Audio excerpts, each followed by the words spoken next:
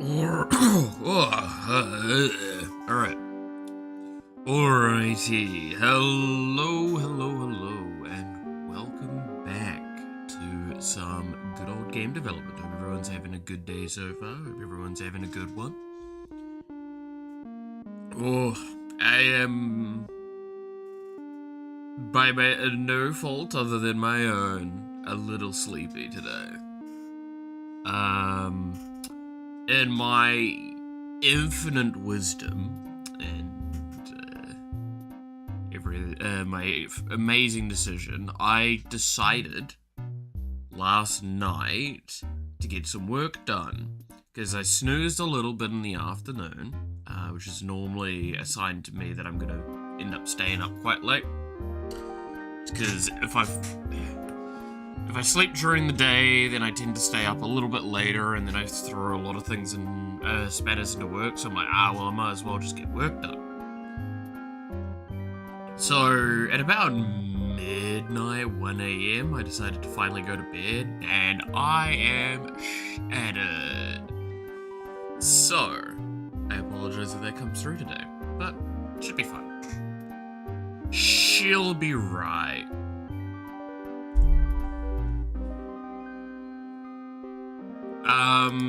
But I do have my new list of tasks to do today, or this week, I guess. Most of which are going to be done today. But let's kind of review over where the game is at now, currently. Because it's not a very long reviewal process, is the benefit I guess we have. Now, again, while the game is significantly further along for the live version that's available to everyone, a reminder needs to be put forward. This version of the game is probably going straight to Steam. It's going to be with everything else. There's going to be a lot of other things going on, but that's the important thing to keep in mind, is that, like, while this may look all kind of bad and everything, at the end of the day, we're now at a stage where some goals of mine that I had that I didn't even know if I'd complete this year will be done. Well, are already done. But that's required me to backtrack super hard to get those ready. I want to stress, in case this wasn't, like, evident, if I just ignored the multiplayer part of the design that I want to do, if we just said, fuck multiplayer, I would have this out already.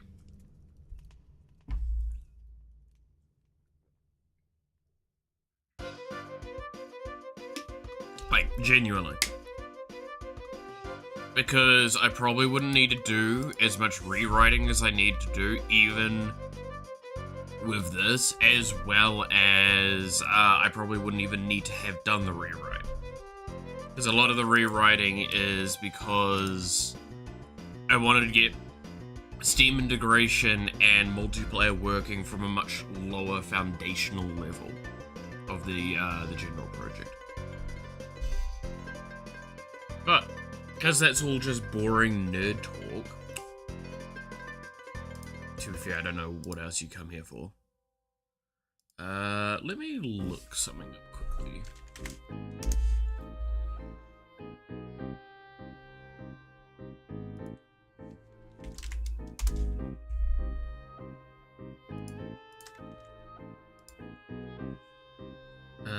While we're getting started, so I know I have to talk on certain things or not.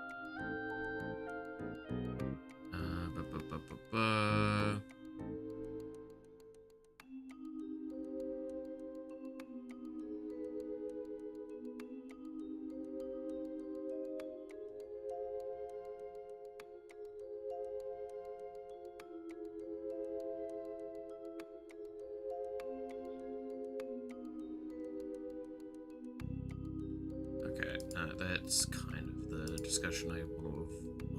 Yeah. Alright.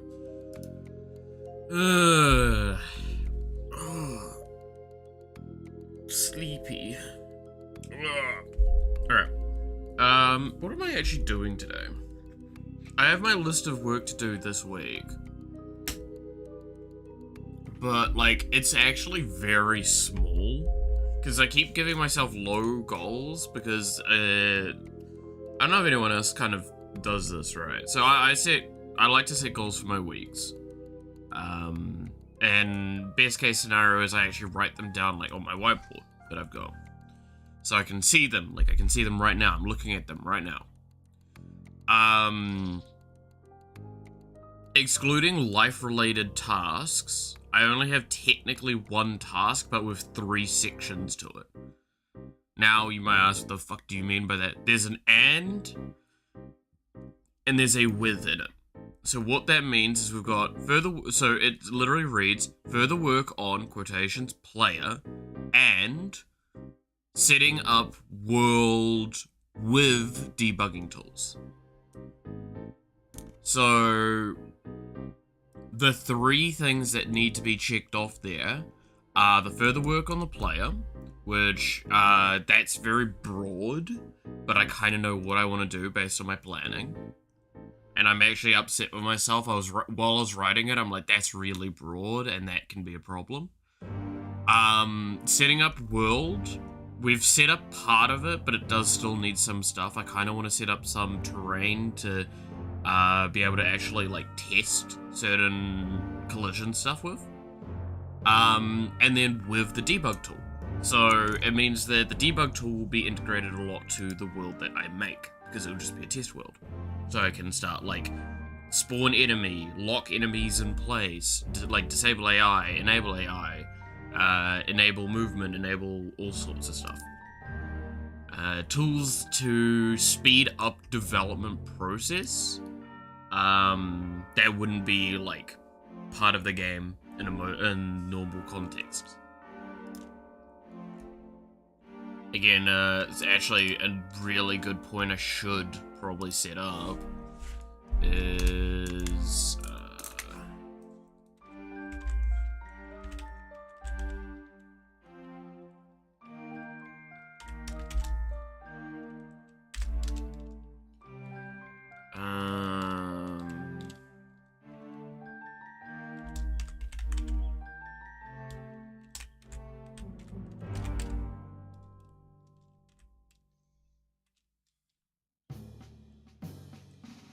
no, I won't call it local.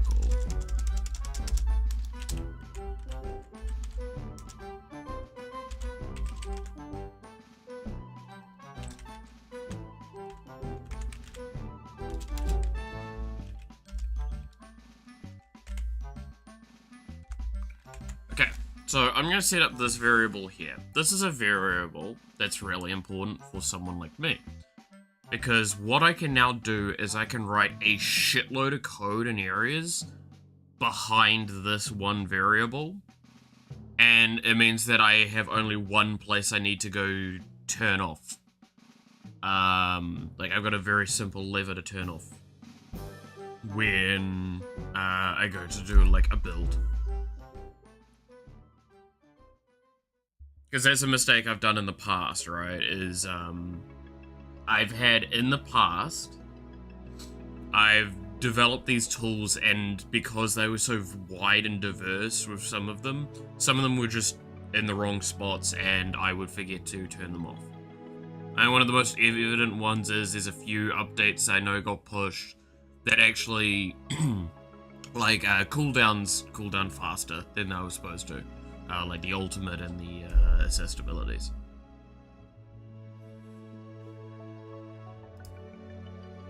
And again, that's one of those ones where it's like, that's kind of fine, but also kind of not.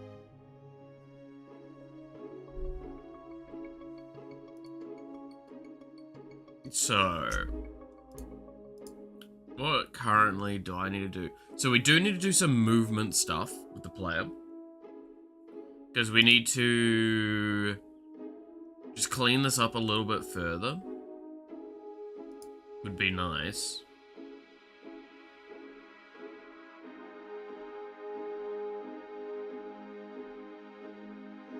But I don't think there's much else to clean up here.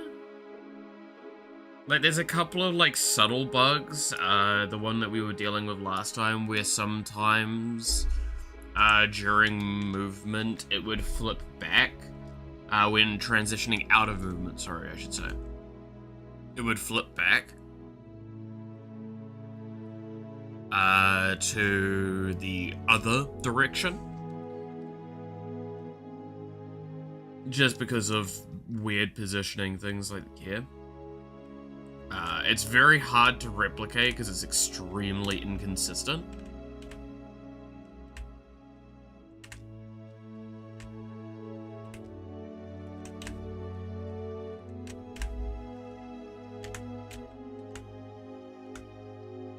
And we did it, I would argue, a fairly solid job of catching most of its case scenarios, but it still happened. Where, like, if you tap it in a direction, right? I think it just is one of those, like, it lands on a bad number.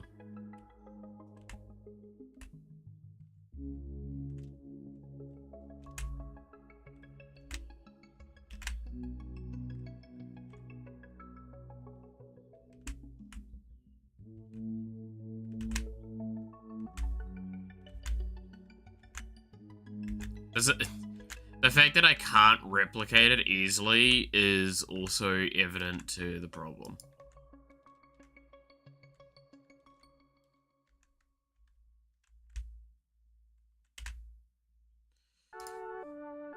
It is still there, though. I do know that it's still there. Point is, doesn't really matter.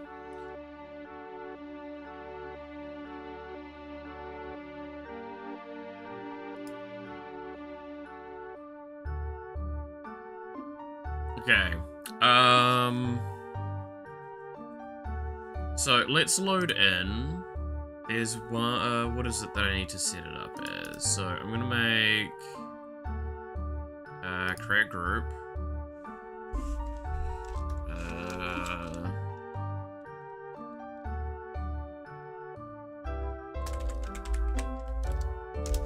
World. And I'm gonna make a group inside here for tile sets. And then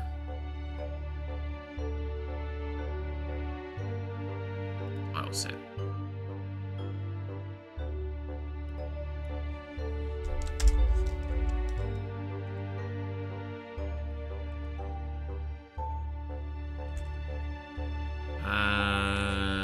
That's it.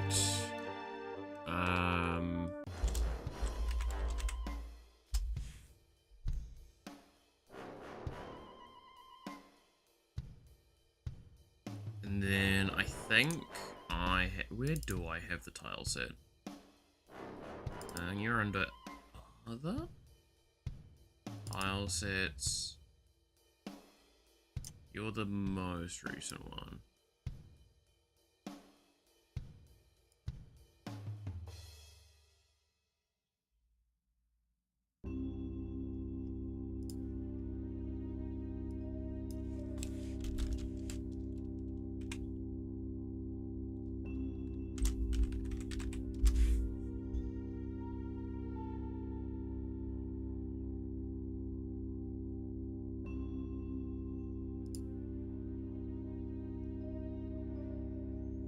Okay, select sprite. World tile sets planes. Now I think it's 64. 64.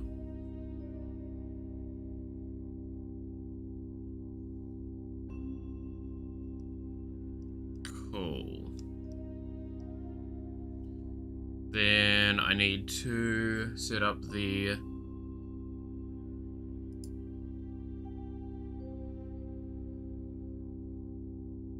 auto tiling. That's what I'm looking for.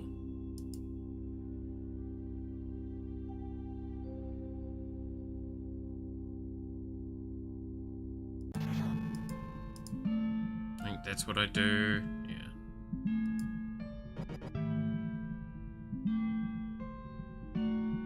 Wait. So you're here.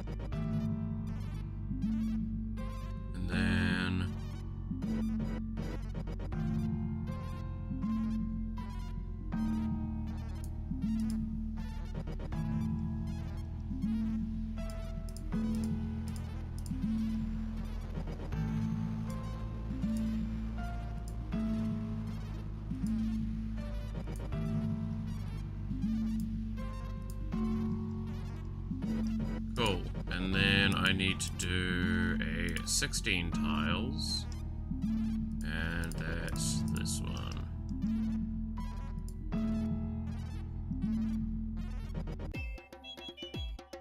Wait, no.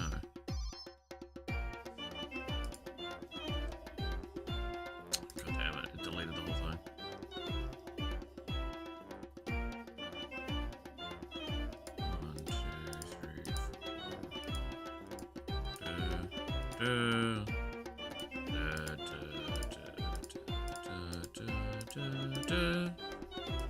There we go.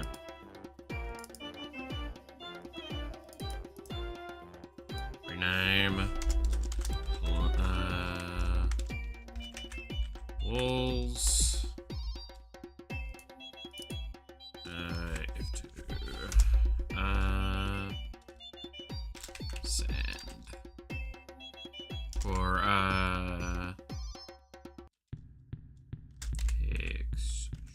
texturing. Sure, we'll go with that. Okay, so why did I set up? So this is something I've talked about it before quite a bit.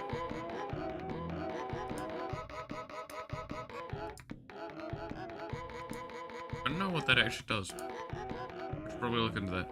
I've shown this before. We did it a little bit on stream. I can show this completely again, because it's actually a really, really useful tool.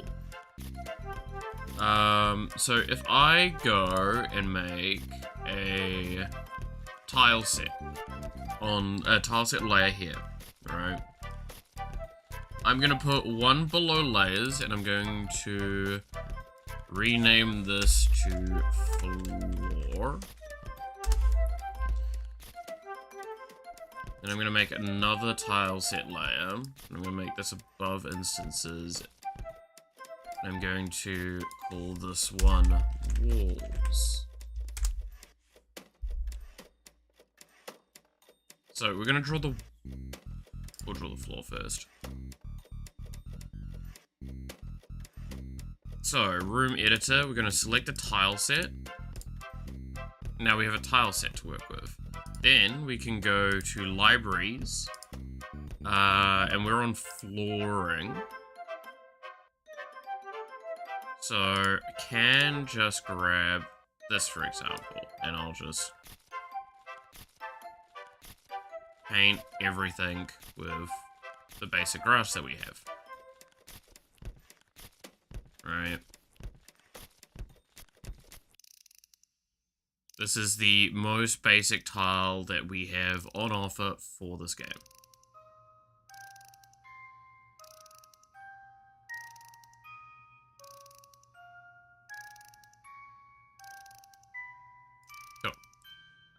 And to prove what we've just done, let's just go quickly into the game.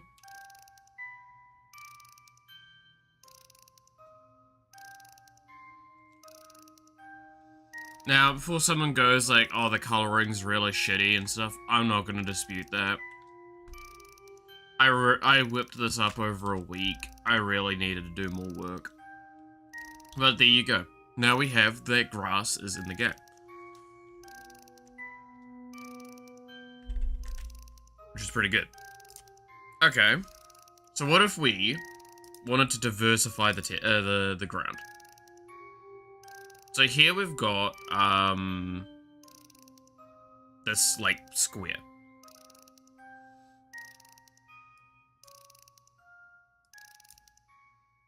So what this is actually doing, if you kind of pay attention, is that it's actually a singular tile it will paint at a time.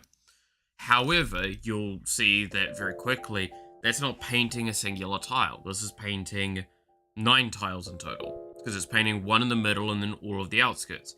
That's because the way we've got this now working with a brush is that this will paint according to the rules that we've set.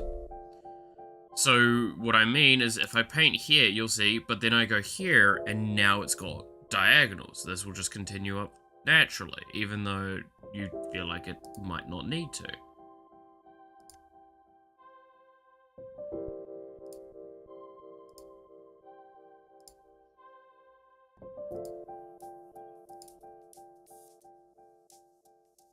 So it's all about painting a singular spot and then doing accommodating values to that.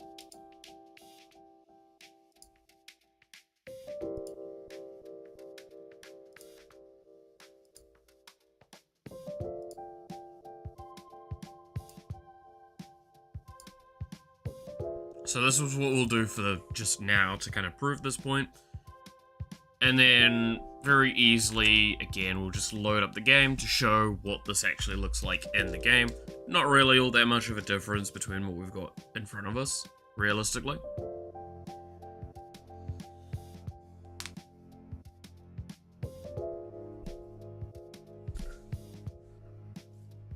But you can see here now we've got slight terrain differences.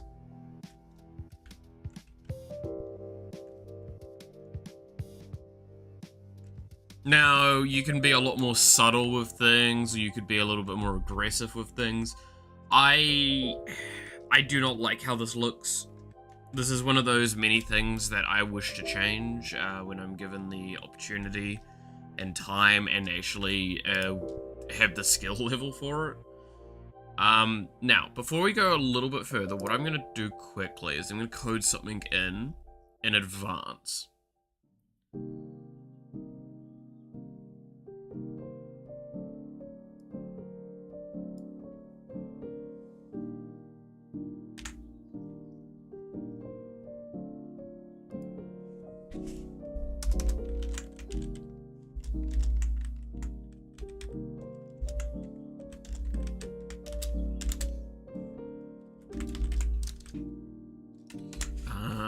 I need to go grab a piece of code from my other project.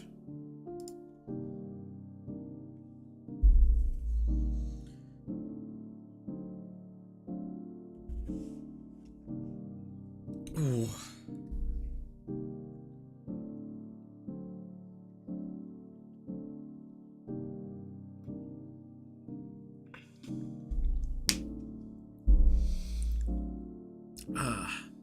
Oh yeah, I didn't mention this, I think, recently, but we've complained about my internet many a times through on the streams. With all things standing, hopefully that's fixed in the next week or so. We have the tools now, we just need the person to come and do stuff. We have shovels and pickaxes and stuff to dig up some stuff to run a cable out to me.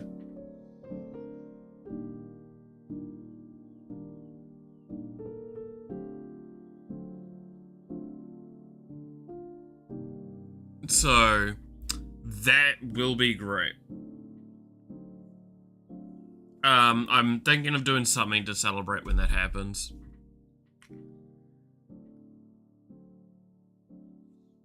And also just as a test, to test the, like, stream.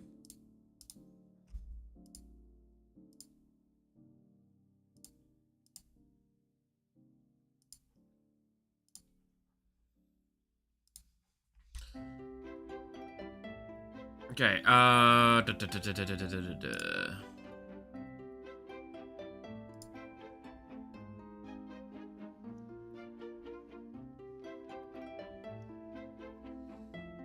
I'll need to sort that out at some point.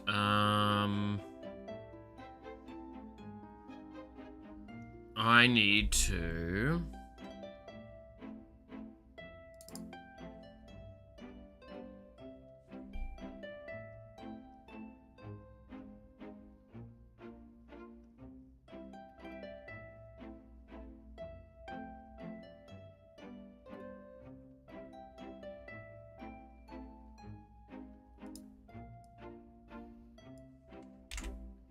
get that. There you go. Hey, Banky. I'm doing... alright, I would say. All things considered. Very tired, but that's my own fault. Yourself? Hope all's going well? Oh. Okay, so we've got collision tiles. Now I put you here. And I need to do this.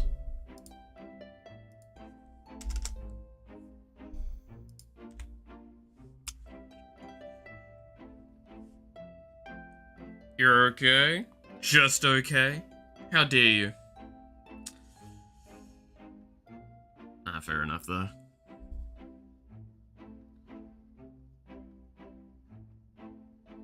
No, it's one of those things, right, that what's going on for me, to explain it shorthand. I already talked about this a little bit. So after the collab I was on yesterday, again, normally I sleep in on Sundays. It's one of the only times of the week I actually sleep in.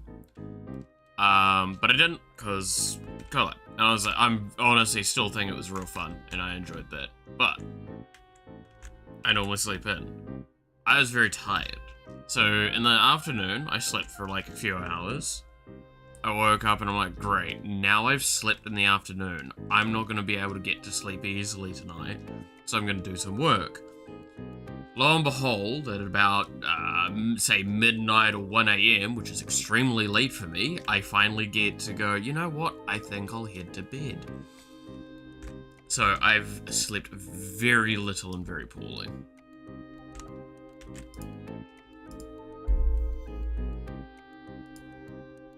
So that's what's going wrong with me.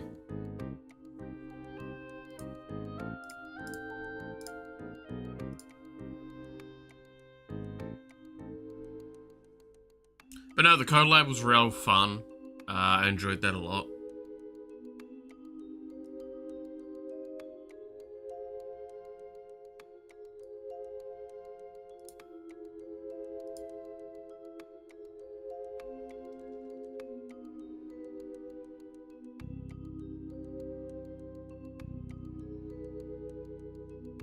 Is there not a... Wait. Did I not put a line there?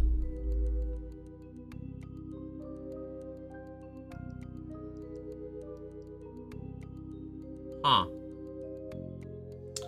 Well, that's another reason to just do the thing again at some point, I guess.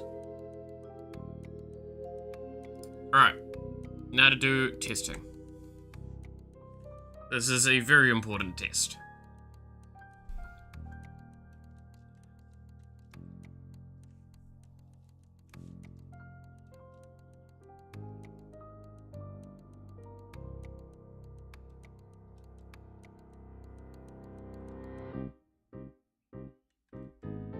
So, everything's normal, but when we collide here, we no longer move.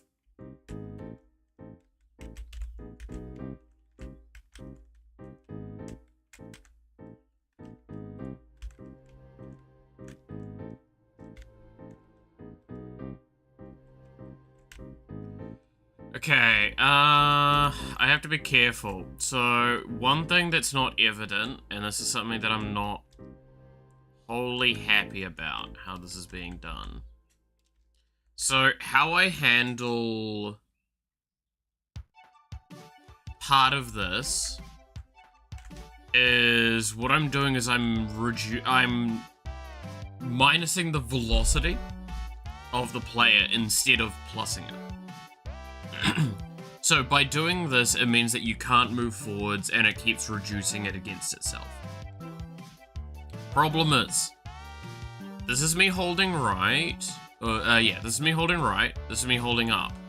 This is me holding down. Alright? This is me holding right and down. This is me holding right and up. If I let go of right, you see the problem. You stick a little bit too much to the walls with this, as it is.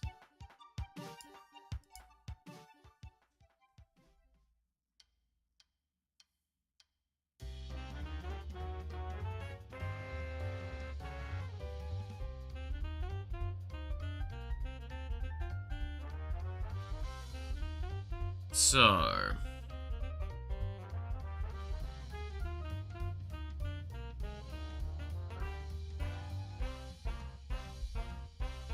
this creates a interesting problem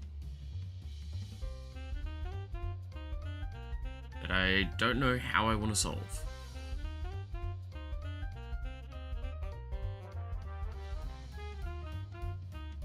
Now, one of the ideas I have is a complex bit of code that figures out where it is and clamps against it, which is kind of what we do with the here with the room, so you can't move outside of room space.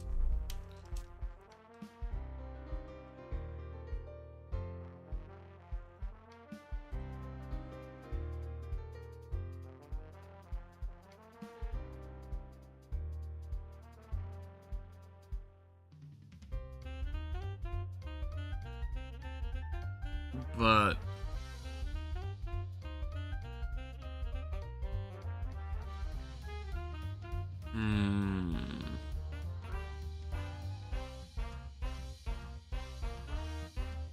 are you alright there, Devil? Did you fall on your keyboard?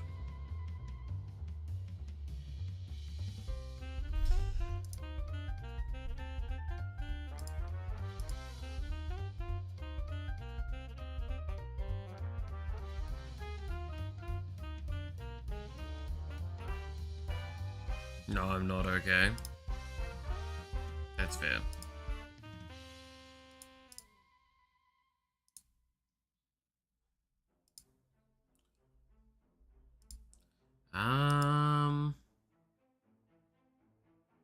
Yeah, how do I want to handle this?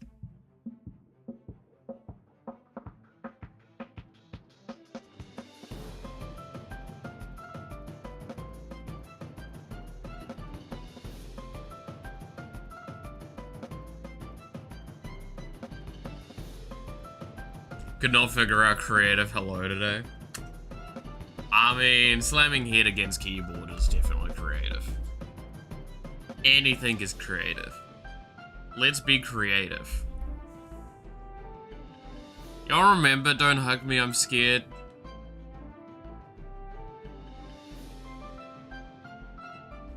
That is not a creative color.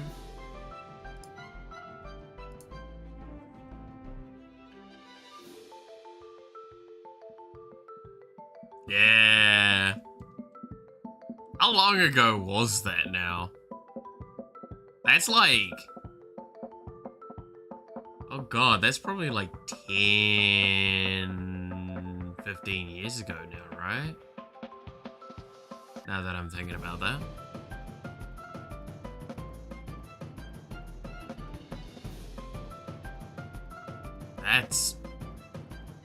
That's a spicy meatball. It's from 2011. Yeah. Yeah. 14 years ago. 14 years ago.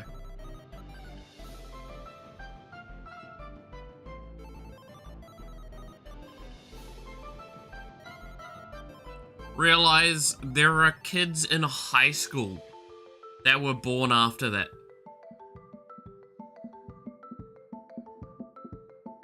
Let that sink in.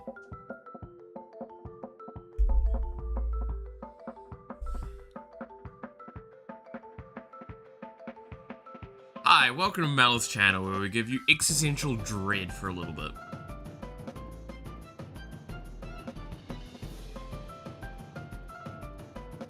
In quantifiable time.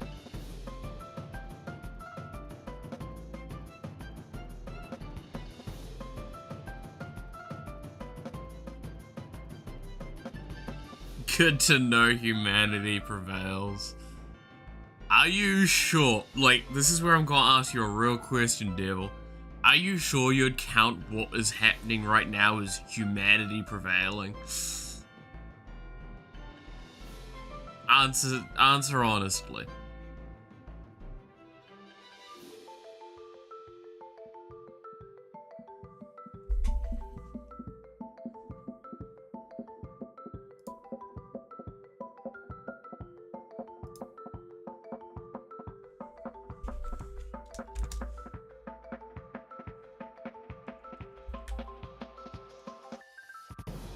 Correction, humanity still lives somehow. I'll give you that. There are humans, and they are still alive.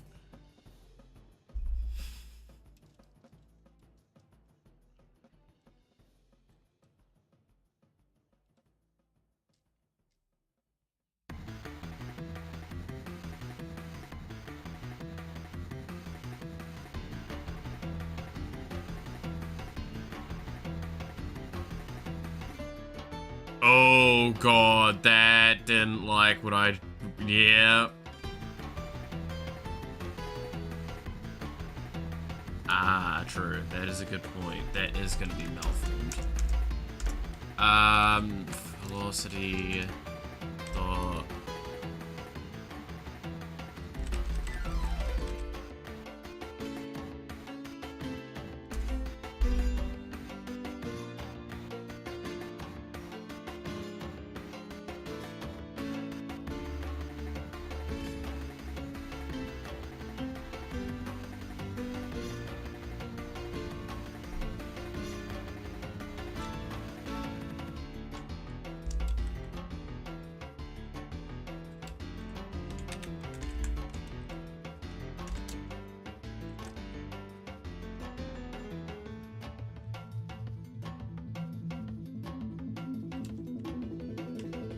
Don't I have more vector functions? I felt like I had a multiply external. Separation force, cohesion force, line force, flee force, C force. Vector subtract, vector copy, vector length direction, random, zero. No, okay, so if I was to do that, I'm gonna have to do that manually again.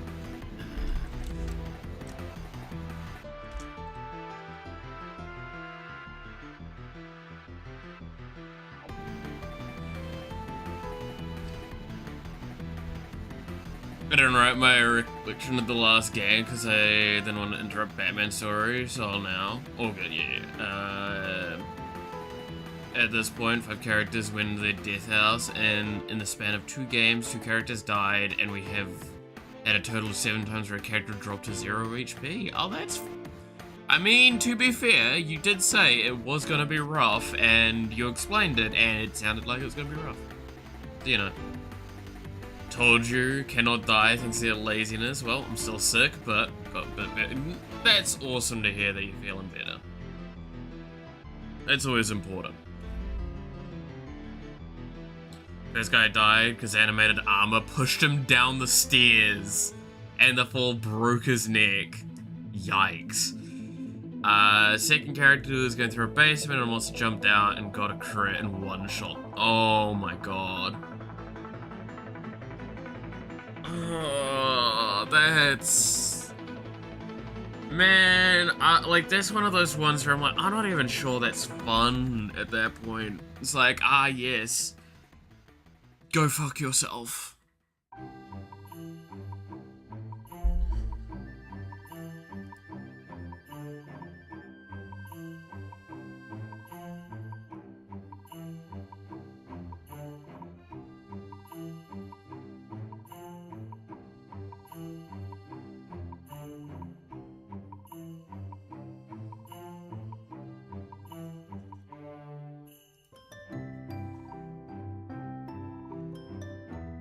.5 times the character max HP. Yikes.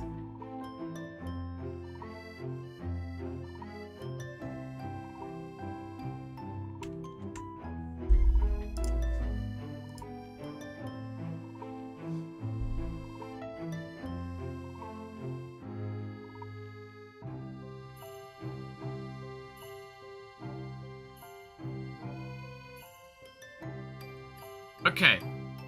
This is one of those times where I feel like I gotta make a really weird question here.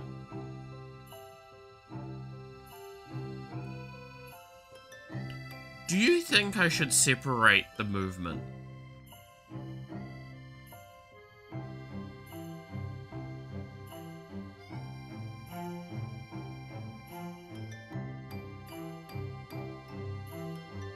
I've pushed you downstairs, accurate to the king's son, don't ask me how I know, yeah.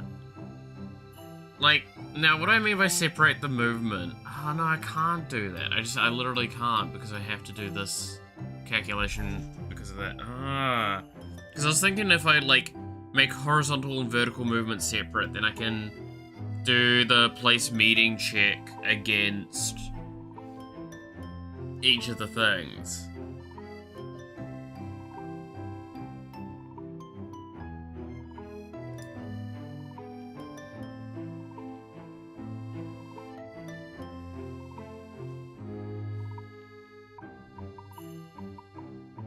I mean, what I could do is I could do 2 separate place meeting checks. Let's try this.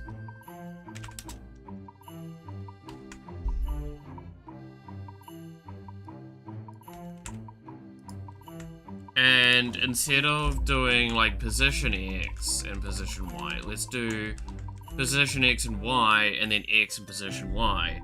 And by doing this, it might solve kind of the issue that I was having there.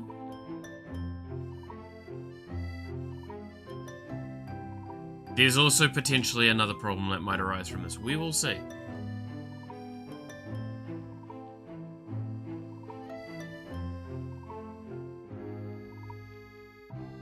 So movement's gonna be fine. It's the collision point. So that's fine.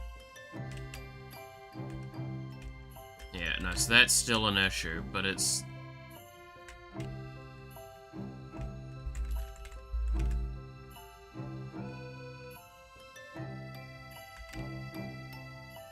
Okay, well that doesn't cause any issues. That's fine then. So if you're wondering what I'm saying the issue is, as you can see here is a great point of this. I'm holding up. This is me holding only up. If I press left or right, there's a problem. Whereas if I stop holding up, I move perfectly fine. It's because of the way I'm doing the subtraction.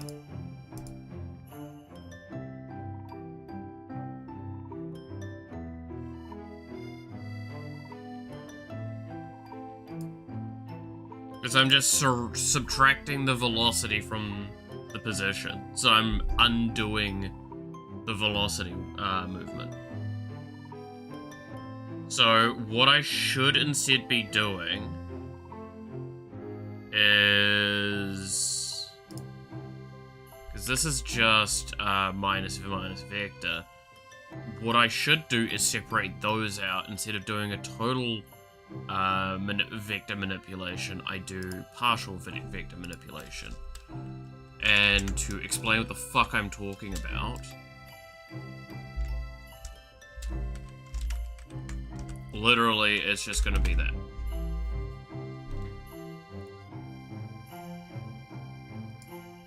Why is that throwing me an error? Ah, because it's needs to be that. Yeah.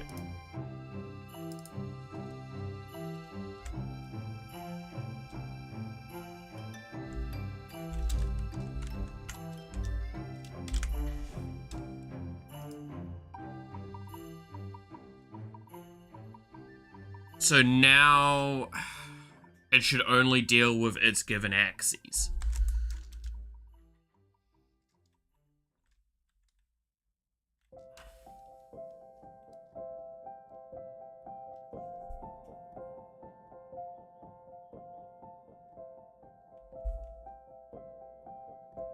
So let's run over to our terrain. If we go... What?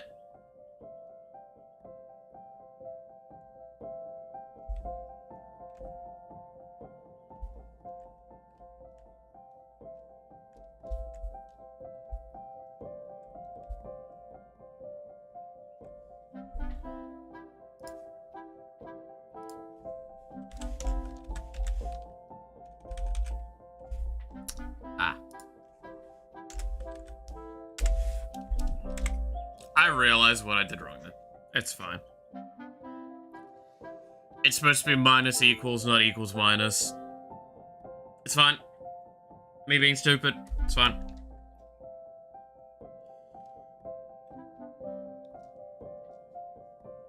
I forget these things sometimes. Okay, so now moving there, but I can move up and down against it, and then if I go pressing up, I can move across. Then I can get stuck in that. Cool. That solves that collisions issue. When I say issue, it's simple, but you know.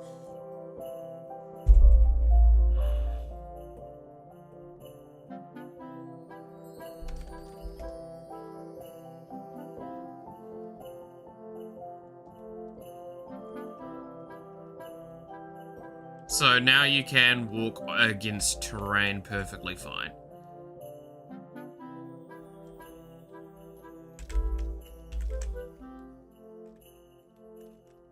That's the important thing. Cool. So now we can actually paint out more of this, I guess.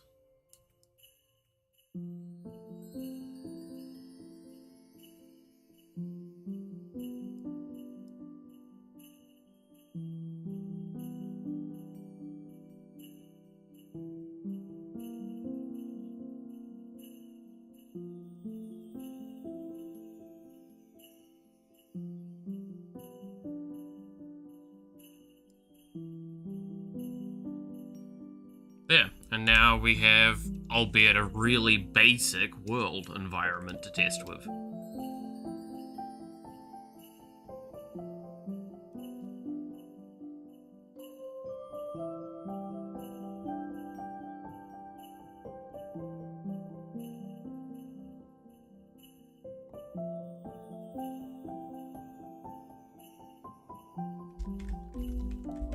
Ah, yeah, I need to move where the player spawns. Instances. Player object. I will move you just to there. That'll solve the problem. Don't you just nod at me. How dare you?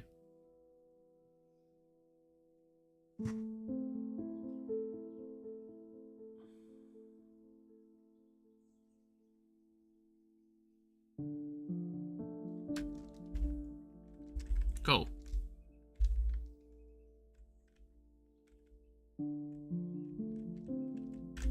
So yeah, you can sneak into there. I have to be careful with space like this because Iron Mouse can get in here perfectly fine. But, like, what happens if the model's a little bit bigger? Potentially they can't. Right?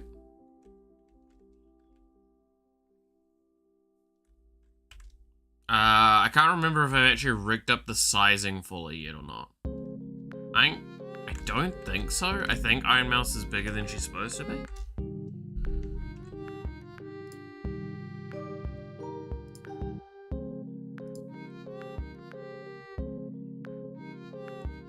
Booby is too big to fit in small crevice? Yeah, exactly. Dude, Booby's fucking massive. Have you seen that, man? Scale of size 2. Okay. Probably isn't going to be as bad then, because Iron Mouse is significantly larger than what she's supposed to be. Most characters don't go much above 2, but it probably means, and this is one of those fun game design things you'll come across, that might not become evident. We probably can never have a one tile size space ever available. Which is fine. We can design maps with that in mind. But that's a little curious thing that you might not realize how often that sort of decision happens, where it's like, okay, well, that means doors can only ever be this, like, doors need to be this tall to accommodate this one thing.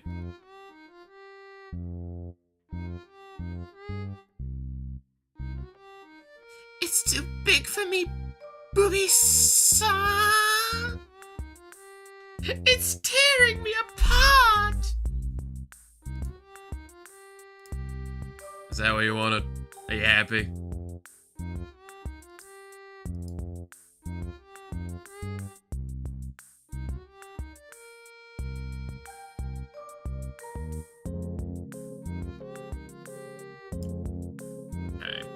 I'm glad it is, like, just as simple as separating these two things out instead of doing the, like...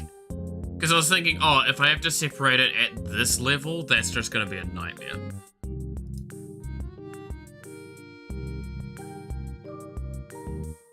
That's my secret, Cap. I'm never happy. Damn.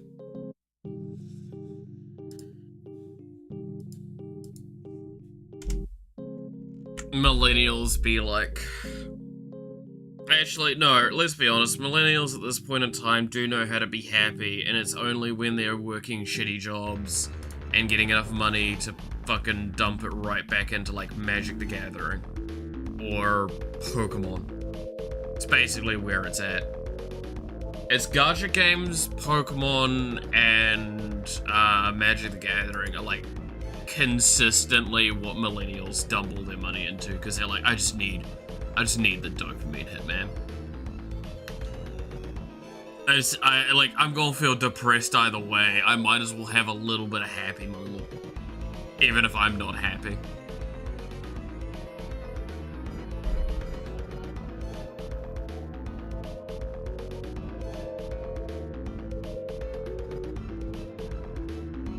Wait for paycheck so I can buy new graphics card? Yeah. Same, buddy. Same.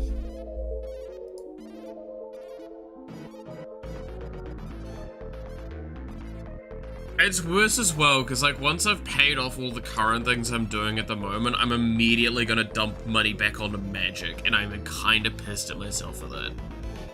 So I've talked about this, like, while the PC upgrade is really essential, I'm also not going to skip out on the Magic the Gathering Final Fantasy set. So a lot of my spare money's gone that direction now, right?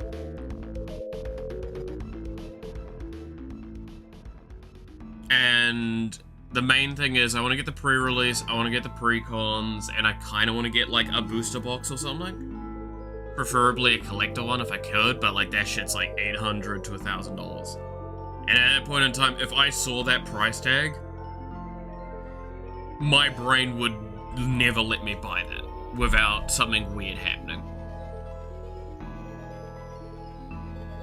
because it's like, can I get away with paying like $500 for the pre-cons, or well, less than that by a bit, but like that kind of money on the pre-cons, I can kinda get away with it. Well, it's actually, it is about 500, yeah. I can kinda get away with that. My brain will kinda let that happen, but I'll still not be happy.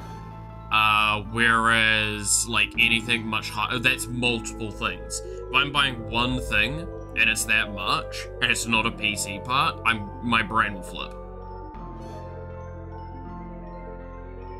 So, the short answer is, when the internet's upgraded, like I said, I'm gonna do, like, I don't think a marathon, but I definitely want to do, like, a long stream. I'm trying to decide what I want to do for that. And if I try and do, like, during the long stream, do a lot of advertising leading up to it to try and see if I can get it to be a way to help fund PC upgrade as well.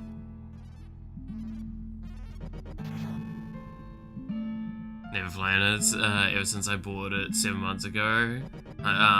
It's midnight.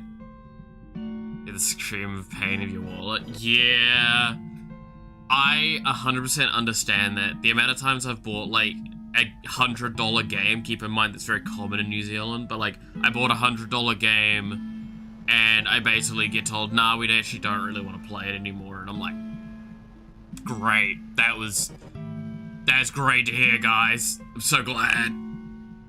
Now, admittedly, that was back when I had a shitload more disposable income as well, and I still hated that.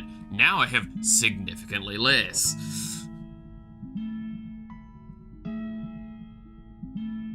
But yeah, I would like to do kind of a fund campaign at some point with funny things. Money well spent as always, yeah. Amount of games sitting... Dude, I suffer from the problem everyone does nowadays. If we just go to the Steam library, right? This doesn't look too bad on this side here. Right? These are the Steam games, you can see. This doesn't look too bad, right? Like, this looks pretty reasonable. But you know the problem is this little button here. This is showing the games I currently can play, meaning they're installed. Right? And like, this is a game that someone bought for me and it has taken up a lot. Like, I'm hoping we get to play this to justify the fact that it took me like 3 days to download this. And I'm not even kidding, by the way, about that. But if I uncheck this, then we get to this is the problem. Is we start having to scroll and scroll and scroll and scroll and scroll and scroll, and some of these categories are minimized as well. And scroll and scroll and scroll and scroll and scroll and scroll. It's not as bad as some of the friends I have. But, like, I think if I go to profile, you can see... I believe you can see how many games you have, right?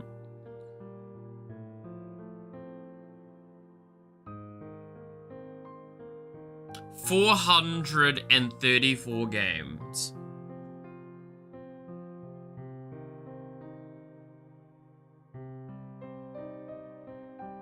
I have 434 games, and I can say with utmost confidence...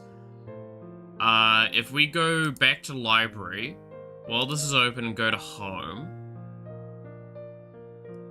I'll open this up so we can see the full thing. So these are my shelf. Like, this is the shelf of games that I've got, right? Or all that stuff. Then it's sorted by hours played. So if we just scroll down enough,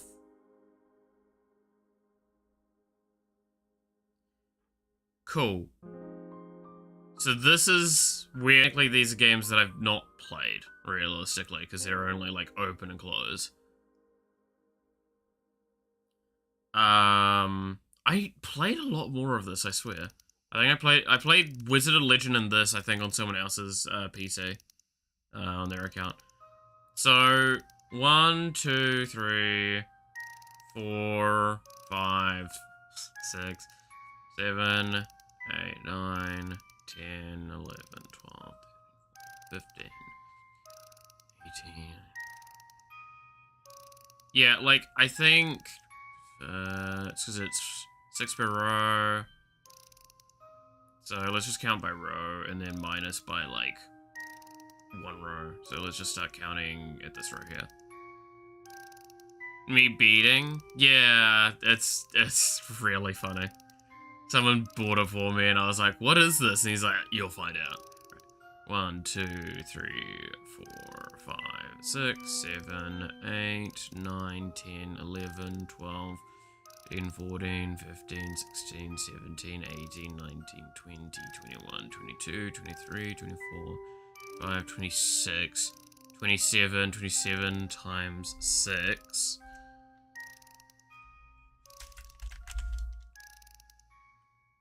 I mean, it's 100... 120... No, I'm blanking.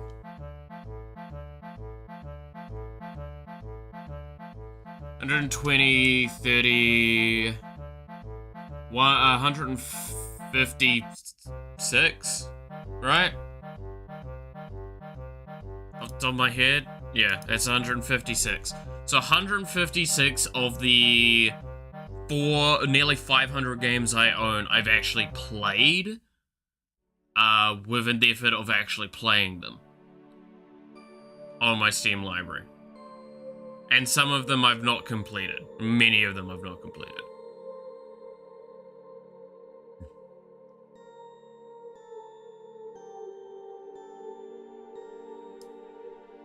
And some of them, it's, like, I'll be honest, the vast majority of them are, like, Humble Bundle sort of things. Where it's just, like, I got a really good bundle, or I would get the monthly, and I would just get a shitload of games. You had to type the guy to cry while having sex with a cat girl, then I guess I understand. Hey, now. No. I'll have you know, the meat beating one is just, like, a friend sent it to me and he's like, you need to play this. I played it for, like, 5 minutes and I was like, ha, it's funny. He's like, no, you missed something. I went in for 4 minutes, saw the extra funny thing, and I was like, cool, I'm done. I have 1 achievement in it. If you're wondering, it's basically a cookie clicker, but that's it.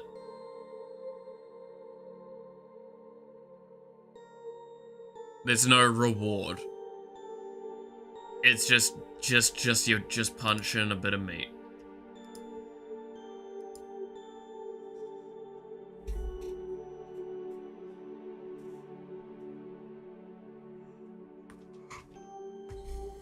I can't even remember how much it was, because again, he just bought it for me, he's like, play it, and I'm like, alright then.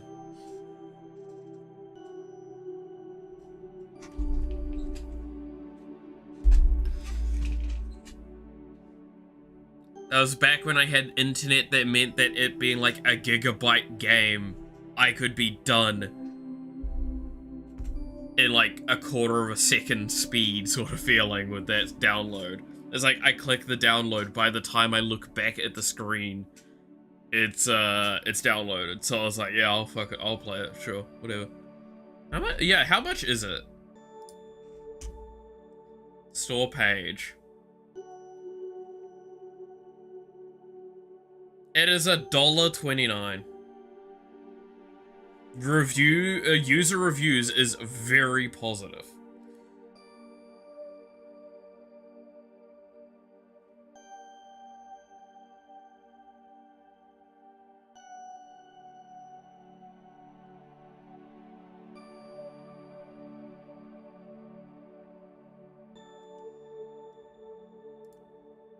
My god, I just looked at the reviews and I expected nothing less from the people reviewing that. If you're gonna review that kind of game, you're going into it for the memes. Like, one of the reviews I saw was, didn't work, horny returned after 5 minutes, and it's like, oh, fuck damn it.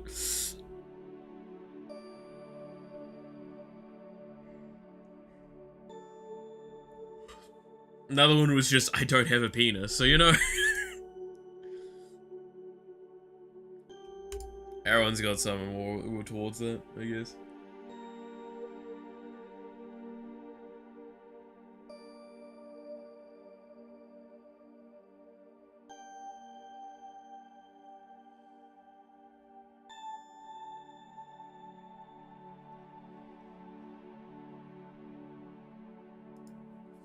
Okay, now that we've got a basic world space going, we can do a lot more testing. Or we should probably do a lot more testing. I'm just gonna fill in these crevasses that we were just saying are probably not wise to have.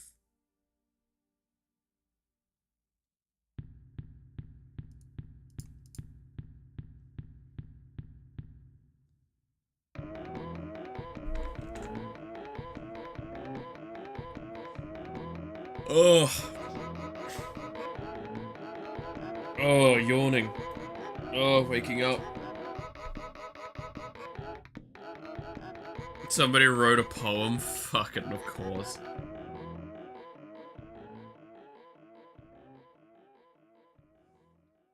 Of course.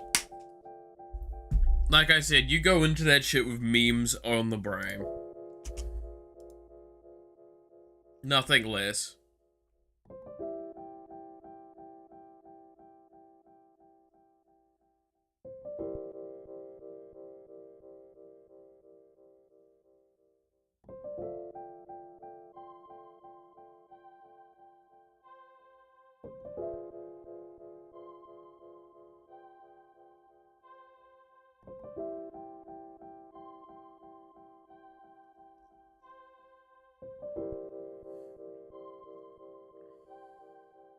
One must train their meat by beating it so that one day the horniness will no longer fall upon you. George Washington.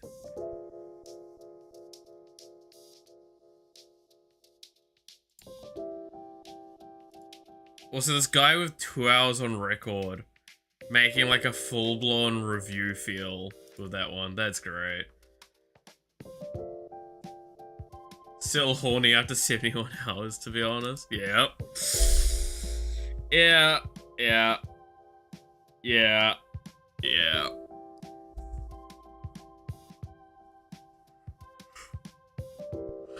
Time played 72 hours. Dude, I still think my favorite thing I've ever seen to this day is that one review of, I think it was Volume 1 Nekopara, where it's just, the review is, I'm a disappointment to my family, or I disappointed my parents, or whatever. And it's like, okay, that's kind of funny. It's great.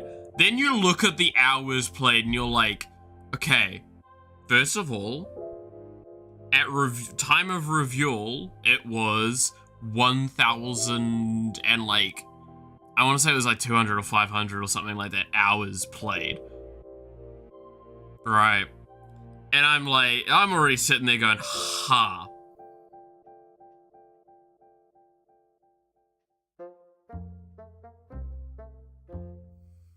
And then, what made that even funnier to me when I saw that that review was not even that. It's I said specifically their time of review was hours. You know how it shows time of review and then current? The current hours were like at 1,700. And it's like, my man, you are dedicated to your craft.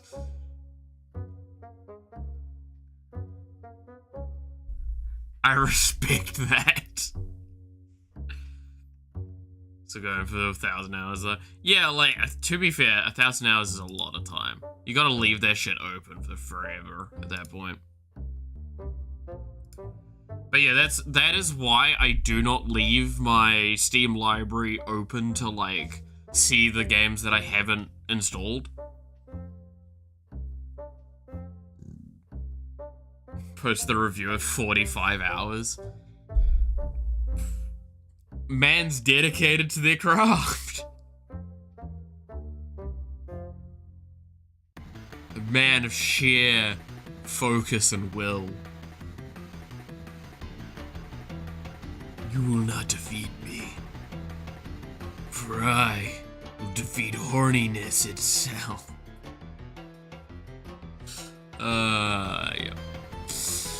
Yeah. Yeah. Words that were uttered.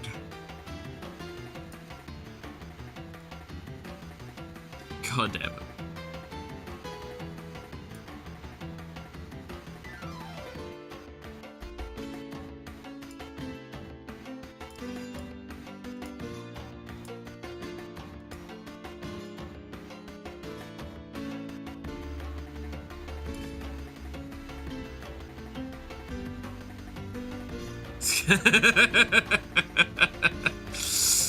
Yeah, that does sound about right.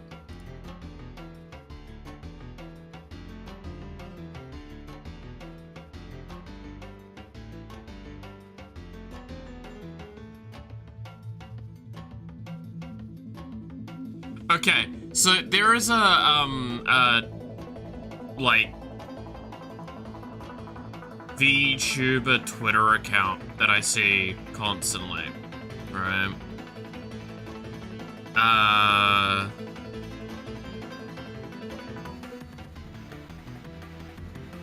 And like they keep making like shitty, dumb jokes that I love. They're so funny. I would say shitty and dumb because they're correct. So it's Hydra Cat, right? And I just saw this one that they posted, and I'm like, this is literally how my streams feel. And if you think I'm, like, kidding with that, let's see, CPU is at 100% right now, memory's at 52%. Because 60% of the CPU is just the fucking, is just OBS.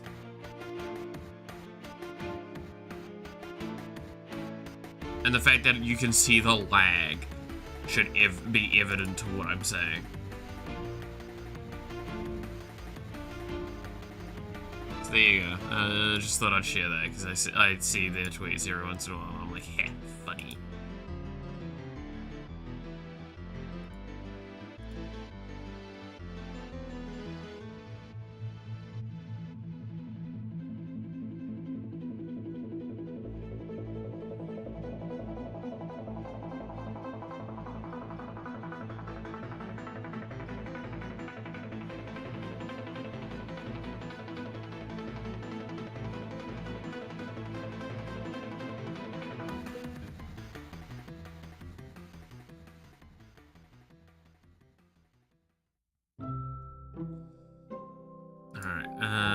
Just the fucking image I just saw. And DramaTube channels to read the thumbnails. That's fair. I hate every time I go on like Twitter, right? Every few days I'll go on, there is a drama that's there, and the problem is I look to read for a moment, then I go look it up independently. If I'm curious about it and feel like I need to go educate myself further with it. And then just because you sat on it for a bit of time, Twitter immediately just starts recommending you all of the stuff around it on there. And it's like, this is how I am so confident in my statements around like the toxicity in a lot of those sorts of social platform environments, is because I've seen what it looks like. The vast majority of people are either don't care or fairly positive, but there is a large portion of people still that are just awful. They just feel like making someone else's day worse makes their day better. Even if that's not true. It gives them a shorthand gratification that someone else is having a bad time as well. Which is something I cannot ever come to understand. And I've talked about this with other stuff, right? Like, look through the drama, read about it, and when I'm done, the algorithm just says eat more drama. Yeah, there's a reason why I do a lot of work to avoid that, and why I only like things. The problem is, like, I'll like a post that's, I wouldn't say a drama post, but an information post from, say, like, one of the, an individual that might be involved in something, and it's them kind of, like, expressing their opinion and their pain in the situation. I mean, there's a few recent ones that I could use as examples, but I'm very hesitant to, like, say them, because, again, want to avoid actual drama. Again, we're talking about the concept of drama, we're not talking about drama, right? It's what I prefer to do. But, like, I'll like one of those, and the problem is it immediately tells Twitter, clue this dude into everything that's getting talked around this. Actually, no. I got a great example that I will use that is not going to get anyone in trouble with stuff. I liked the post about, that Guru and,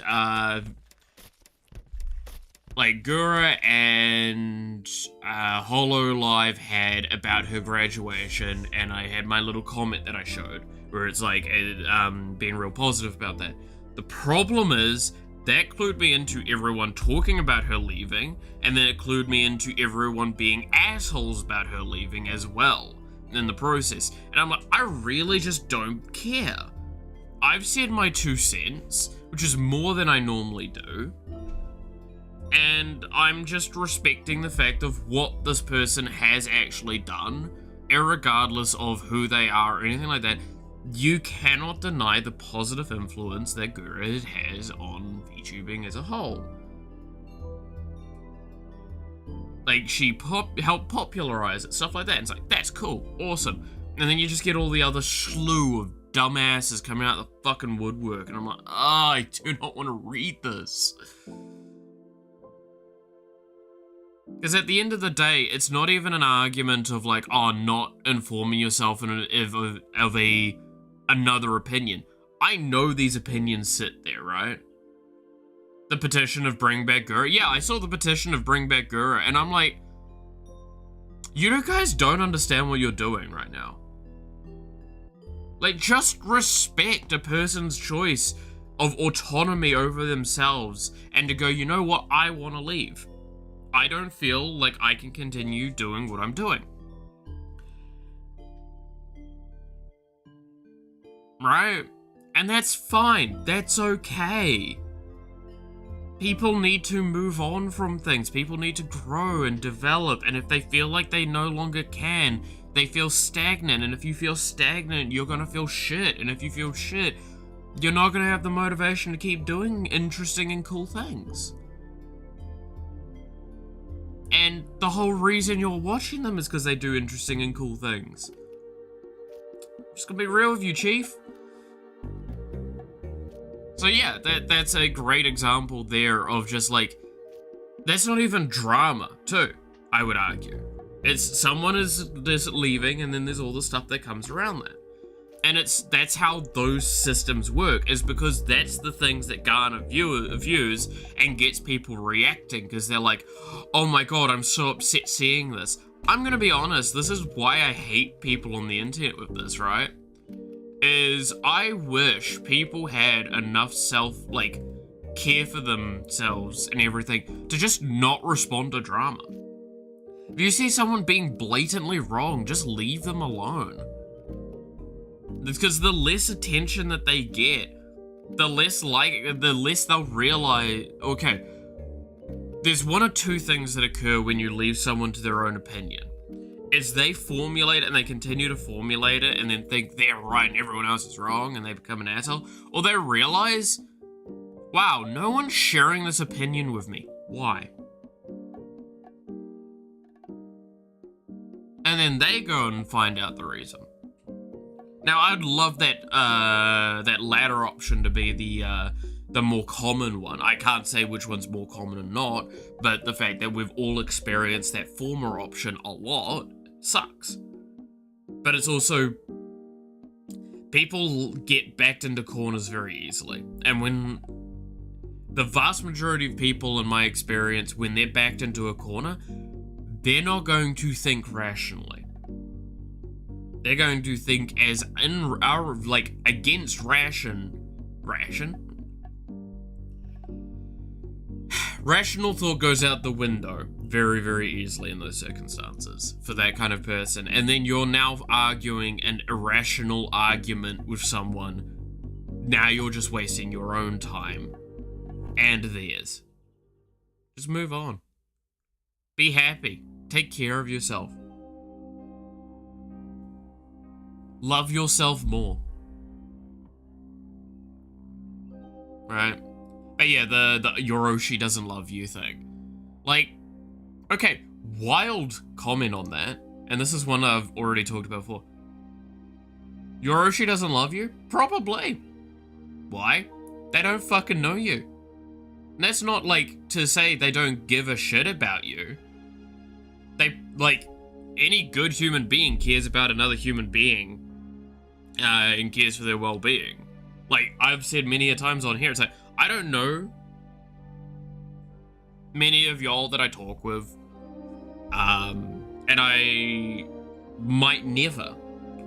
But that's not to say I don't care that you're, like, one of the things that has helped me a lot with streaming, and I think it's continued to be a challenge, no matter how much I believe in this sort of thing, of just, you need to look at every name as a human being. And when you do that, and you don't read it as a name, you read it as a human being, like you see it as a human being there, it becomes a completely different scenario. And it's really hard. It's really, really hard, because I don't have a face in front of me. I don't have a voice that's talking to me. And these things do constitute a lot of what, in my head, is a person.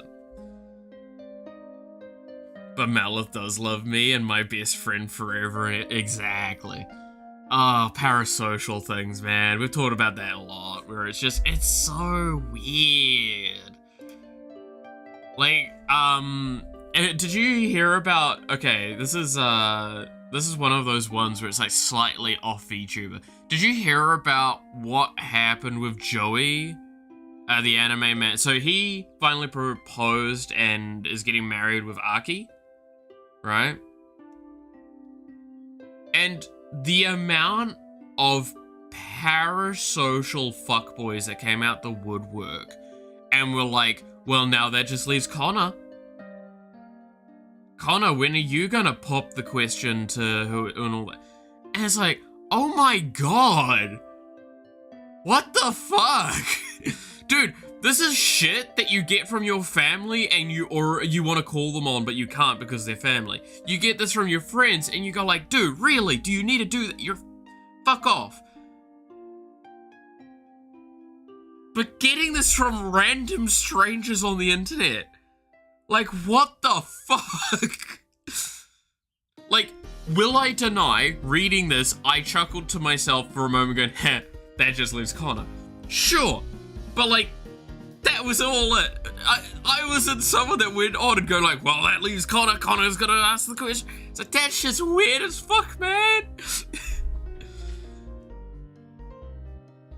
I mean, fuck, I could make that argument for myself. The vast majority of people I know are in relationships, or are like married, or have kids, or all that shit.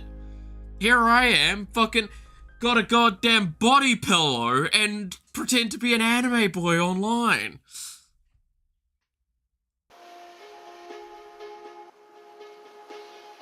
Like, I ain't fucking going in that direction anytime soon. Well, admittedly, I was going in that direction up until like a few years ago, but you know, I definitely ain't doing that shit anytime soon.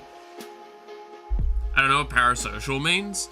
I mean, the short answer is with parasocial, in case you are curious about that. Parasocial is like kind of, it's best described with streaming and stuff like that. It's, you think you're friends with that streamer, but like, I'm gonna be realistically, I don't know who the fuck you are, right? You know me, you've seen me, right? Like, especially if I've my webcam on. But like, that that's it. You've got my voice, you've got my visuals, you've got my stories to go off. You can say stuff in chat, but like, at the end of the day, you're just a name on the screen. Now, as I was saying earlier, I make an effort to recognize every name as an individual human being, because that actually means that I treat you with the respect you deserve, or at least I attempt to. But at the end of the day, yeah, there is that element of it. It's basically, it's parasocial is kind of one-sided friendship. Like, celebrities have this all the time where it's like, you know so much about the celebrity, they don't know jack shit about you.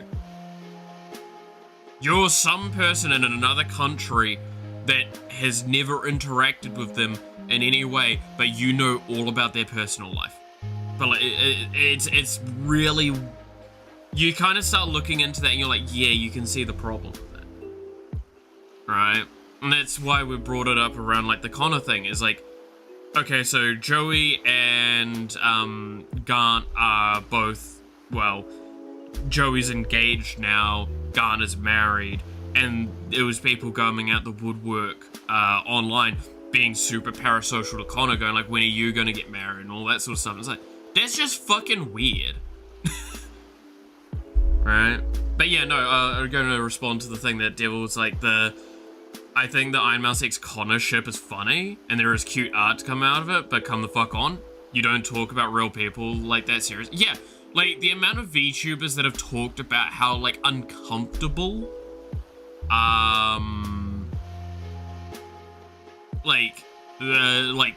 are, where it's like, you're shipping me with a friend. I think one of the best ones I'll always use for this is, Sayu and Arma, right? I can never ship those two.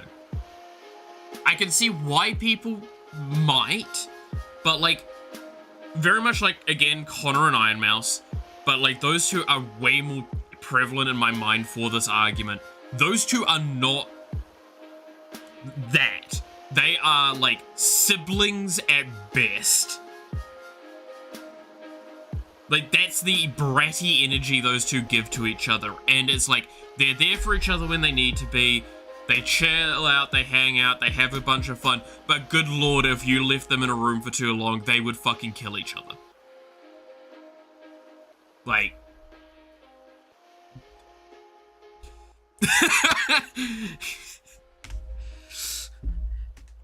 like any good siblings would.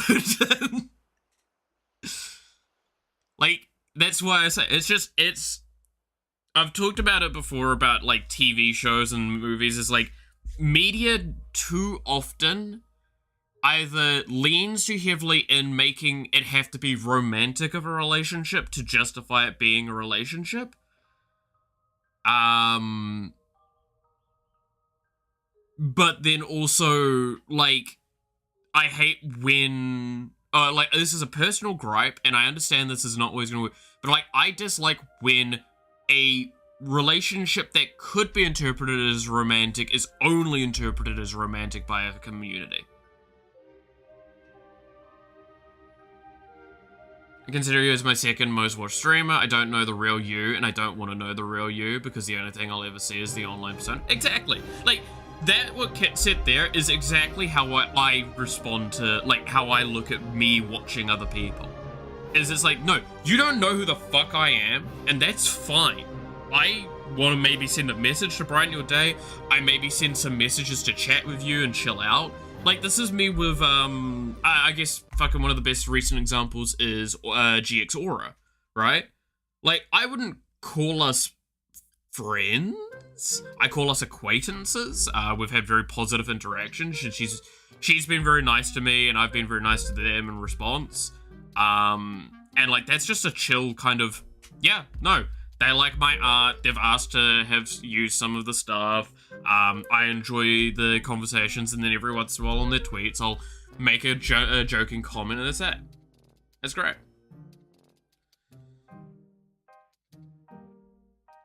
And it again, to go like, oh no, I'm super great friends with them. It's like, no, I'm on good terms. That's it. But yeah, Sayu also having a partner as well makes it really weird. Again, it's... So, in response to the Naruto and Sasuke one, the response I give to that is those are totally fictional characters. And while I'm not going to say you're not wrong with that statement at all, I agree with that sentiment, that one makes it feel a little bit more acceptable. Because, again, there is no actual person there. The moment you start shipping people together, like actual people, even if it's just the VTuber persona or whatever, it's so weird. Because, like, just going back to that Sayu comment of, like, Sayu has an actual partner. This is really weird that you're shipping him with someone that's basically his best friend. Like, that's just kind of fucked. But yeah, that's why I dislike that, because I'll always stand by one of the things that I hated about one person I knew when it came to Supernatural was how at the end of it, they refused. They absolutely, this person absolutely refused to accept that the moments between Castiel, the angel, and Dean Winchester, one of the main characters, was anything but romantic. And I'm like, I looked at that scene, and I loved that because it could be left up to true interpretation. They're like, no, it's absolutely romantic. It's like, no. Because this entire series has been about family. This has been about those kind of bonds. It's like, yeah, but he said, I love you. It's like, and you're telling me a family member can't say that to another family member, or a good friend can't. This is, again, a problem. Two guys saying, I love you to each other is so hard to accept in the modern day as anything but, oh, they're gay together. Because of all of these connotations we have now. And that's something that does upset me a little. But yeah, like, the voice actors also getting shipped, that's just kind of... Yeah, that's a bit of a strange one. Shipping fake fictional characters, okay. Shipping streamers together, not fucking okay. Yeah. Again, it's... Never do that. It's weird. So there's forces of evil. Everyone praised the platonic sibling, like, relationship between the main characters. Got a romantic relationship later and people did not like that. Yeah. Like, this is what I'll always stand by. Like, sometimes I'll give a lot more respect to a series or a movie or whatever when they don't go down the romantic path. That's what I've talked about before with, like, the foster father stories that I like. Where it's like, especially in anime, right, where it's the, like, Somalia and the Forest Spirit is one of the best examples of that. Where it's definitely not supposed to be a father, abandoned daughter, and them caring for each other and living through, having a life together. There might be romantic feelings explored, potentially, but it's like, it's a arc, and the arc ends with it realizing, no, it's you just care about each other. And I love that a lot, because it's okay to explore that sort of thing, because it is actually a really good moment of pushing against a boundary and not realizing where everything actually stands and what actually matters.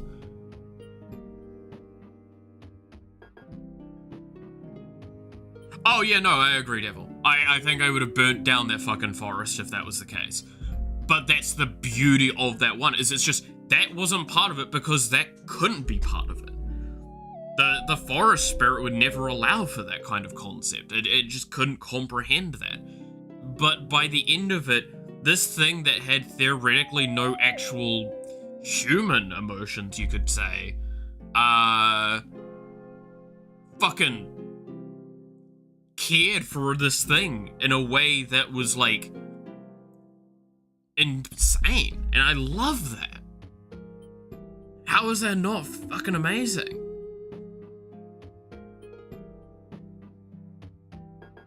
was right, yeah.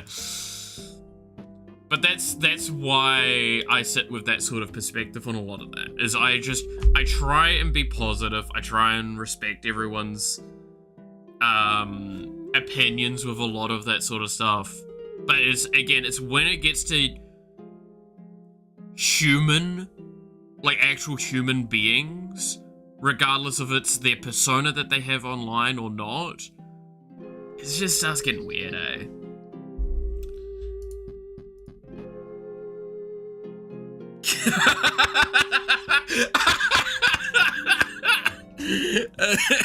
Yeah, I like that response. Yeah. Dude, that's like that fucking one thing I saw the other day where it's like the only ship that I genuinely saw this joke where it's like the only ship I liked from Berserk was Guts' wife and that horse, and I'm like, I want to leave.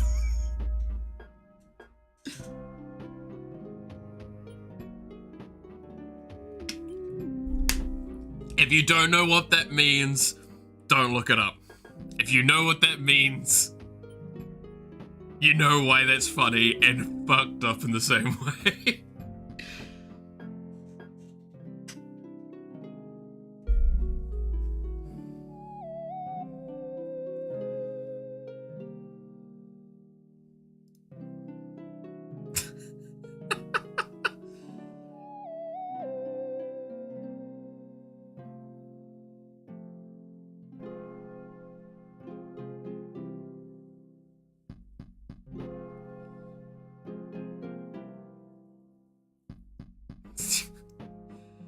Oh god, Devil, you've got the same kind of energy as that, like, what is it? It's punish me, punish me daddy for I've been a bad boy? And it's like, no, it's forgive me father for I have sinned.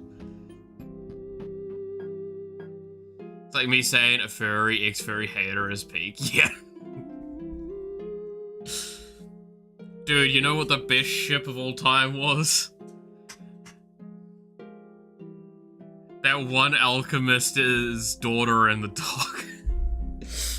They belong together.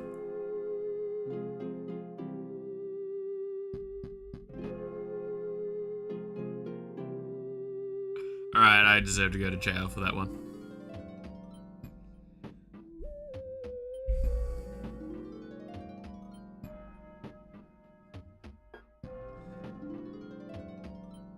I wrote that while making eye contact with a cross on my wall.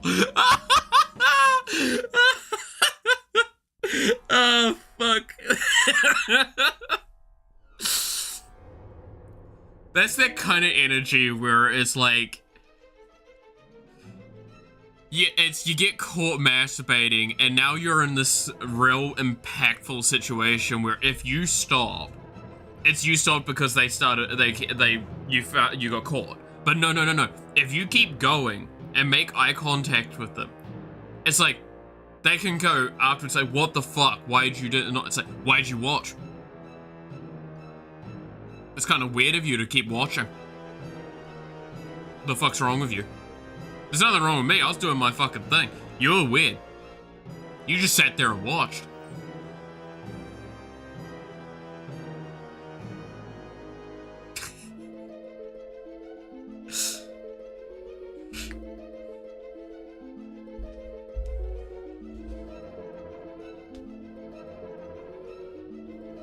It's kind of weird, man.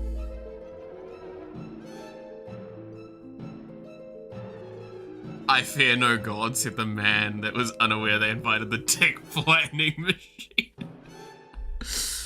Oh, can I don't know if we talked about this on stream. No, I talked about this with my mate. So a conversation that's been brought up recently because the new Doom games come out is like how powerful Doom Guy is. Right? And we've got into a discussion around Doom Guy versus the 40k universe. And I'm gonna ask this question before we go further with anything. There is a specific group in mind that would be of a comparable power level to Doom Guy. what group of kind of things is similar to what Doomguy's power level is in the 40k universe? Because that shows exactly where he stands in the fucking, in the hierarchy of what he can be able to fight and what he wouldn't be able to. Space Marines, you're too broad with that statement. I will say that as a hint towards it. There is a specific group of things, and that's it. I would place him at a Primarch. Well done, you've hit the exact nail on the head that I was going with. The vast majority of correct opinions, I would say, actually pin his power level in amongst the Primarchs. Now, I use that phrasing very particularly. The writers, yeah. I use that particularly because there are Primarchs that I think would wipe the fucking floor with Doomguy, and then there are Primarchs that I think would just fall over at his presence. There's a 5-year-old video about it on YouTube. Oh my god, that's kind of funny. But yeah, no, it's genuinely a thought thing that me and my mate were talking about, or my, guy I live with, is like, we talked about it, and it's like, yeah, no, there are Primarchs that would wipe his, that would fuck his shit up, but there are Primarchs that wouldn't. That puts him in that kind of spot. If you put him versus, like, a general platoon of, like, normal Marines, he'd probably fuck their shit pretty heavily. You put him versus most things, he'll destroy them. But, like, very plainly, if you put him versus, like, the Necrons, they would probably destroy him. Right? Like, especially if there's, like, a Dark Pylon in the area. Being honest, Tom and Jerry solos. Oh yeah, but that's a different argument. But no, it was an interesting discussion, because it's like, the problem is, you could never, like, I do not think Doomguy could fight the warp. I do not think he would go into that fight and do well.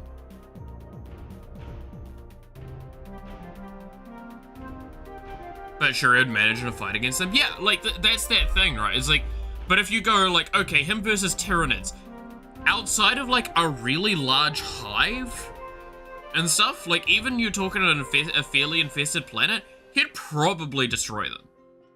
But that's where we go. So could most of the Primarchs. You send a Primarch to a planet of Tyranids, a lot of the higher ones especially will just go, I'm gonna remove this. Doomguy loses to bad internet. Yeah, that's true. But, like, that's why I say, like, the Necrons would probably destroy him fairly easily.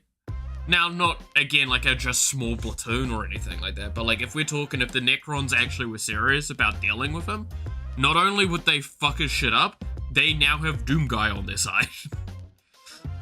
That sounds fucking terrifying. And I don't think he'd be able to be corrupted. I think he'd probably do well into Chaos, right? Like, Chaos's group. I think he'd be fine against them. They're not insanely strong. And, like, a lot of their strength, he would be able to, like, I'd argue his mental fortitude can beat against the warp corruption.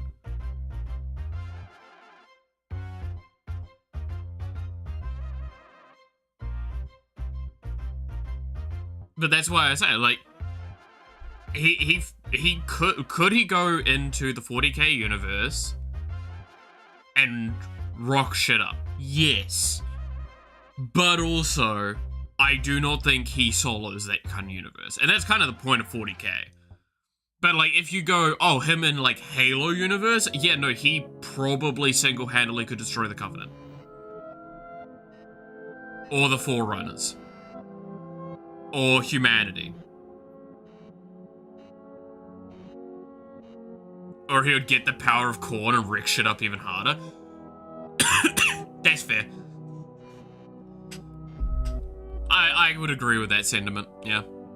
But like that's where it's just, yeah, Doomguy is a really actually easy power level to work with. Because he's just, it's like me saying Gojo Solo's Jujutsu Kaisen verse.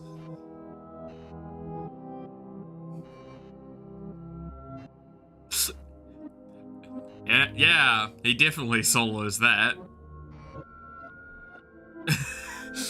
Just don't look at the recent manga. I say recent, it's fairly old news now, right? It's like 2 years old now.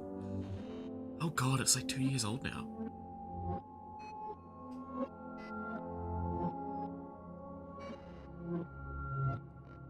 Brolo to a homeless guy, yeah. It's one of those things of, you believe Gojo is like pinnacle peak power, but he's not. And that was the point. He was hella strong as fuck, and his power was bullshit, but he caught him off guard. I wouldn't even say it's just caught off guard. He even admitted, I believe, like at the beginning of the series, that if he actually fought Sukuna, that he'd just get his ass handed to him. Again, it's the recognition he could never probably win that fight. And that's fine. Again, your OP character doesn't need to be able to win.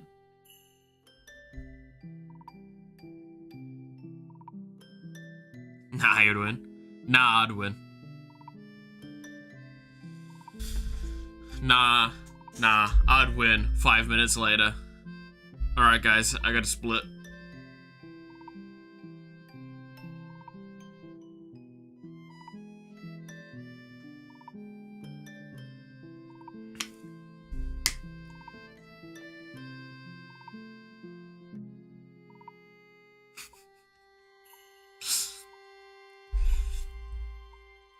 But that's why it's really, I'll always kind of make, I think I've talked about this many times. It's always hard to like do comparison things of like my universe versus their universe. But that's why I say Doomguy's really easy, because his rules are almost completely internal to him. And the simple rule is, he doesn't die easy, he fucks shit up really well. That's basically it, Chief. Like, you can't even make an argument, oh, he might run out of ammunition for his guns. It's like, oh no, is there potentially a weapon in, like, a planet radius to him? I mean, maybe. Cool, he's got guns!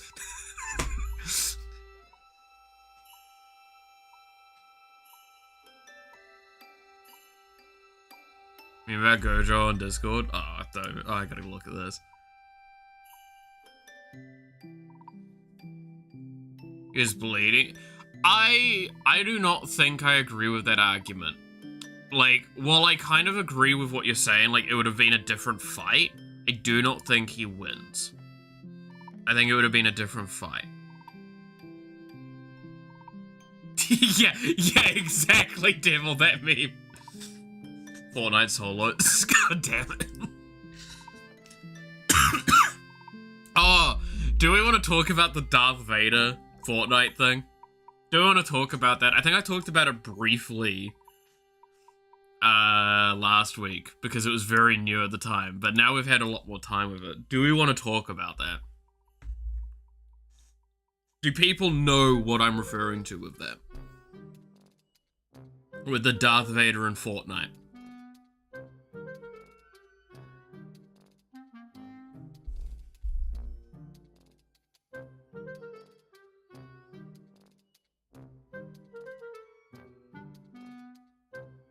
I'm not sure. Okay, so if that's basically they added an AI partner. And Gojo would win if his brain was normal. Again, it's one of those things of if the author says that, then okay, that's a bit more of an objective point to take. But like, it's one of those things of, we'll also never know at this point, so. it's a good thing to think, though. It's like, if under normal circumstances he could have won, but if the author says that, then the author, that's probably better to go off. So that's a different argument. Anyway, but yeah, so there is an AI partner that you can get where it's Vader and he'll help you out. Now, the main thing about it is that it's actually got a voice. And it is actually a generative AI behind it, so it will talk with you and you can chat with it and actually discuss things. And it will, like, respond to you. One of the best examples I saw of this, I'll see if I can find it. It's almost a week old now. But, it's Fortnite Darth Vader AI.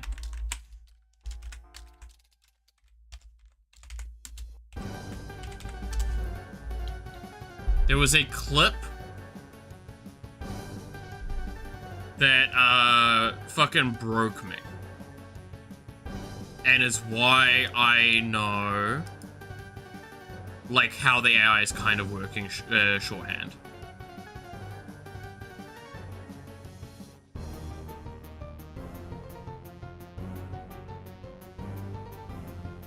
Okay, here we go.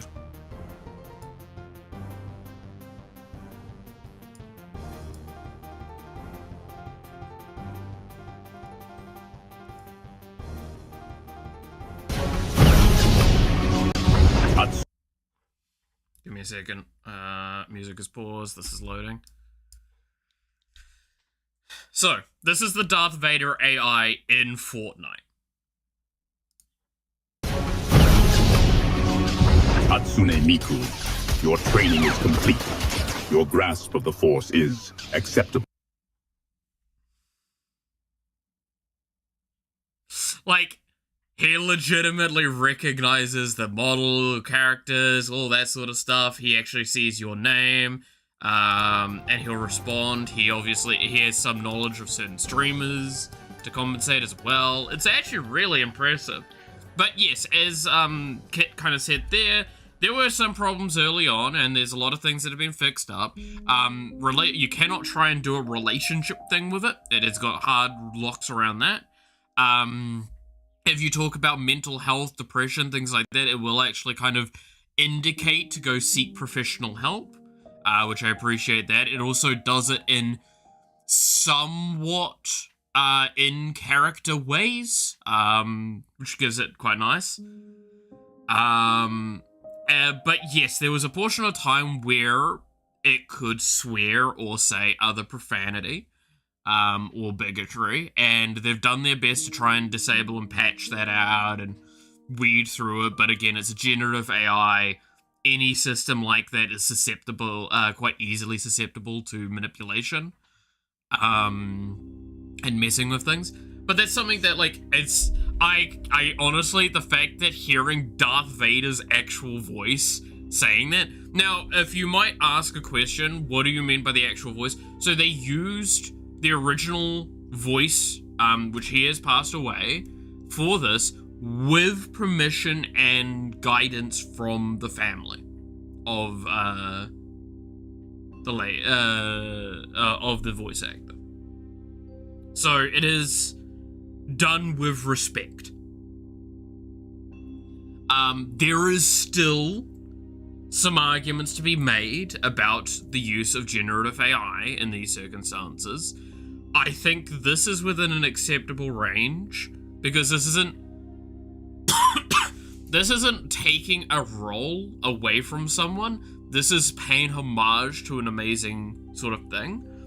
So there's an argument there, but I know people are immediately going to go, it's AI, it's bad. Contextual. AI usage is contextual for that stuff. If I think it is taking something away and taking creativity away, I think that's a problem. But I think this is charming, because this is it, like, what would they do instead of this? They would just make it be text box, and that feels a lot less engaging. I think this was the best way to handle this, but I think most people have been fairly positive about it, but I know there's AI doomsayers that have been like going, why aren't people complaining more about this? Which is always a difficult one, because again, it's the use of, like, I will always probably put myself at ends with a lot of people with my comments on this, of like, the use of AI art isn't the problem. It's the use of non-licensed art to fuel AI is the problem. Like, if the people that are supplying their art are in full knowledge of this, and it is supposed to be used as foundation work or anything like that, and not like as final product, or replacing things, I see no issue with that, because that just means that the people that are already going to be doing this work are still doing their work, and there's more that can be done in shorter amounts of time. The example I'll always use for this is concepting, right? Like, you want to make a city landscape, like a cityscape, and you kind of want to get an idea of what the imagery would look like, and you want to use that in your board meetings to do your pitch arguments. You take an in-house server full of art assets, you use a generative art AI on that, and you get prompts. You can get significantly more, but you still have to supply that art. That, I think, is great for initial idea phase. To just go like, okay, we've got like several different ways of doing a cyberpunk landscape, or a cyberpunk world. These are the visual styles. We kind of like this kind of idea. Let's see how we can explore that. And I think that's okay. I think anything else is not. But the problem is, so many people are so riding the anti-AI thing so much that they don't actually know what's AI and what's not. They just see anything that they dislike in art and go, that's AI. One of the main things I have for that, and it'll always piss me off, is, if anyone's interacted with this, you'll know what I mean. There is a specific artist for League of Legends skins that has been accused of AI a lot. And it's more insulting because this person actually does post their process on Twitter, like a video of the process. And the thing is, you can see in the video what the original idea is, which is normally pretty good, and then every time they get like a reveal from corporate or like their the people above them, and the changes that are made in accordance with that. One of the main ones is Aurelia, I think. Was it Porcelain Aurelia? Is one that I've never liked the visual of, but I saw the original thing and I'm like, that would have looked way more interesting.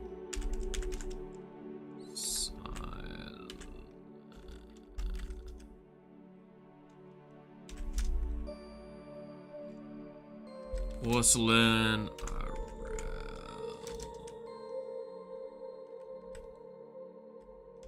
Aurelia Splash art.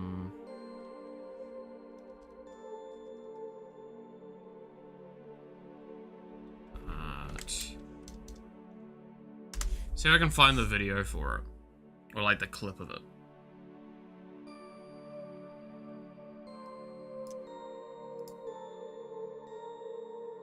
Also started calling everything AI no matter what. Yeah.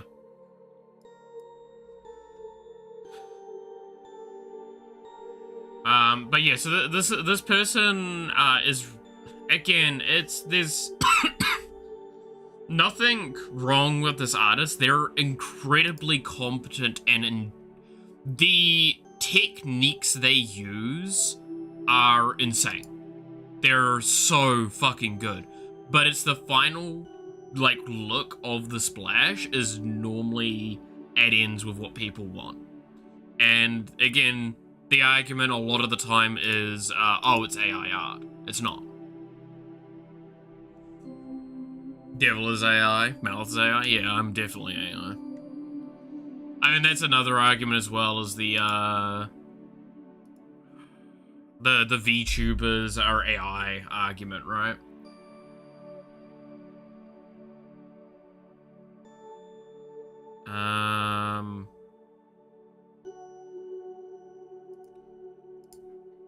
Can I get the full image?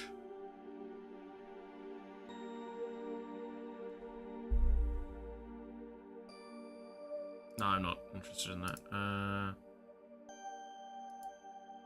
But this here. Like, look at this. All VTubers are men, exactly. But like, look at this art, right? This is so fucking beautiful.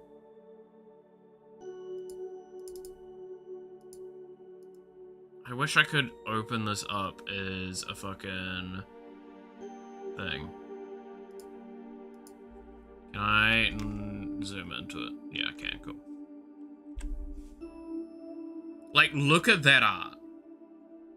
I do not like this face, personally. I think this face is very angular, and I just don't have, like, a lot of positivity towards that style.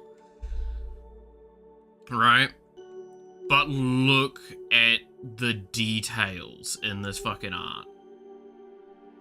Look at... Over here is, like, this porcelain shit over here that is currently behind me.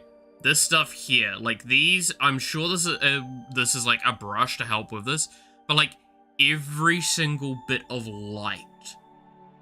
This is not something an AI could do. This is something that someone that's a fucking genius can do. The way lighting works, the way it goes to here, and the usage of continuous flow. The way some of these things react with each other. The shine on this blade here that's right above my head now. Like, this is... You can also... It can't be seen easily because the quality of this image, the way we've got it right now, is not great. But, like, there is parts of this metal that is, like, scuffed up a little bit in a way that, like, is just incredibly true. The blade would hit something. It would get a little bit of scuffing from that. But it's also really highly detailed and great quality going on with it. But I don't quite like how generic Chinese gacha game energy this kind of is by the end of it. But that's why I say, if we can see, can I find... I think this is the process. Is this the process I'm looking for?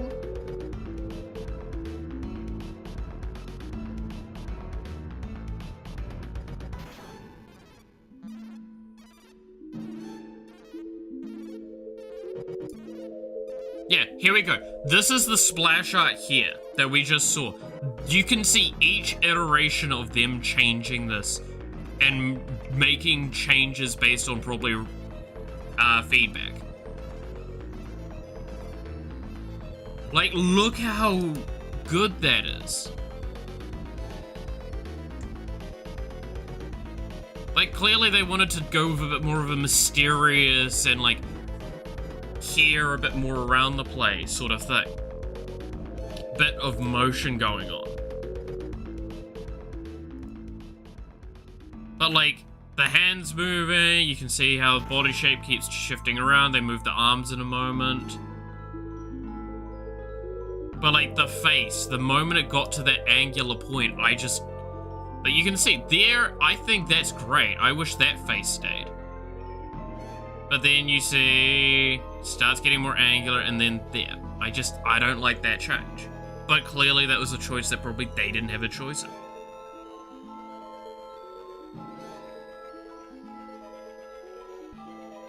It looks like 1% AI, but you need more imagination than redstone YouTubers in Minecraft, yeah. Every iteration is AI thing. And it's the stuff that I hate, because, like, this is the main one now at the moment, right? So this is the new splash art done by this person. And this fucking splash looks amazing, by the way. Again, the problem this one has, and I agree with it, is, so they've gone back to what, made the special, like, prestige skins good, which was to not have them, like, super high fashion-y, bullshittery, random shit, and still kind of base them within the universe and make them very pretty within that. Problem is that, The style this is going with means that the colors that they normally use for that just look like the normal ones. But let's have a little look at this this process. So you actually see, again, green light. I actually appreciate that they're going through and explaining what stage they're at here as well. You can see the effort to render and add detail, adding certain shadow. Look at the way the metal is. Look at these details getting added in. Like, holy shit, this person's fucking incredible. And one of the best things that got pointed out in this, I can't show this true detail well enough. If you go look at this image, the image of this,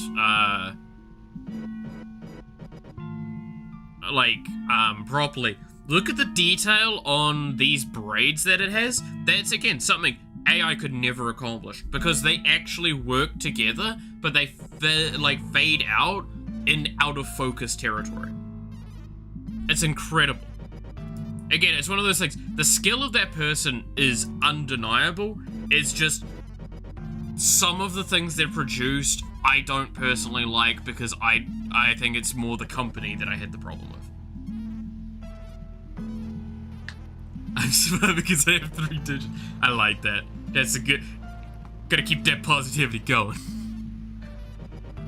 Yippee! Yeah.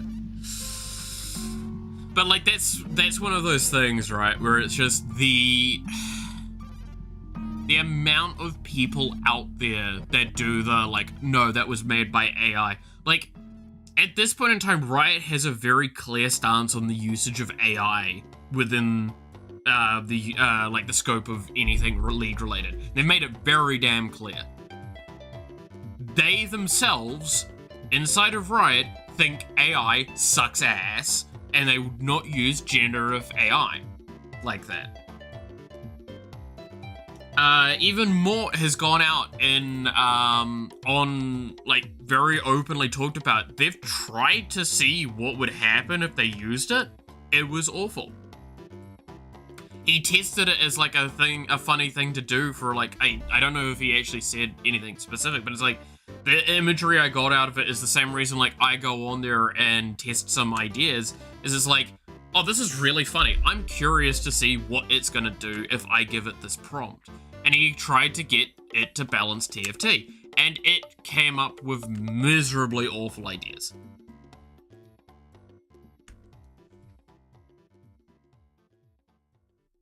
And that's just how that shit works. Now, I will not deny there was that issue not that many years ago with I think it was the Brazilian or the South American based part of Riot, where they did that weird generative AI ad campaign that got a fuckload of backlash. And that thing as well is like, that got backlash from internal to the company as well. That didn't even just only external, that was backlash internal. I spell my ideas at an AI and make it just organize them. Oh look, I will not deny the amount of times where I'm writing a story and I'm like, I just kind of want fucking ideas. And the amount of times I'll put it through, I will get like 50 ideas and only 1 or 2 of them are even feasible. And I have to heavily edit them. Like, I would much prefer, if I was to write a story of some kind that would require external help, I would much prefer to write a lot of prompts and give them to like 20 people and pay them to get some ideas, then go through a generative AI. Because it's not good a lot of the time. Ugh. Sometimes just tell the AI to give me 100 ideas over and over again while thinking about the problem. Yeah. I mean, it's that thing of, I've tried to code programs with an AI before, with like ChatGPT, and see how that went. And it was horrendous. The amount of things it would get wrong is incredible.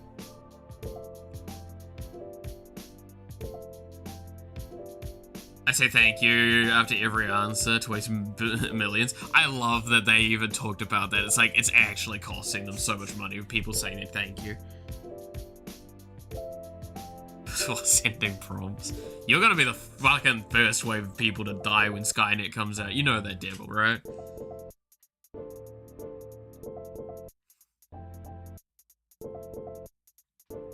But yeah, it's again, the point that is, like, important to recognize with, like, AI is, again, it's a contextual argument. Because if you hate all forms of AI, you realize you can't use almost any modern day technology. Because there's forms of AI tech in everything. Because all AI is it's artificial intelligence. It's a mimicry of intellectual thought. It's a bunch of scripted in processes to attempt to make a decision. That also means you could never play games, because technically they have dumb AI in most of them. They'll have AI that will run around and shoot you. That is an AI. Generative AI is a different argument. Generative AI is attempting to generate something based on prompts and concepts that it understands from things. If it's ethically sourced, I have no problem with it. Look at Neuro. Yeah, Neuro is a great example of generative AI done ethically. Is most of its, like, training is done specifically by VTubers or by chat or by other stuff, like, around that, and it's public information he uses in ways that don't cause problems.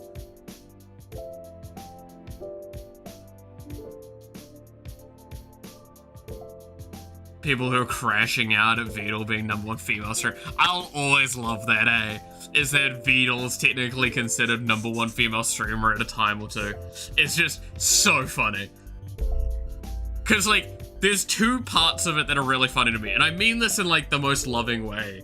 It's like, it's funny because technically it's VTubers' channel, which is a guy, and then technically male of the channel is not even real. It's a fucking AI. Like, it's so fucking funny. To be fair, Vito could definitely make a better argument for himself if he collabed with, like, a male. Ever.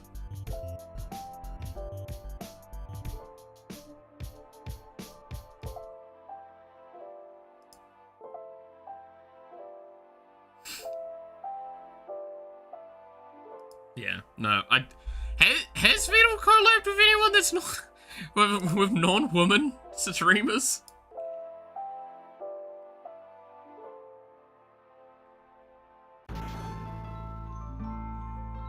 Not often.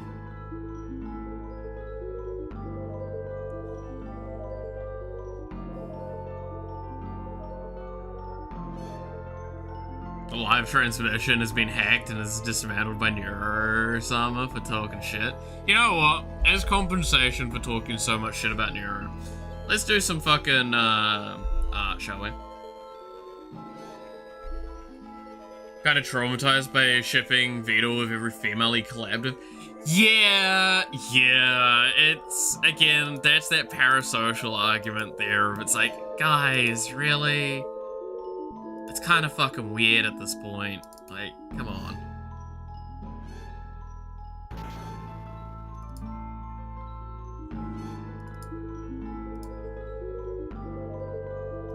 Okay. Oh yeah, I did actually have, do I actually have those completed?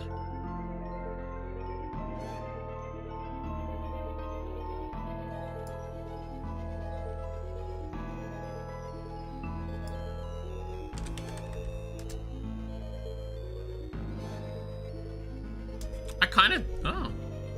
Did a short collab with Mega, and like in a few hours she was flooded with ship art.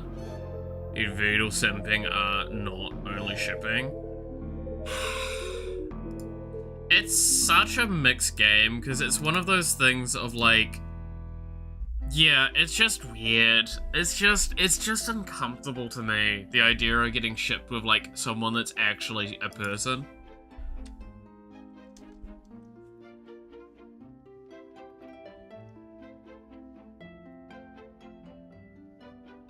Yeah, I did actually do those. I forgot. Either Beetle knows what he's doing with only Catalan girls, or he's secretly gay. I just don't think he cares. And I respect that. Because, like, I'm gonna be honest, right? I think I kind of understand a lot about... Okay, this is that parasocial moment. I need to pull back a little bit what I was about to say, because I need to describe it better, because that was very poor phrasing. Someone like Vedal presents in a way that I think I really understand, which is just, I don't really give a fuck. Right? Like, if I enjoy hanging out with X and Y, then I'll hang out with X and Y. If X and Y happen to be male or female, or this or that, or fucking whatever, I don't give a fuck. I enjoy hanging out with them. And that's what actually matters at the end of the day. Like, fuck, most of the time, a lot of the people I chat with the most, and for the longest, are women. I don't collab with a lot of them, or stream with a lot of them around, because that's normally, they don't like that idea. But, like, to give an idea, right, in the main group of people I chat with on a semi-regular basis, the two people I live with, which are a couple, and then another couple that live also in town and I hang out with. And while I talk with the guys fairly regularly and very bro-y, the women are the ones that I've sat the longest with and just had discussions with. Like, fuck, last night? Was it? No, it wasn't last night. It was the night before. Yeah. It was on Saturday night. I started talking with, the person I live with, Noxie, if you've seen them on chat a few times. We were just talking, and we talked for, like, multiple hours, I think. Just while they were originally gonna do some figure painting, but, like, I distracted them with the discussion and we got real far into it. And we just talked. And it was great. I like chats like that, because it's fun. That's why, like, again, I'm glad I'm surrounded by more friends. And that there is exactly that point of, like, it doesn't really matter gender most of the time. It's just I hang out with people. They do joke about this a lot, so I think as long as people don't take it seriously, it's okay. Yeah. I love how when was in Fillion's funeral stream, she exposed Fillion's Vedal shrine. Yes! Yes! I did hear about that. That was fucking hysterical. Also, Chasha's fucking awesome. I'm gonna be honest, that has been like one of my favorite streamers to like see highlights for. Whenever I see a highlight of her in it, I'm like, I'm watching that shit.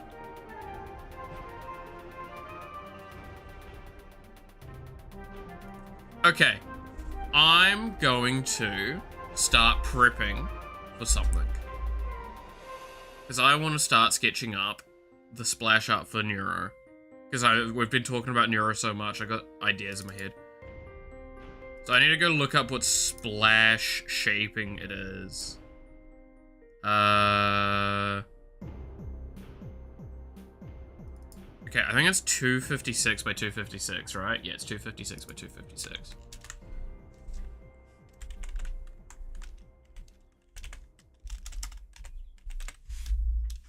That's what I use.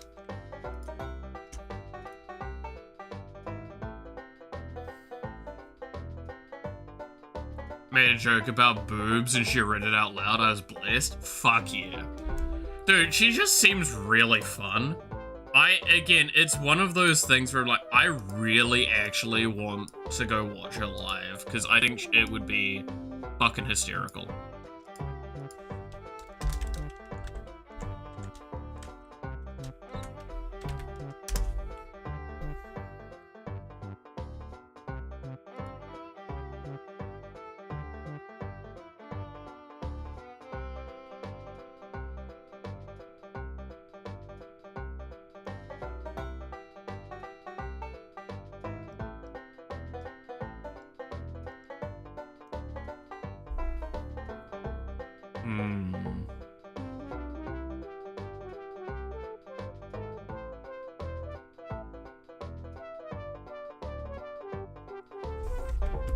Where's my pen?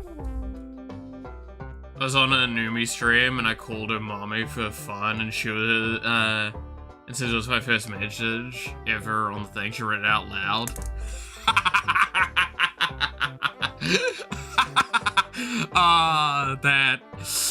Yeah.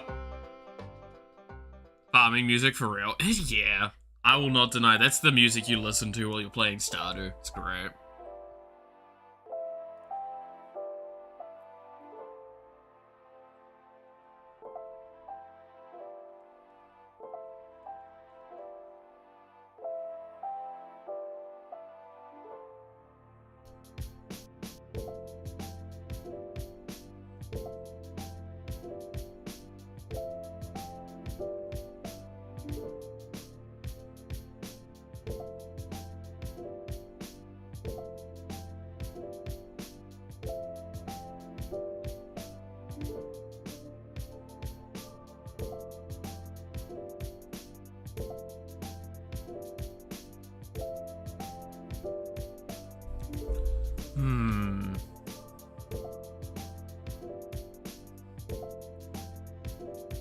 Paused for a moment and was like, am I finally pulling guys?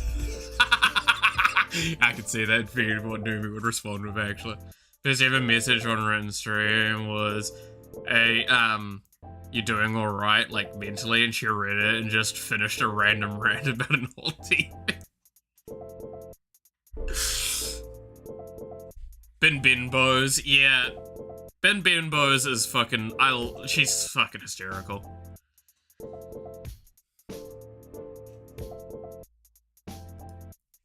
I got real depressed. So, okay, I got a question for you guys. Which kind of group of people, like which platform do you think are more positive on average? Because I saw the same message from Rin on her YouTube channel and on her Twitter. And I read the comments on both because I was curious about something. Which do you think was more positive about a message? Because I'm curious. You sound happy about happy saying that. I mean, fucking Numi would definitely be super fucking happy with the idea that she might be able to have game. Because let's be honest.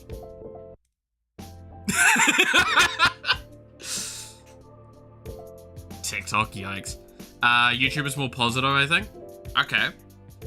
So, you're right.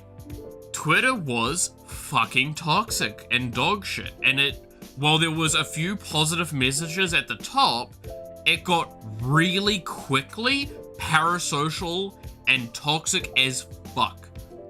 Like after about 3 or so messages, I want to say. On YouTube, you had to actually dig a little bit to get a lot of the negativity from it. And it was normally buried under responses or replies to comments about weird people being weirdly parasocial again.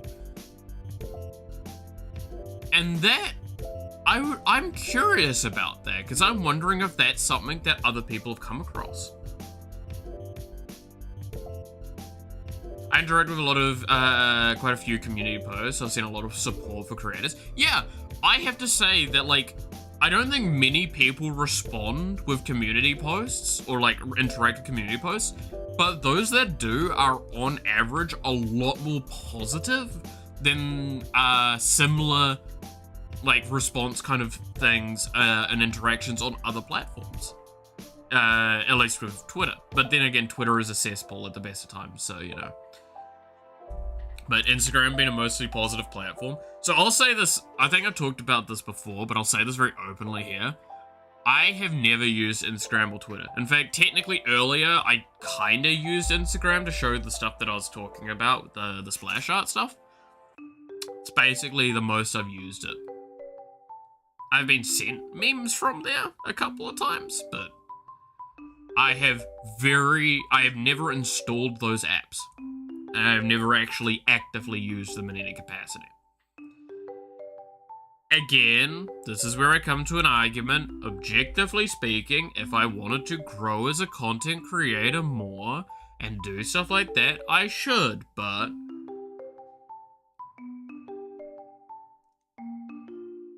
I will, yeah, I don't think it's gonna happen every time. Our channels usually have only about 100 plus comments under posts, even if they pull thousands of views. Yep. Oh, Lord. That's kind of sad to hear.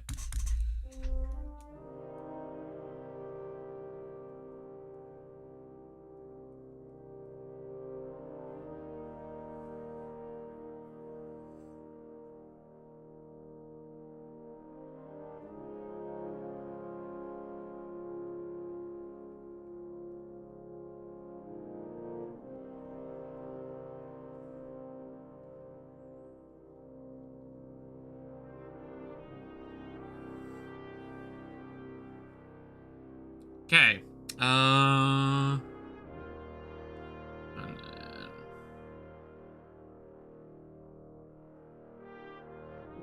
then...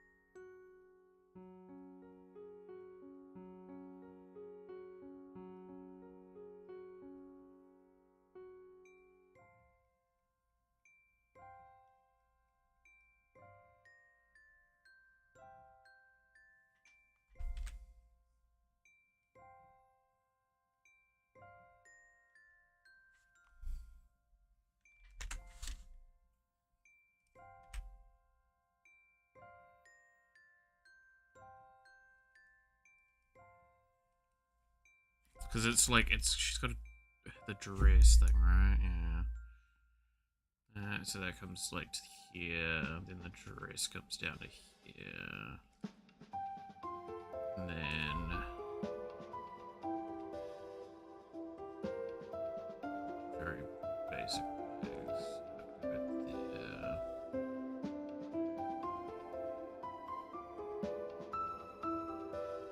And then shorts.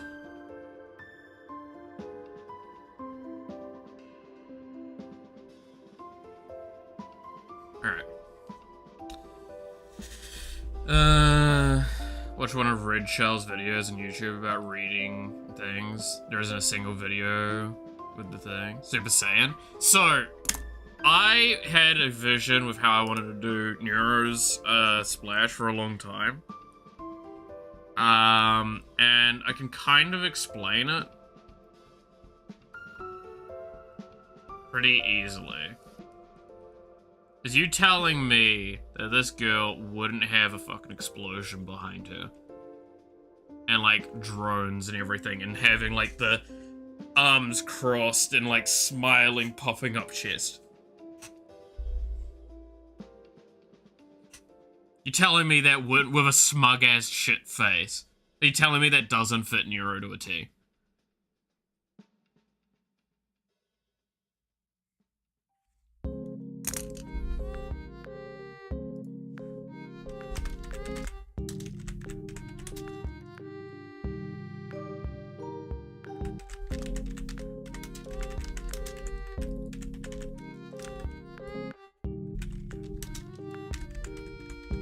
See if I can find, like, some reference imagery.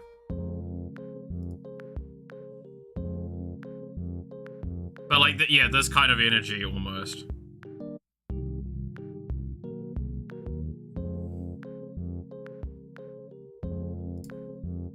This.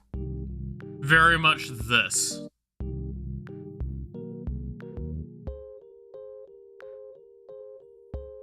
of idea.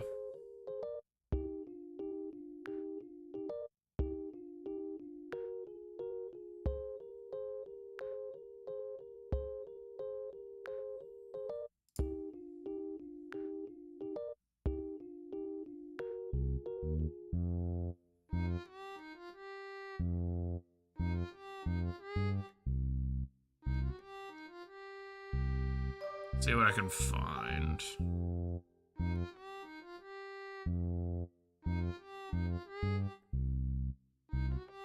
But yeah, just very much that proud, smug energy of like, cool guys don't look at explosions.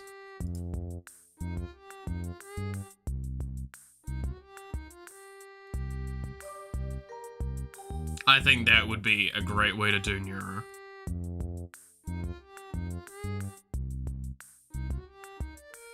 The problem is that...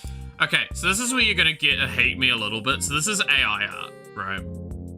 I can tell this is AI art, irregardless of anything else about this.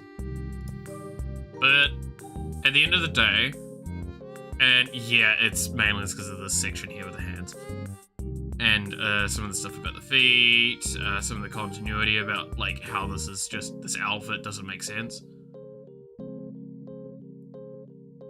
Like, again, irregardless of background details, it's just this character doesn't actually make sense. The face looks fucked up as hell when you look at it real close. But you look at those hands. Tell me what's going on there.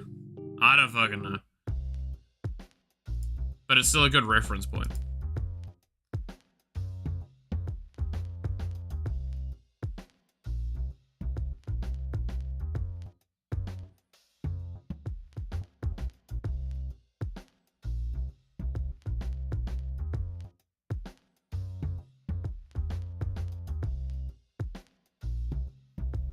Imagine the Naruto ninja signs you'd be able to do with the hands like that. Jesus.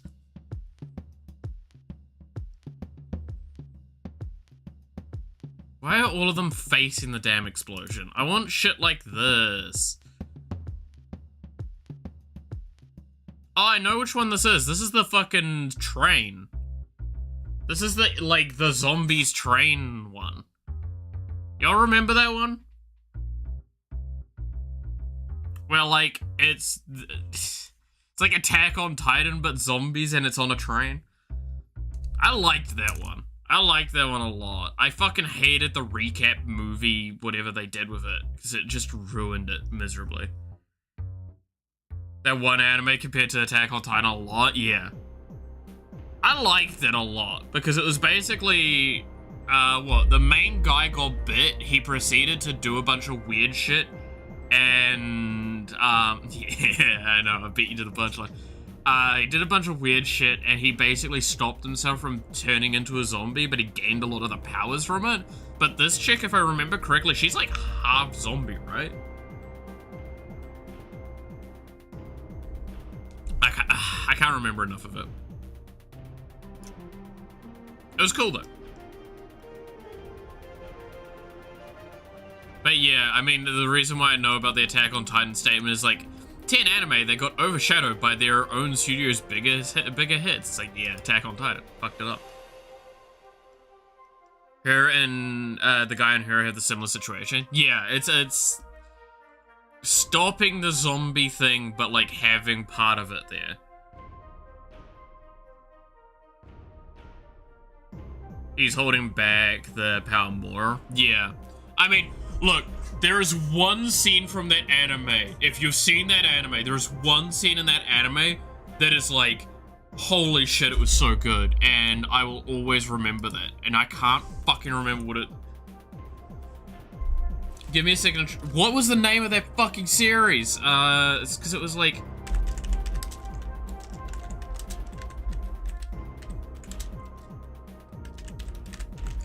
Gonna fucking try and find it. Iron Train animate zombies. Yeah, there we go. This one. Fortress, engineer. Taking off jacket. if you have not seen this scene, if you ever wanted a potential reason to watch this fucking series, this scene alone is my only argument to you. Because this scene made me just kind of like eyes bulge and go, oh. The fact that Devil immediately knows what I'm fucking talking about. So this scene, release pressure limiters. There is a meme and a half made about this scene by everyone that's watched it, and you'll kind of know what the meme is the moment I start playing this. It's so good. Okay, give me a second to, like, make sure it's all synced up.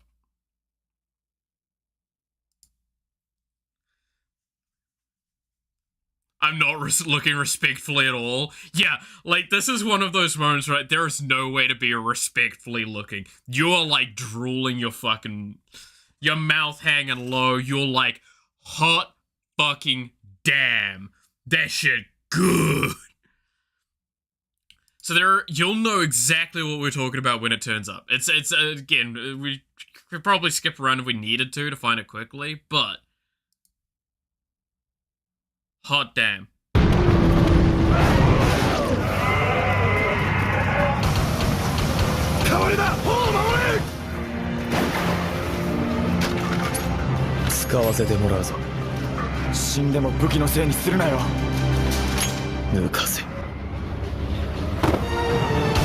So, cool scene.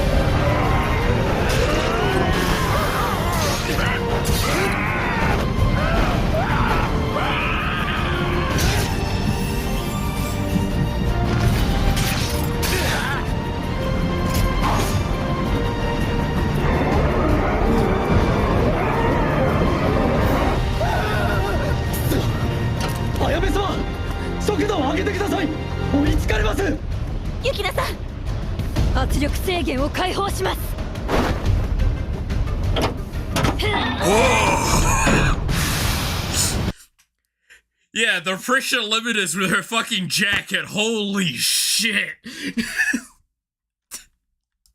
Like, I'm sorry.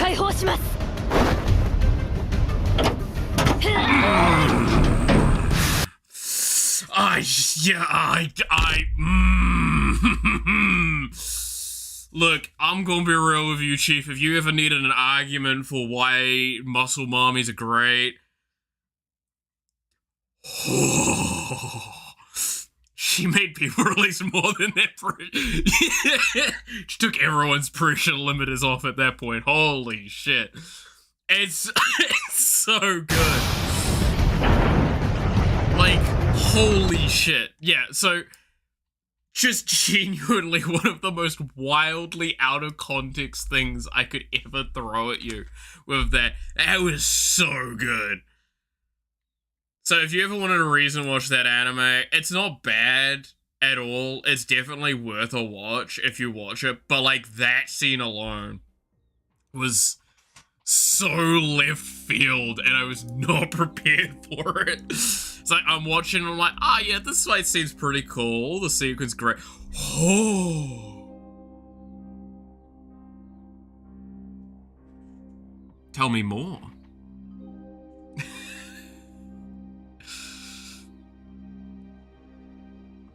So there you go.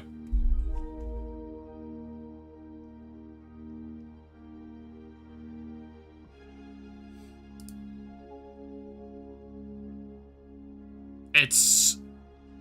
yeah. Just, yeah. It's good.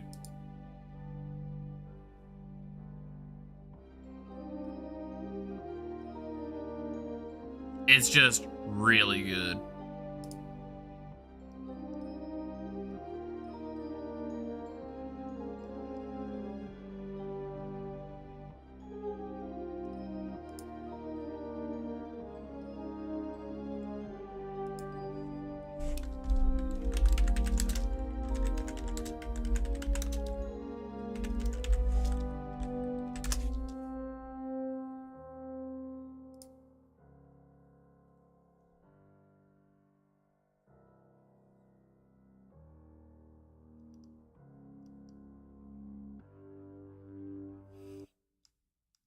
want arms crossed, but I want from downward shot. Yeah, kind of like this.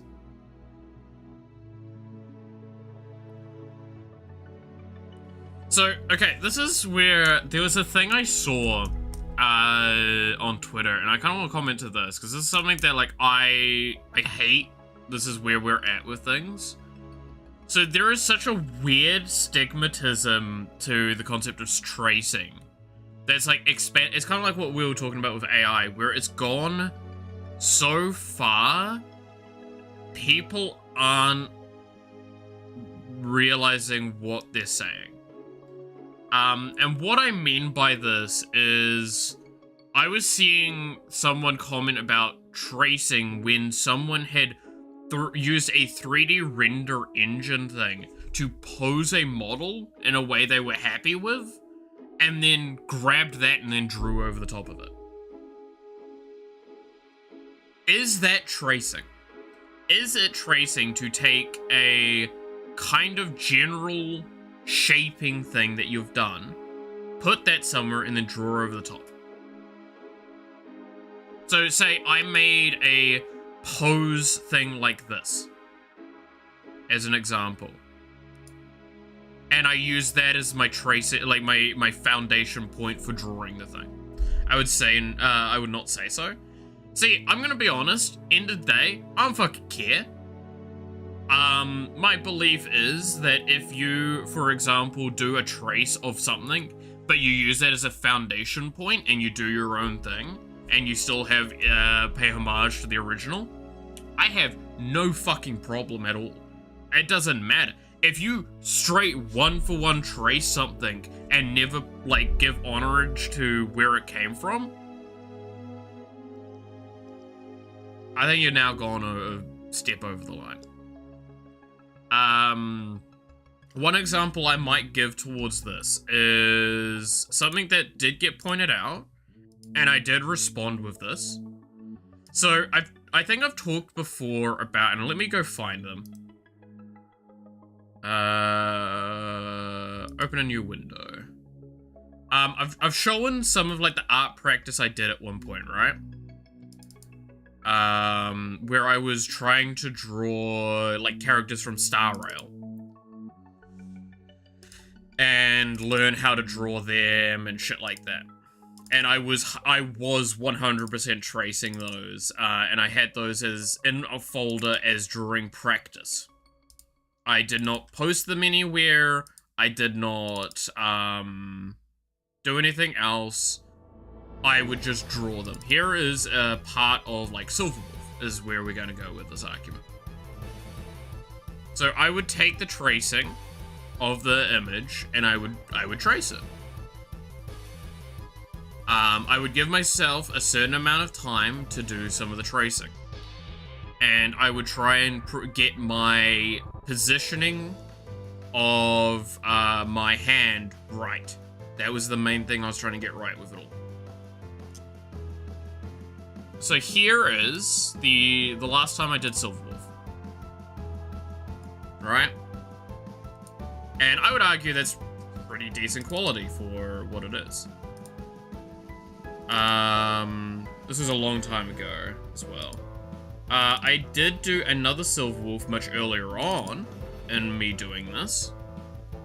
And I like to use that as a comparison point of, like, this goes to show, while I was tracing, I was also actively trying to work at improvement. Where did that fucking image go? So we've got that image there, and that's only the bust of the character, at the head of them, right? Because that's the only time I started working much more higher on the detailing. Whereas here is me doing the full splash art. Whoops. How did I do that? Oh, okay. I guess I can flick those around. But yeah, here we go. This is me doing that same character again much earlier on. The difference in time for this was pretty notable. What are you doing? If I was to pull that up, So the first silver wolf here was done at the beginning of last year. So it was the end of February. I did that one. Whereas this silver wolf was done, I think that was closer to June? Yeah, that was in June. So that was months apart. That was about 3 and a bit months apart. Filthy traces of piss on the ground, yeah. This was 3 months apart, and this was about the same amount of time I allocated for myself between these, which was about 20 minutes to 40 minutes. I can't remember exactly which one it was. It was 20 minutes. I gave myself 20 minutes to draw, and I just was like, here I'm trying to do all of the drawing as much as I can and as fast as I can. Here I'm trying to focus on the detail. The sheer difference in quality is night and day. Now you could make an argument, oh, it's because you spent only time on working on that. No, it's because even if I zoom in to a very similar level, it's just the line work is a lot better. It's a lot more cleaner, it's a lot more consistent. And I wouldn't do like a lot of erasing. This was very much like a you just drew a spot, you go with it. Now this wasn't the only time I practiced this.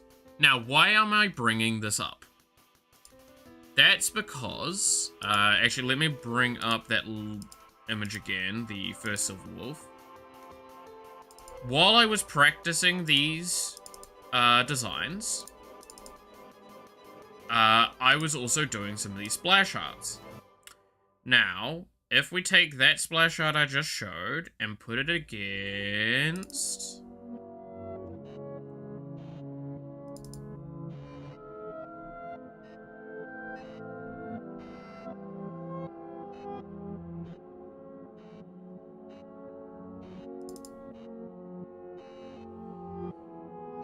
So we'll take that art that we did of the grander thing, and we'll put it against one of the splash arts we did. And I can't remember when I did this, but I did this, I think I did some of this on stream. I think I did a lot of the coloring on stream.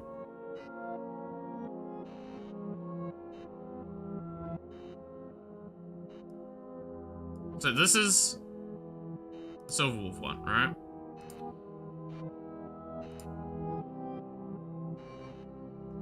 And this is Aura GX's splash art.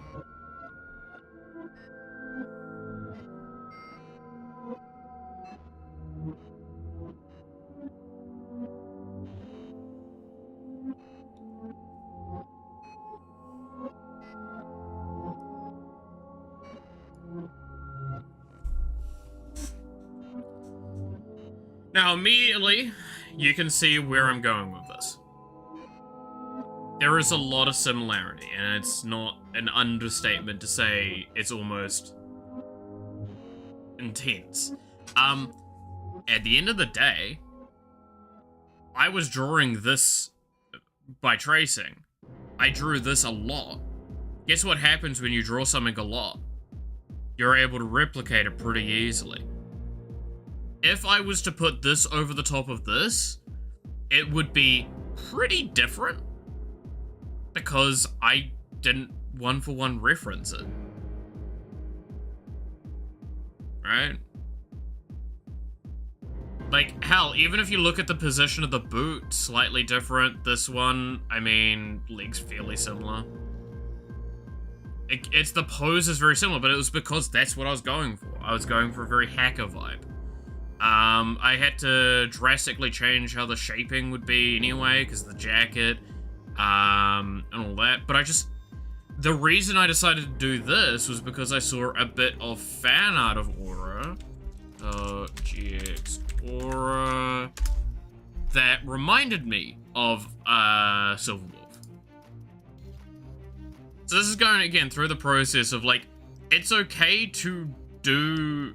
And at least in my eyes, it's okay to do things that are similar, but, like, I didn't trace that. Nor would I do that. That's definitely a bit fucked up. I might trace limbs, or like very specific details, and then I'll copy them over and do my own thing from that. Where is that one bit of fan art? There is one bit of fan art that like is...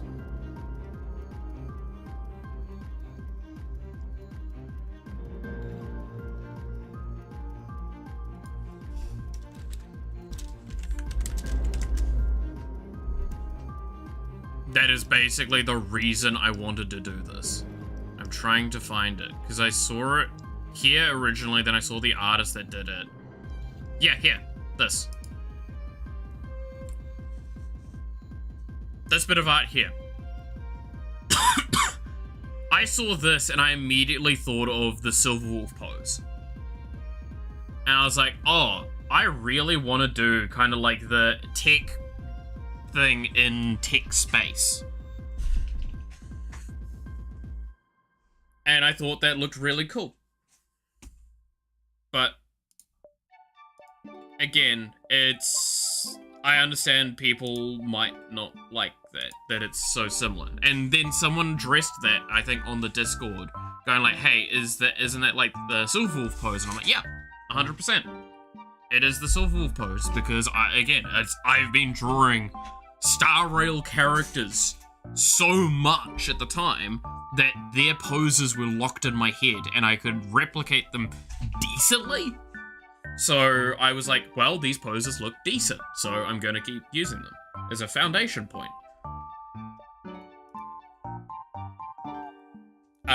Sometimes it was to the detriment, and I had to redo a lot of work because of that. I mean, we've seen what happens with some of the stuff that I've done. Like, I'll do... like, what you see here, I'm probably gonna finish this by the end of today, realistically. Or at least finish a design for it.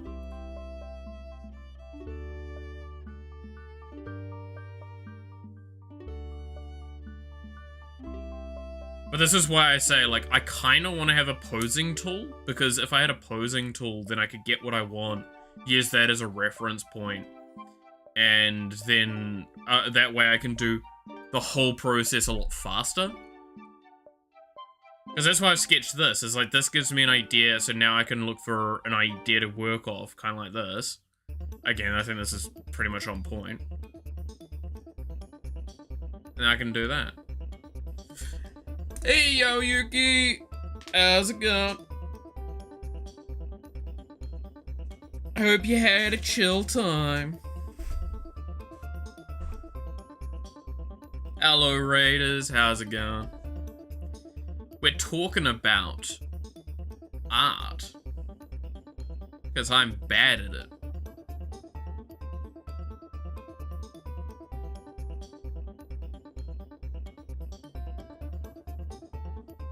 Was super comfy today. Good, good. No, I was just talking about how, like, I saw someone use, like, kind of a thing where it's like you can make a 3D model like this for doing poses, and they would use this and then they'd trace it to get the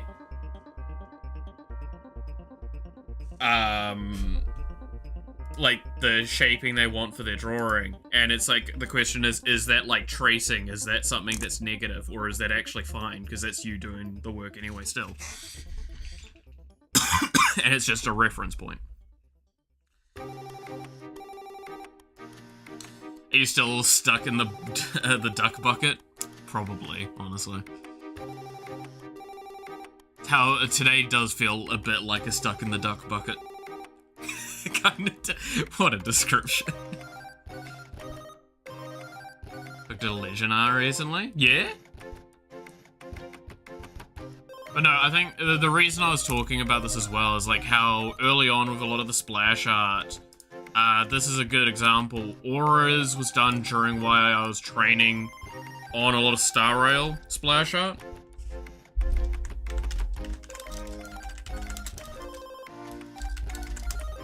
And the reason why that matters is because, if it lets me load the page, if we go look at her splash art,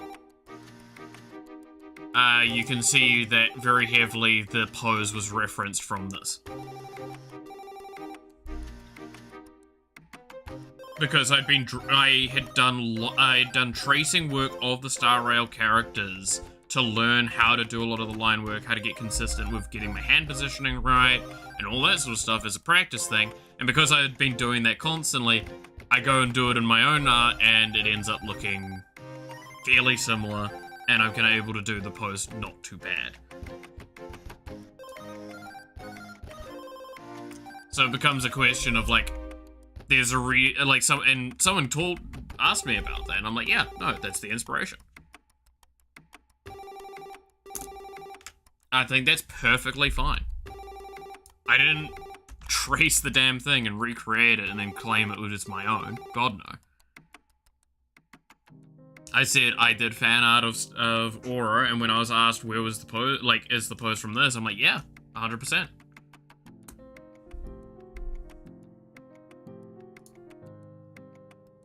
I think it came out pretty well. Good night, Mel of the VTuber man. At least that's better than what I'm getting called more at the moment, which is the Orphan Maker. I feel bad about that one. That makes you like feel very evil, and I'm not sure I'm happy about that. But it doesn't help that like, oh god, didn't we go from? We went from Fable to Bloodborne to Final Fantasy, right? So we went from a game where I murdered a village to a game where I got an orphan killed count to a game that now I have a counter for. Where is it again? Isn't it this one? No. This one. Yeah. That is concerning. I need to find a game that's nice and, like, very light-hearted to play soon, so it doesn't wreck my image. 1 + 20 question mark? So, that was a contention point. We've got the one that we very clearly made. But when we went and fought the antlion stuff, we couldn't figure out if it was the antlion queen we killed or if it was just a warrior. If it's a queen, antlions produce about 20 offspring at a time, or 20 eggs at a time for offspring. So we decided to put a +20 question mark as a way of indicating, hey, maybe that was the queen, maybe I created a couple of antlion orphans. We don't know. Therefore, we're going to put it as a question mark. And the fact that the main number hasn't increased is the thing that gives me hope that I'm not evil.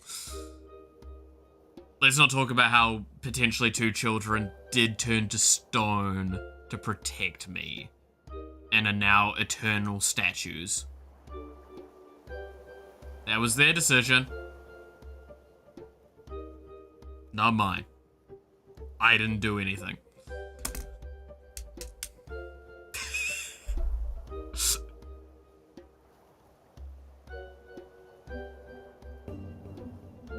This is how I abstain from blame. It's like, look, they did it of their own volition. And that ain't me.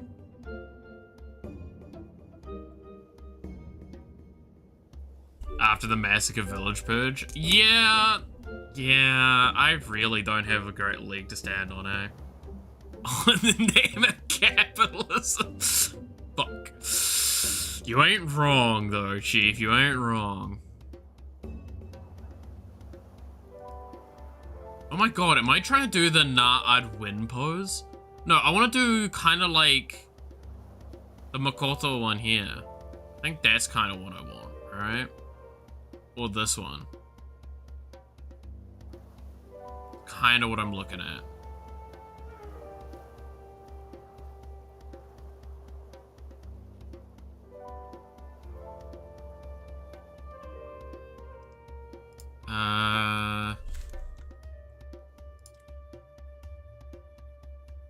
Gain X. Is that what it's called?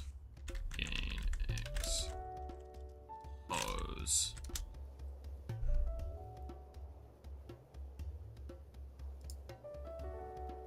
Yeah, this is the kind of pose that we're looking for.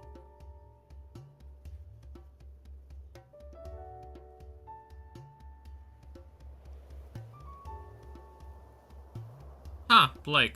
That looks really cool. What is this style? This looks really cool. I like the, oh, it is very like Kill la Kill almost style, right? That looks cool. Damn, that's a pretty Blake.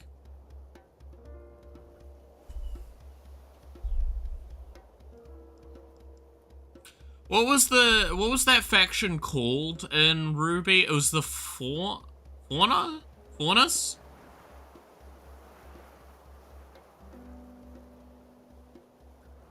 What was that called?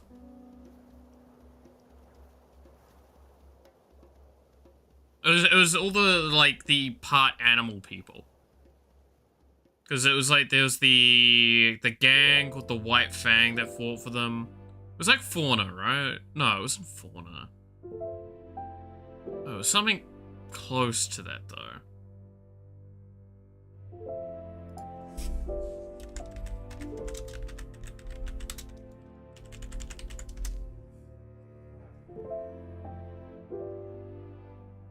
Faunus.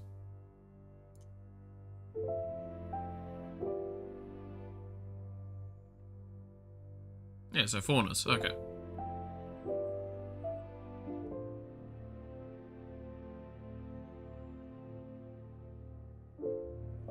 One of the two intelligent races inhabiting Remnant, the other race being the humans, yeah.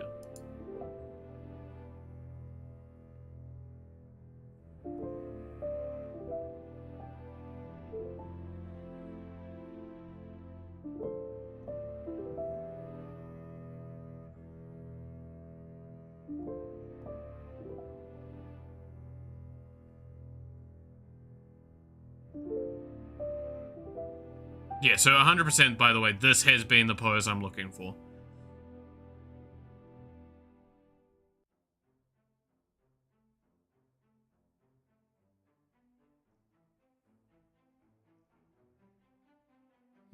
I'm glad that there is a specific term for it, and it's much easier. Oh, there's also a fucking Yang one as well, apparently. Why is Ruby randomly turning up in my search? Oh, that's a cool way of doing stuff for her. I like that.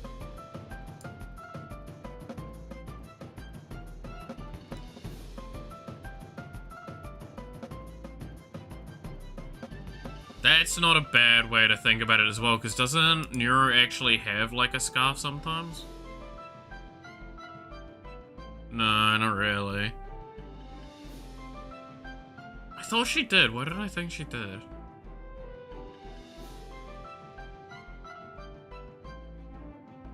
That's fine. So, I mean, if we're taking that in consideration... Okay, so, new layer. Let's use pink for a bit of this.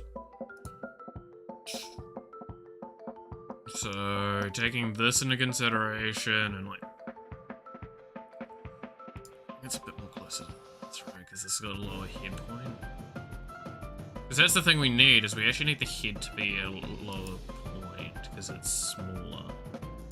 So technically this is probably closer as a foundation point.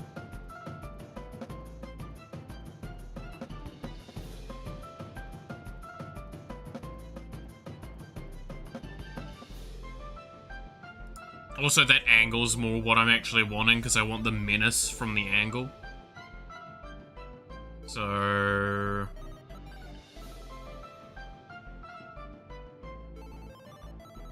Head. Shoulders go to there. Bit on either side. Come round, down. Still too wide, I think, right?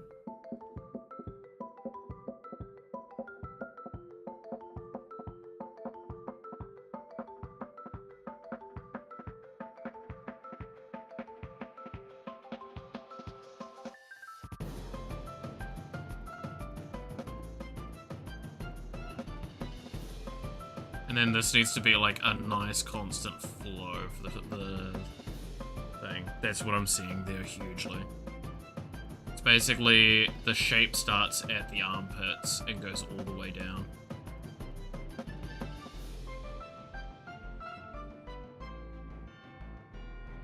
That's a big point of it.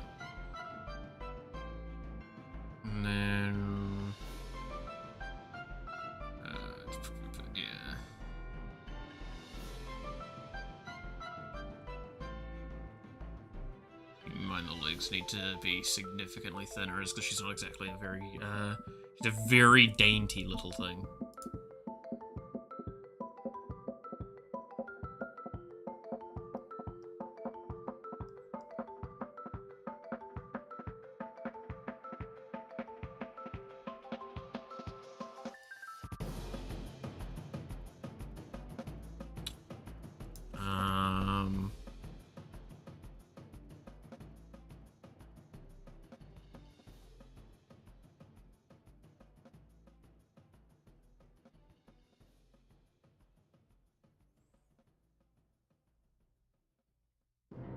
The shoes are obviously way too big at the moment, but we'll work from there.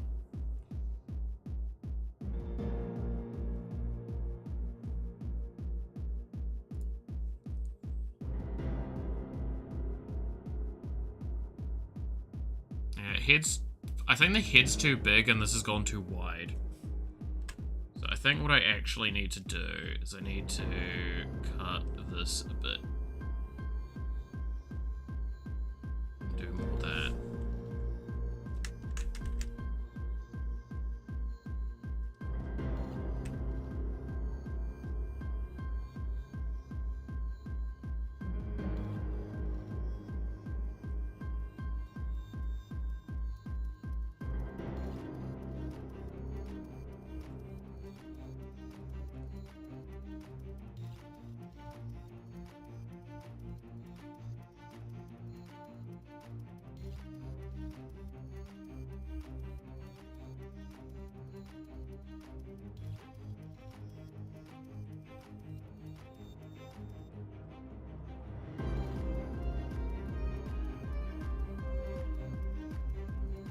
Okay, and then Neuro, actually her outfit very early on splits out, right? Yeah.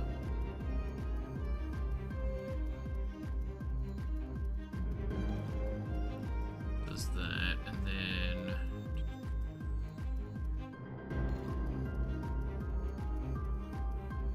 the dress isn't much lower than that.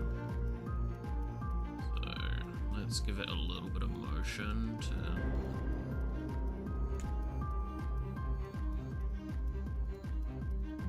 kind of indicate, surprisingly enough, explosion is going off in the background.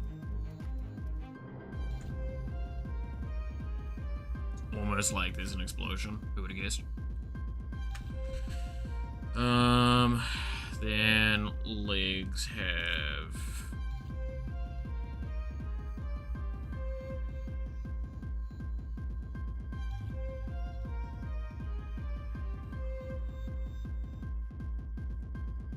Well, it's too much for the sock, technically, because it's supposed to be like that, and then a tall sock for the other side, right?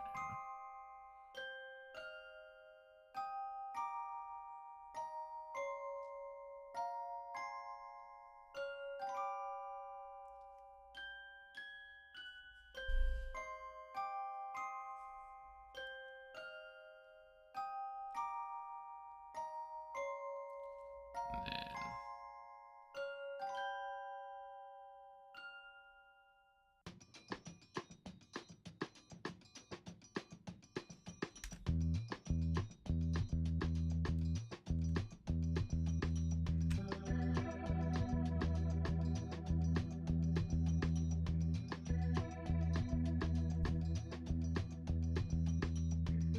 trying to get this sort of shaping right is going to be a pain.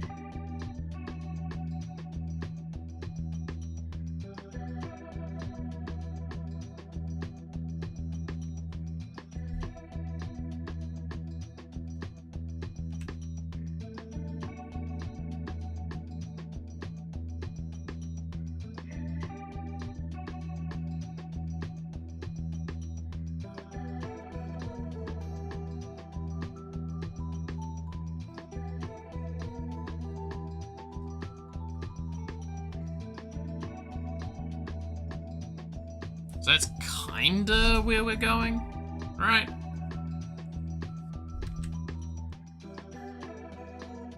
Let's center that a bit more.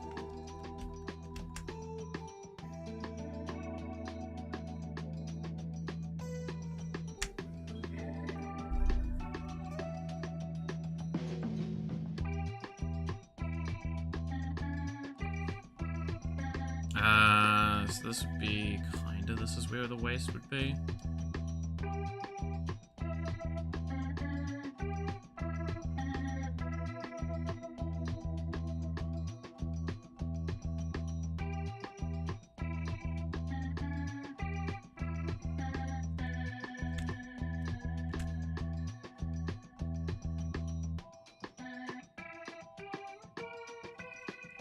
And then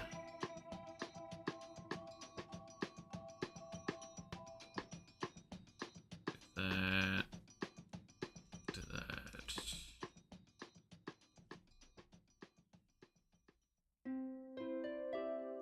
Do a bit of shitty shadow so I know that this is different.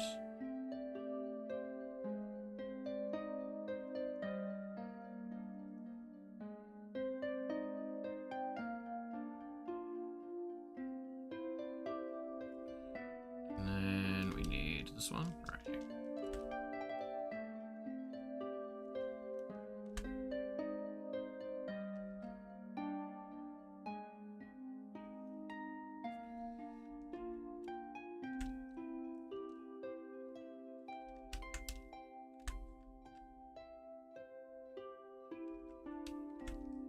There you go. Okay, and then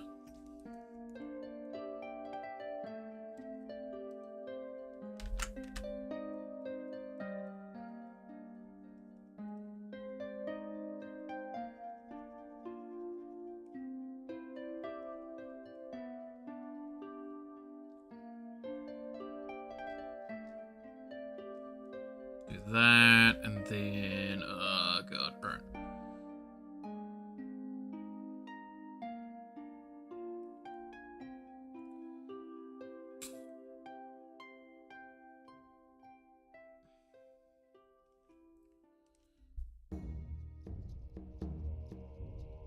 Just as a reminder, in case someone's questioning, this is actually how I do a lot of my art, is I'll just kind of shape up things, toss a color at the problem until I get to a point where I'm like, nah, that's the shape that I want, and then I move on from there and start shaping it correctly, recoloring it to be accurate, and all that. So I've done a lot of these processes. If you're actually interested in this, I've done Iron Mouse's splash art for her skin. It's not finished yet, but it's a great example of it, where it's like, I had an idea, I iterated on it, I reshaped it, I would go back and forth, and it was all sorts of like constant progress with that one. And it's a very good stapling of how I like to do my art. Which is, again, how I do it. Is it correct? Is it the best way to do it? No. That is up to you to figure out for yourself.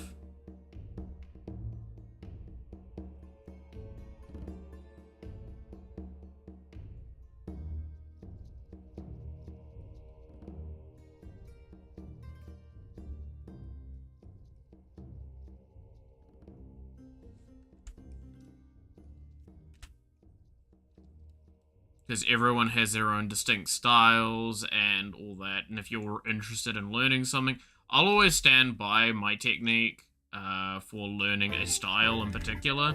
If you really like someone's art style, just do copies and traces of their work for a while as practice. Find things you like and draw them, because that's one of the best ways to learn.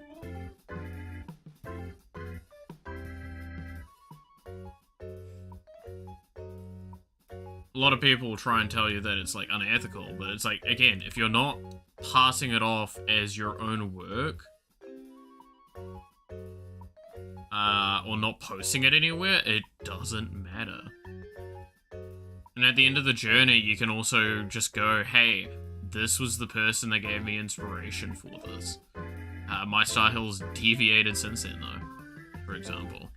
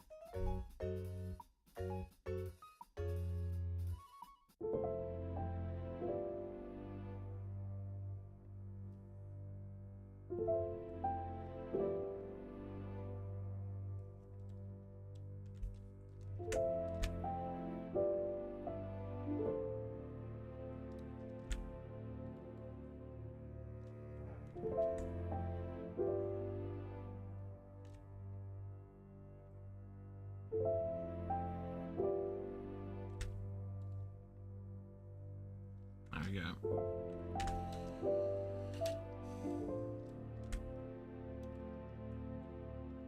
God, it's Hatsune Miku! No.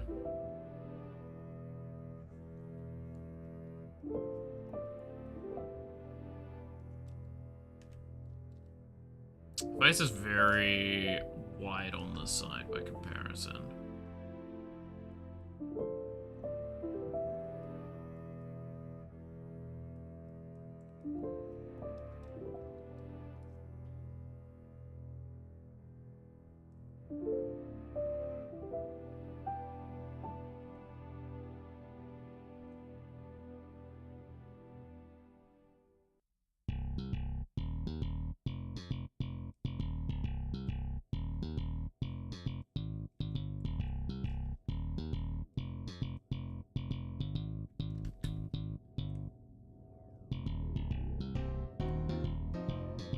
Those eyes are lopsided.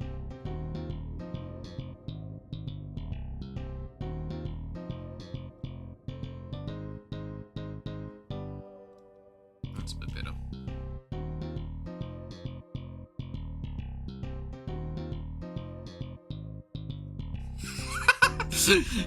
I did want smug face.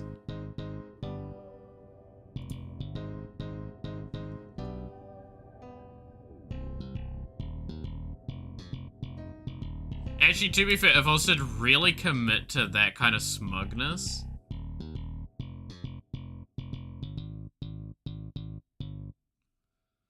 wouldn't it be better to, like, go full kind of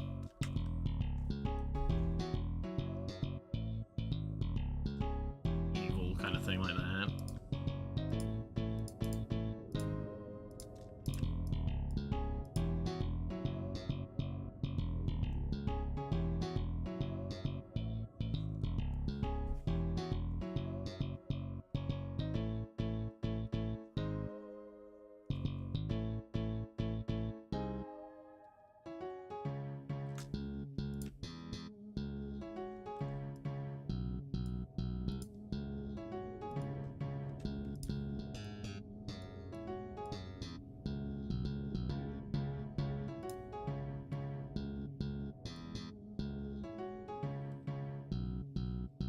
I'm not gonna lie, I kinda like how that's going.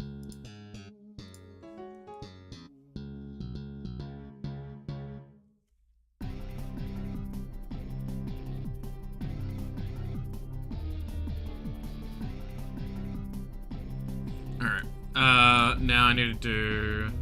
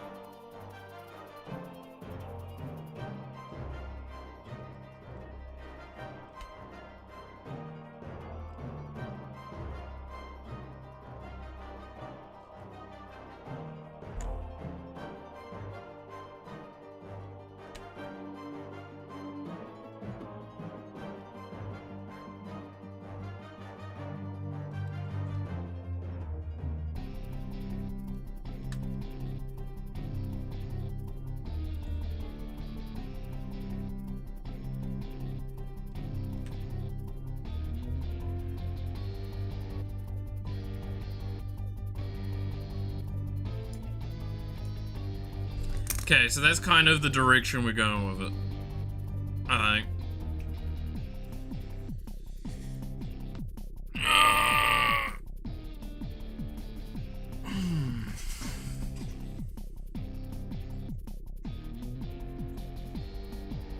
I don't think that's too bad.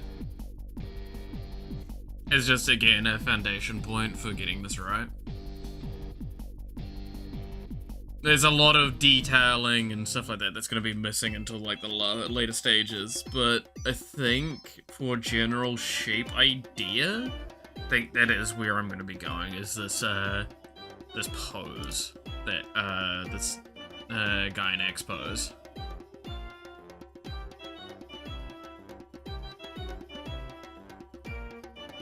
I think it is exactly the right kind of energy for someone like Nero.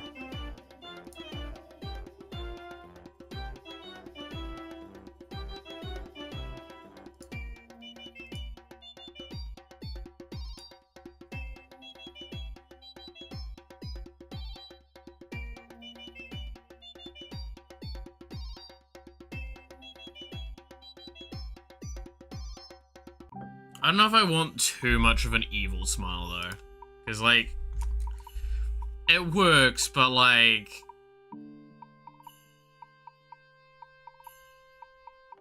I think more of a grin works better.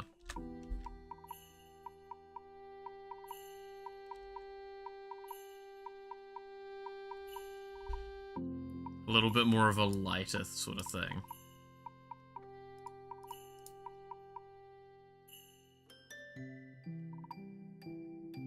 To be fair, there's an argument to be made. I just put her with sunglasses on to really fucking send it home. Because I think that would be fucking hysterical. But, no. I don't think I can do that, because I feel like I'm now, like, taking too much creative liberty with the base skin. There's no sunglasses on her, and nor is it a very typical depiction that exists for her, so...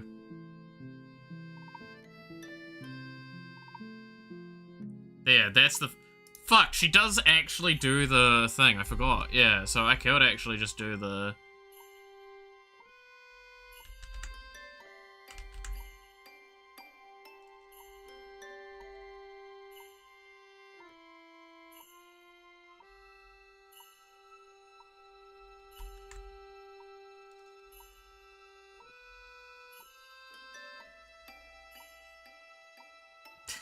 the little ooh-woo face like that.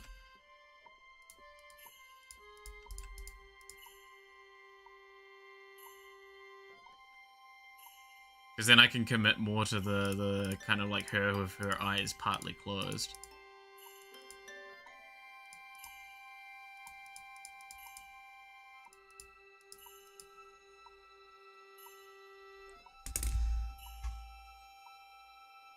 I do need to bring her here being more of like a thing that's coming to the front, I think.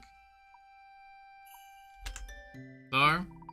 So it's like it's getting whipped around her.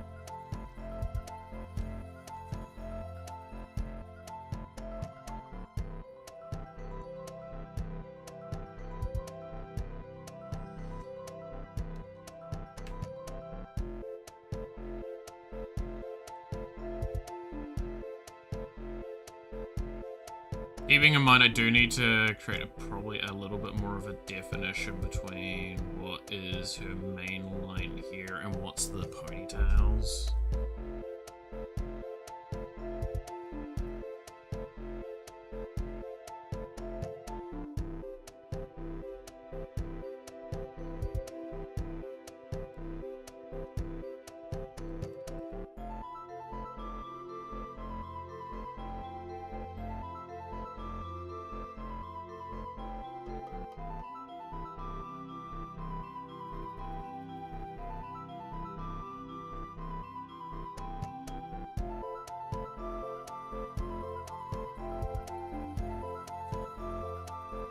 It's kind of a bit more like that.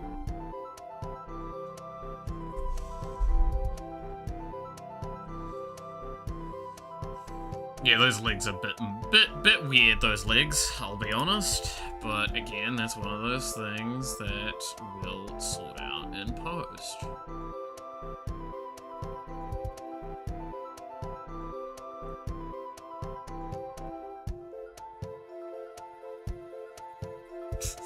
The face, because it's still like again, it's because of the coloring it is against. Like if I do this, it probably looks a little bit better.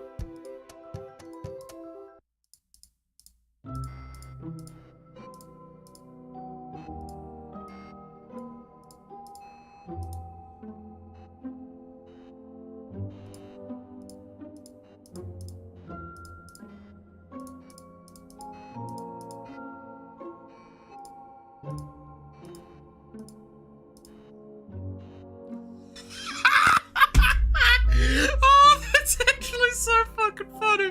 Oh, that needs a little bit more to it to really fit in. Because it needs a bit more of that, and then I need to have like the actual coloration be right. But like, that's actually really fucking funny.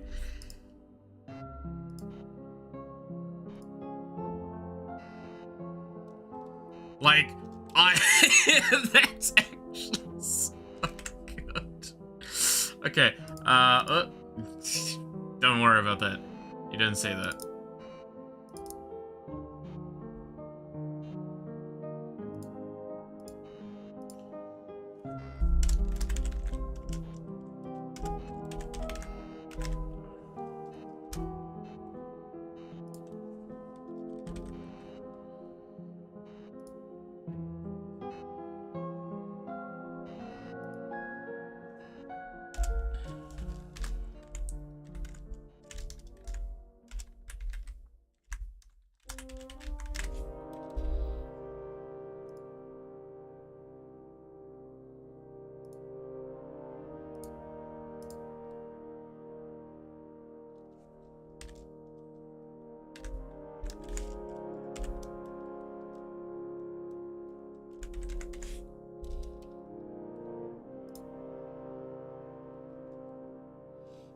Oh, that's actually so funny to look at, though.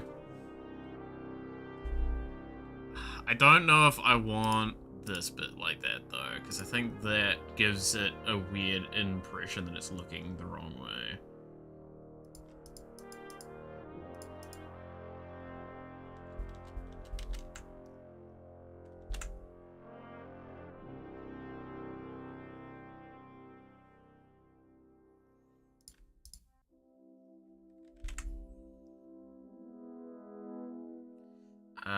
Okay, let me start doing a bit of recoloration.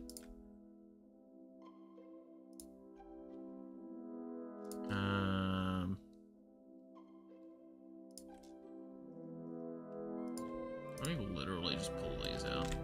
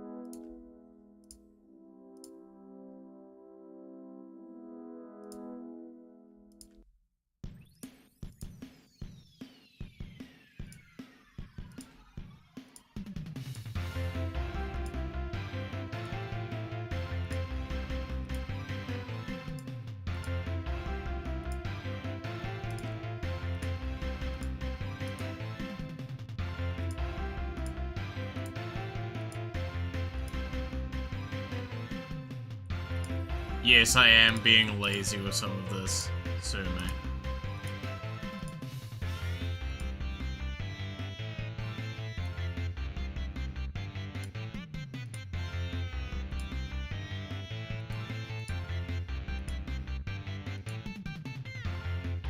Again, it's one of those things I can work from this very easily.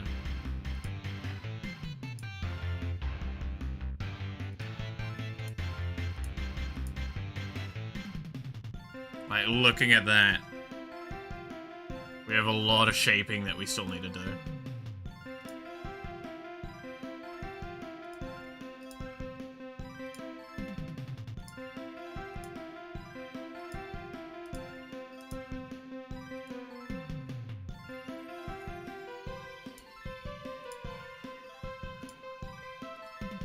Ugh.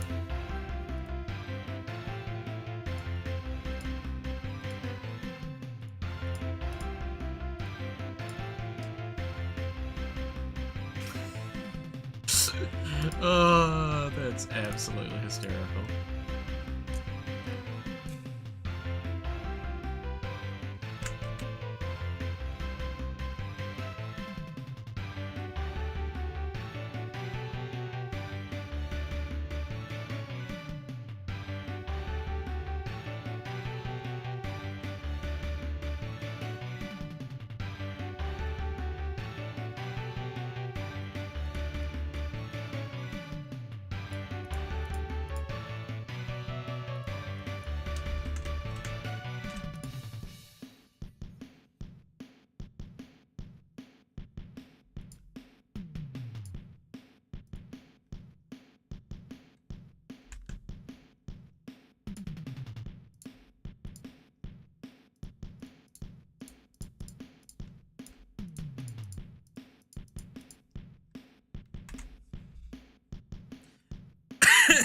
Alright, there we go.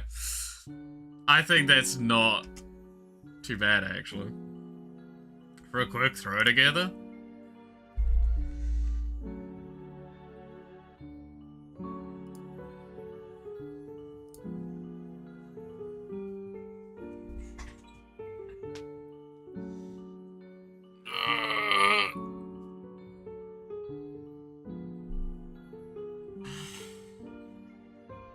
To get the shaping kind of right. We'll have to do a lot of work to get the shaping right, though, because I still think the body's too wide at certain spots, or it's not giving evidence enough that, like, this is where the hips are.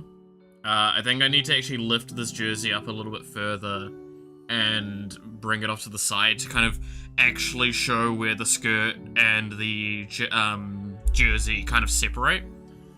I also need to have a better motion showing for the hair. That's one of the big things, I think. I think the hair looks... At this point in time, I think it's mainly shadow that I need to do to it, or shading. But I do think, like, the current hair needs a lot more evidence as to the motion that it's going through.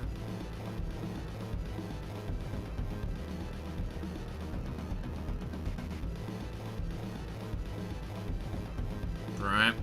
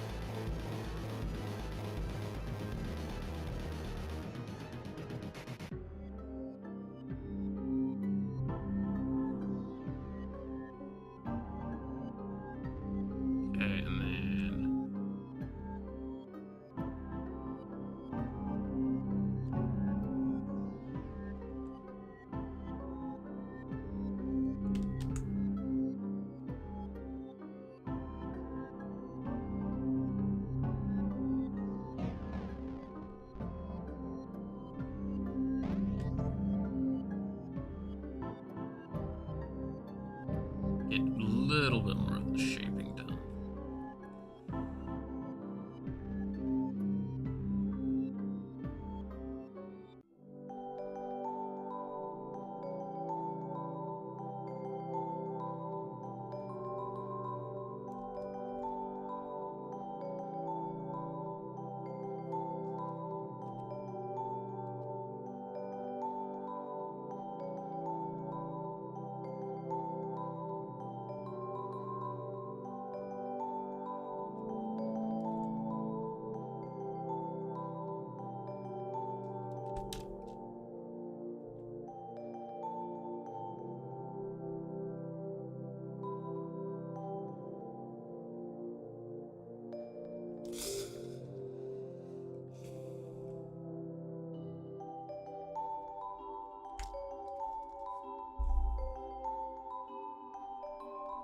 And then we got a lot of the here in this area as well.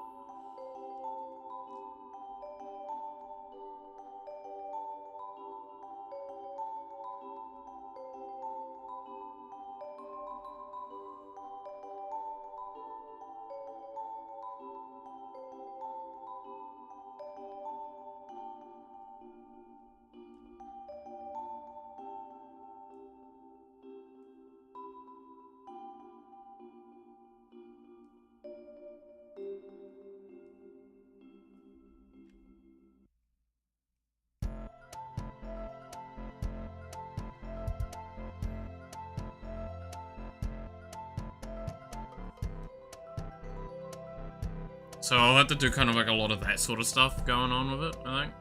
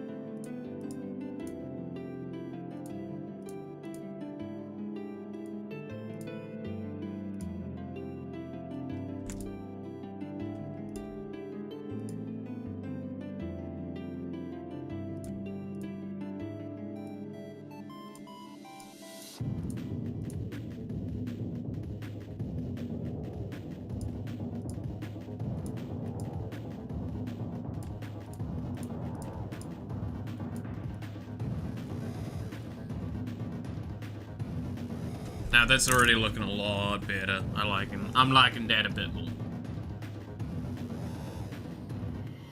Evil Neuro energy. I like this. And not evil, it's Neuro. It's evil Neuro. Because when is Neuro not, like, slightly psychotic?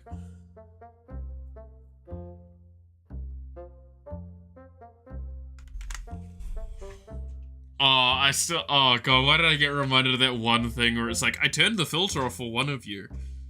Now for you to figure it out. Women should have rights. Filtered.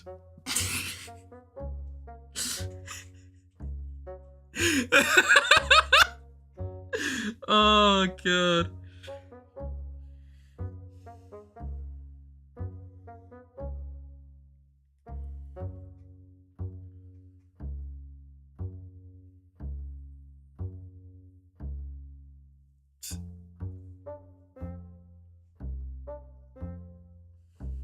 Evil neuro-based comments, right? That's the joke. Evil is like way more like whitish gray for the hair, right? Yeah, I think evil is slightly lighter here? Is that what I'm seeing there?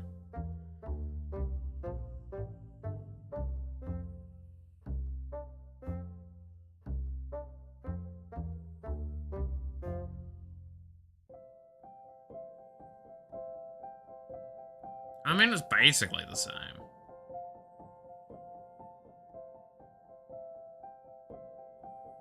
It's mainly the eye color that differentiates, evil and neuro, right?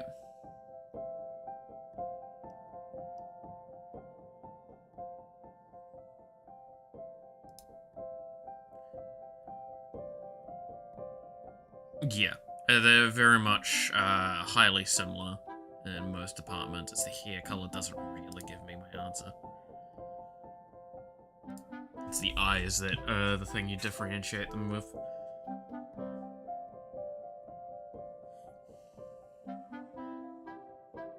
I was kind of, the reason I'm saying that is because I'm half wondering if I make, like, because we're gonna have a little Vedal. Little Vedal thing. I've already kind of drawn the thing there. But, like, I was wondering if because I probably should have a reference to evil in the splash, specifically because, the alt has something to do with evil, right? Which, actually, have I talked about the rework I did for how I wanted to handle Neuro? I think I did some of it on stream. But, like, I actually changed a little bit somewhere. Oh, no, I don't think I wrote it in here. I think it's currently in my notes book. Yeah.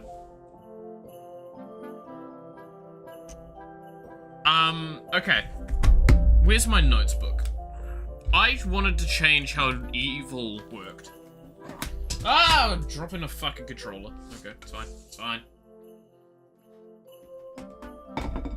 Okay, Gungan style pose, yeah. It's kind of what I was thinking. Alright, where am I? Neuro. Okay, so I'm gonna replace the alt for her. I'm literally reading from my book, right, like my little notes book at the moment, so I apologize if I'm, like, not looking correctly at the screen. So, alt replace. Still heals, but also will then summon, instead of giving you stats, for a period of time, what I'm gonna do is you're actually going to summon a second Neuro, which, that will be evil. And it's gonna be untargetable. It's gonna follow the same II architecture as what the passive has for Neuro at the time.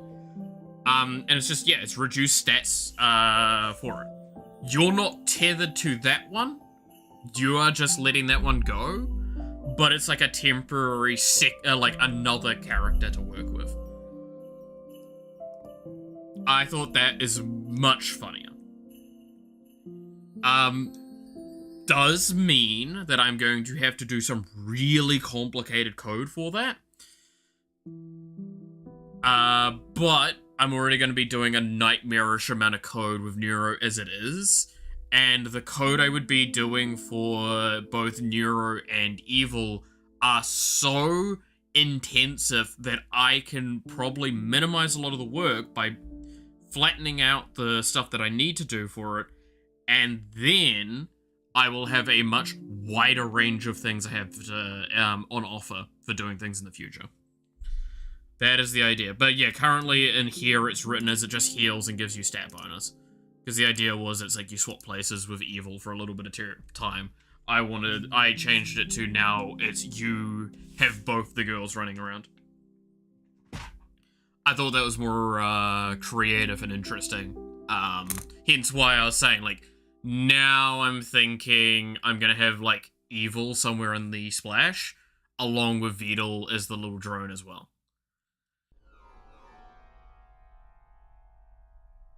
But yes, the pose, is Gynax pose is apparently the term it's mainly coined for. Like, I knew this is kind of what I wanted to do for it, because if I show this layer here, think of it as there is an explosion behind her. Tell me this isn't the face Neuro would have if she's figured out how to blow shit up. Very much the, and you're next.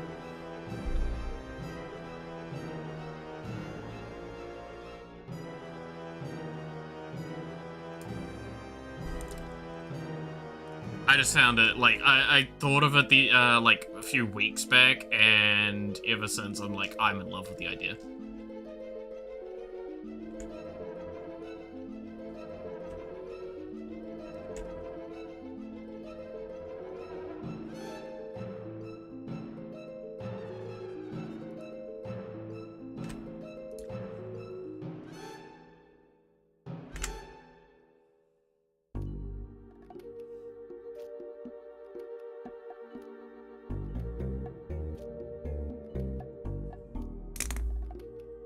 Gotta follow the ideas that you get for it, right?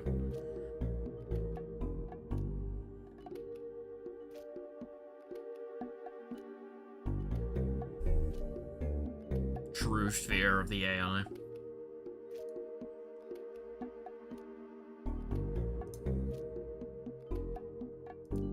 I also should be careful, because this might give the false illusion to people that Neuro is going to be getting into the game very soon. Neuro is a hell of a long-term project for me. Because it is part of probably one of the largest rewrites that I have to do, which is architecture for AI, but the problem is that it's the AI I use for Neuro is the AI I also have to use for the enemy. But I have to make way more complex, like, checkpoints for everything with how Neuro is going to work.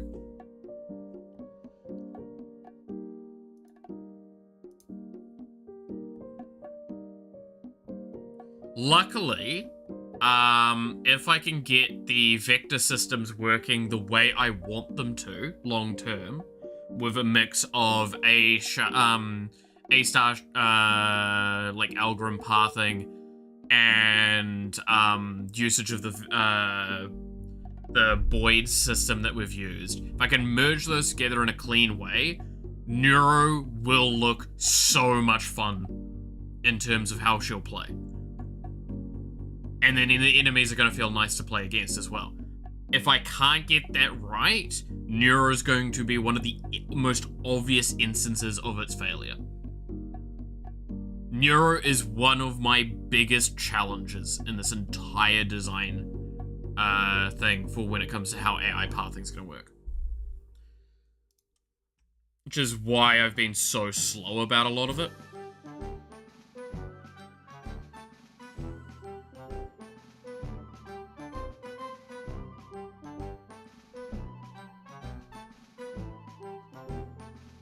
But it is what it is, right?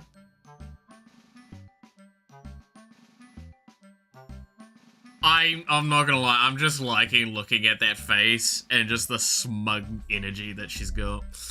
I think that is exactly where I needed to go with this.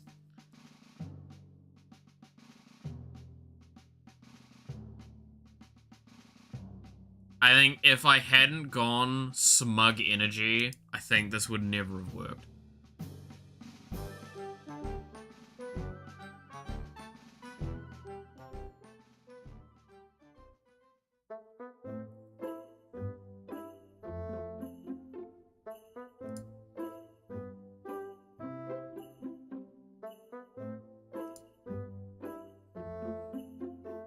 I mean, I'm always down for trying to find the most humorous answers as well for it all, right?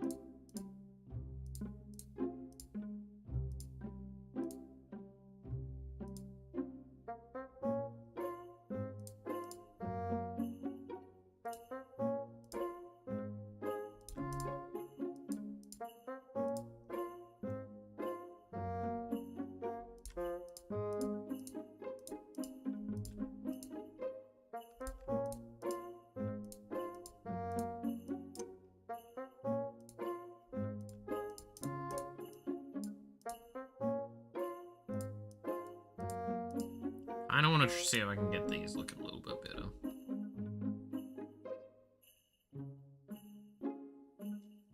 Because I feel like that is a very prominent feature of is these kind of...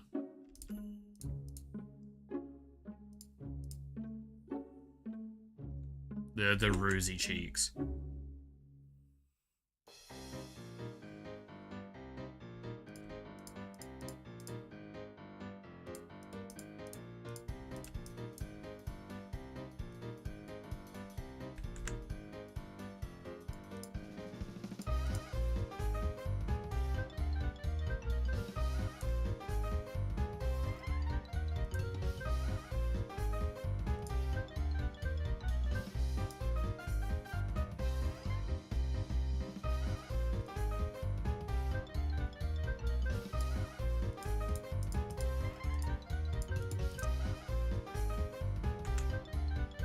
That looks a little bit better.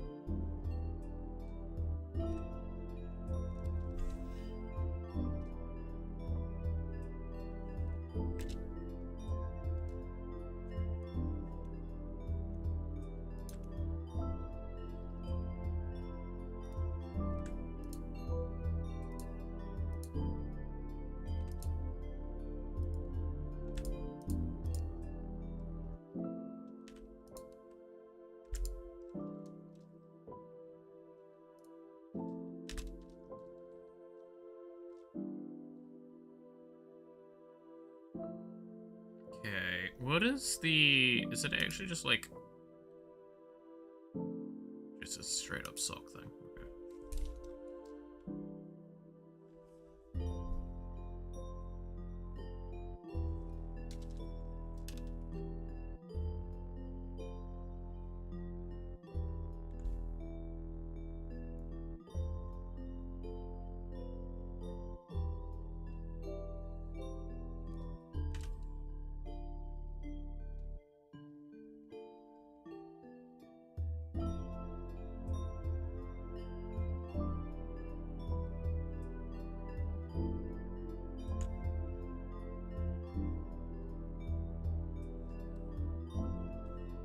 I need to work on those shoes a fair bit because they're really weird.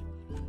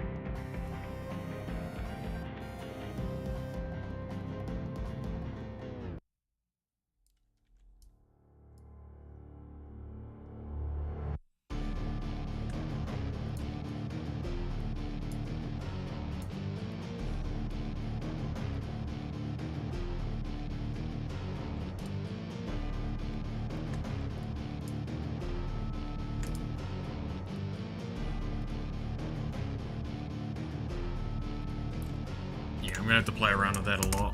We'll work with that later. I'm gonna get frustrated if I keep doing that, because that's one of those things I just suck at.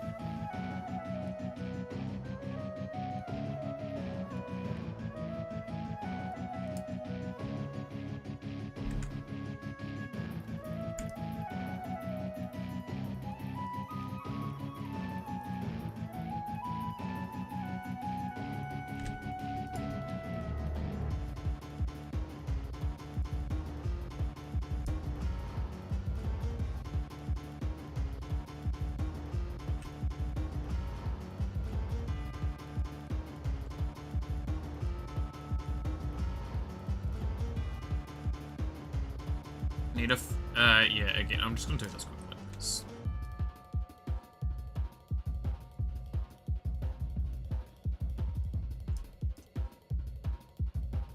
That'll Hey, how's it going? Pain, but you know, the kind of pain I inflict on myself. But we'll need you. About time I start doing this thing.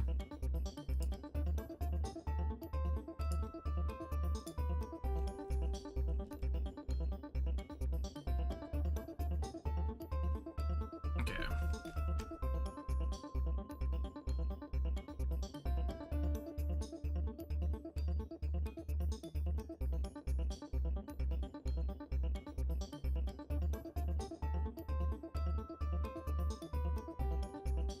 There we go.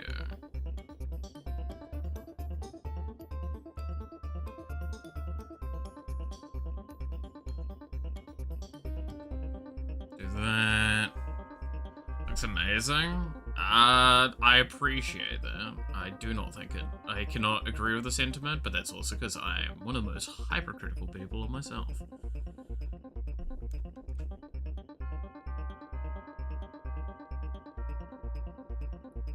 And I will refuse to ever be accepting of me being anything but mediocre at best. As any good artist. Pain in the ass.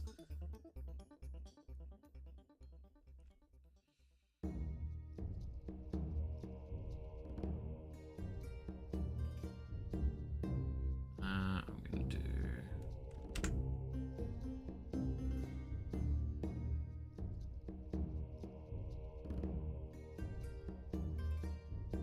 that, and then we need to have that bit go down there. We'll have that bit go down there, and then that's the end of that.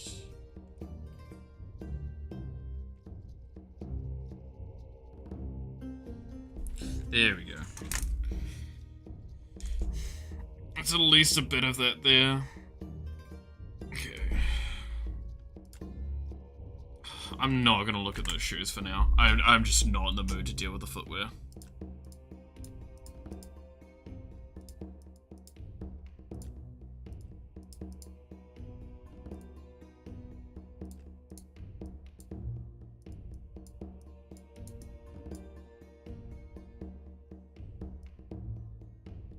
Now, what I'm gonna have to do with this section, I need to not have you go continuous so I can rotate you out properly.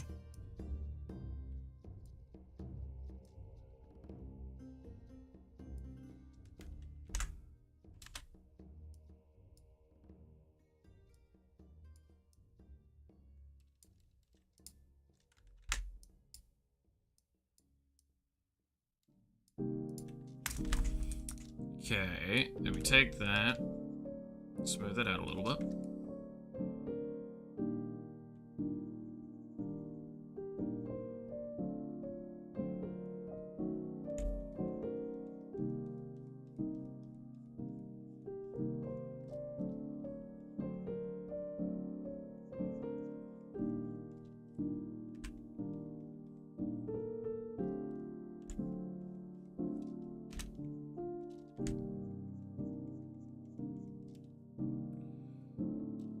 And we're gonna need that for doing the inside bit. Yeah.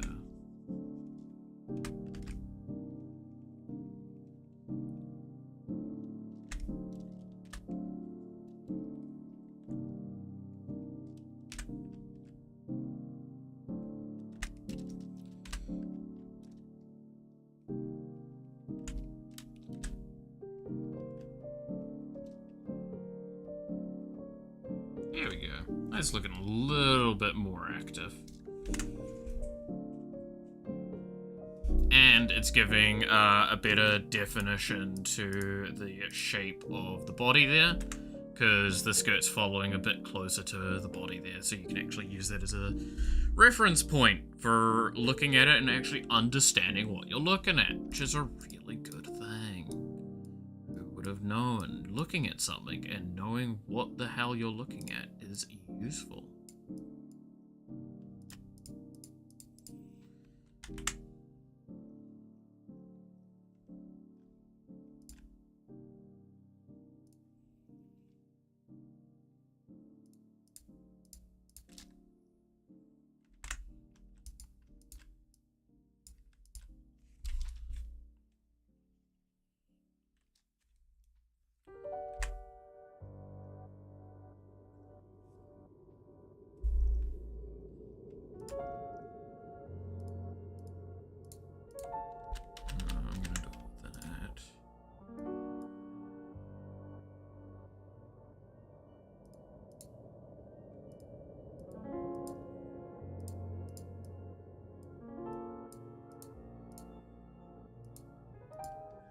So now I need to do it to the other side as well. I could have this side slamming in a little bit more to again represent how much motion might be occurring. So if we were to do that, it would be tight up against.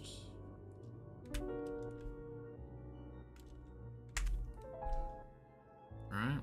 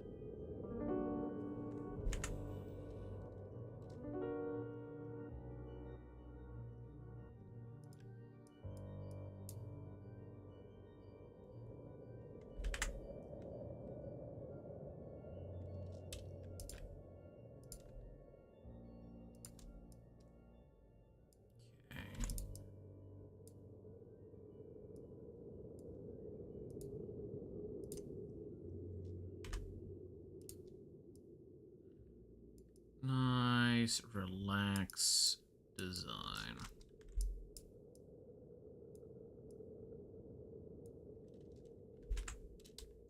There we go.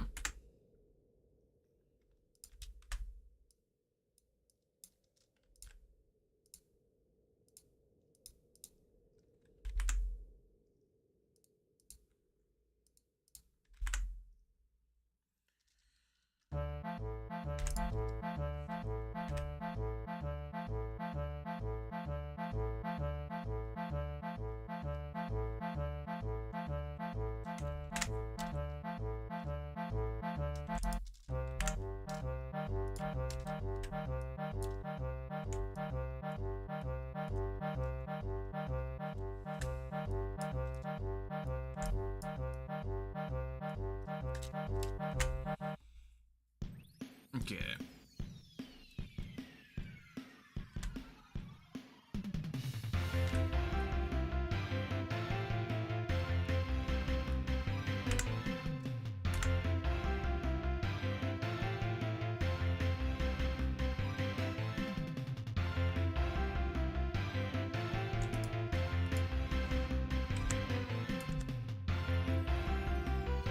Re-enable continuous removal so I can get rid of lip pink stuff, frame working.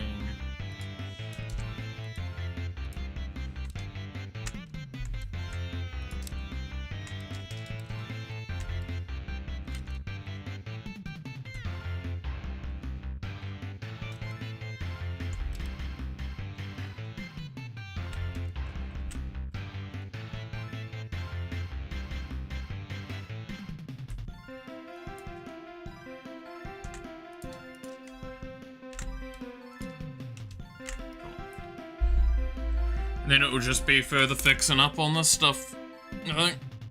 Oh, God.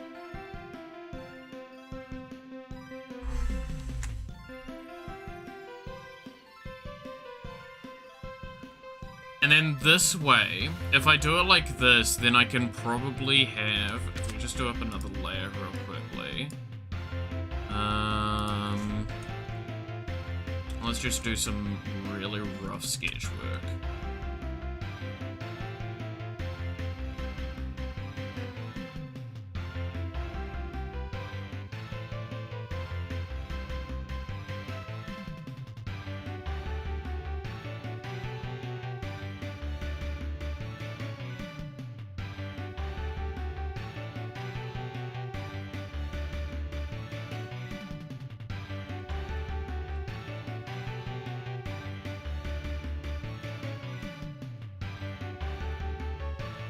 What was the weapon evil normally is depicted with again? It's like a... I'm blanking. I discuss it so often as well. With one person.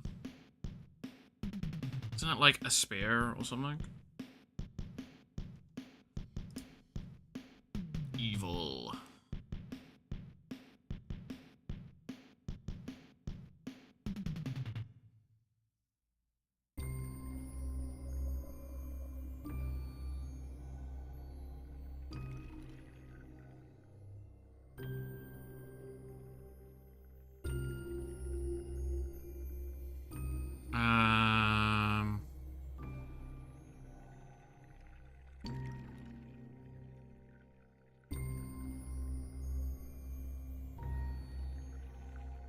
It's not an alter ego.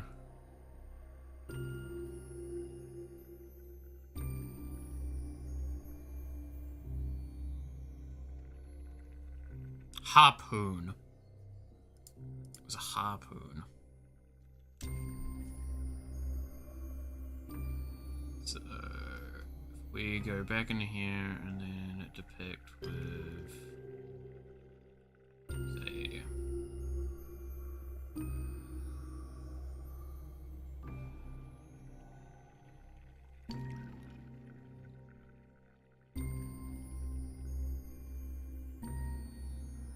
that.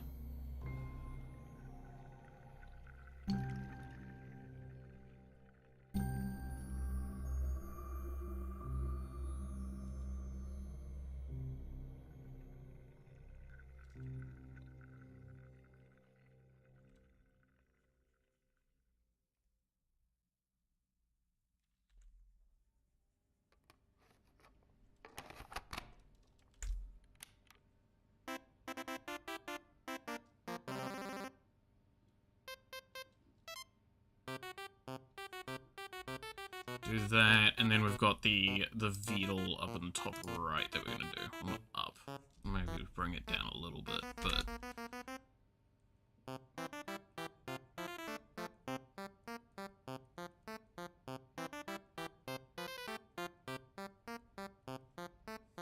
kind of there.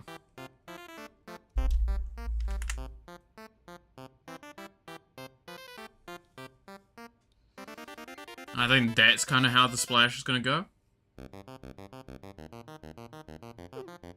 Once I fix the feed and finish fixing up a lot of this stuff, and then I'll add the explosion in the background as well. I think that's how this is gonna go.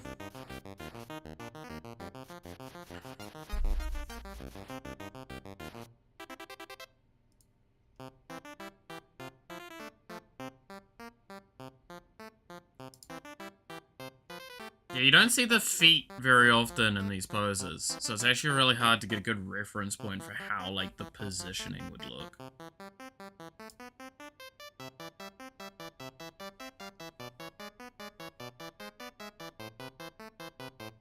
I mean, the feet aren't really that important, is probably why.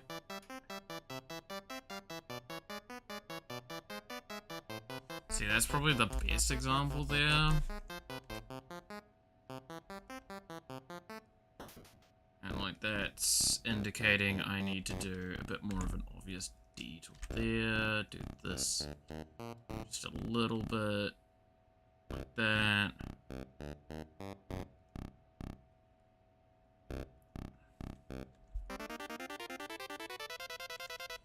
Whoops. I just realized I'm doing this with the wrong layer.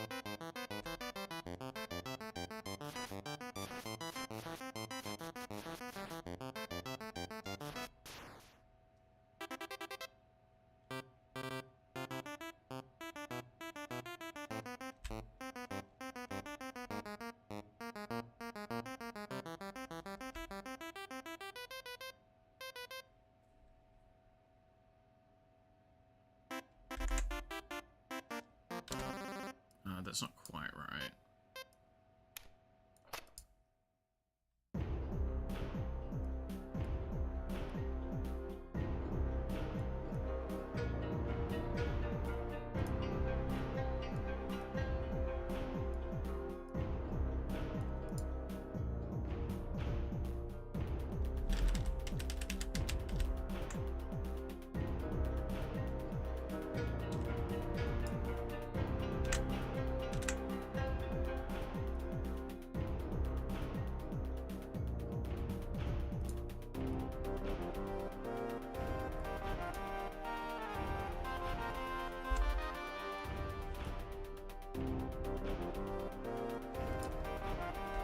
We'll do that for now, but that's not good enough. I need to do better with what I'm doing there.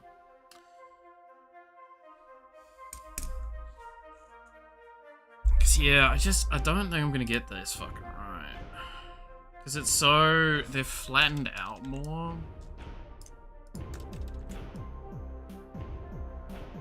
Another point, they're very, let's see if I can do this bit.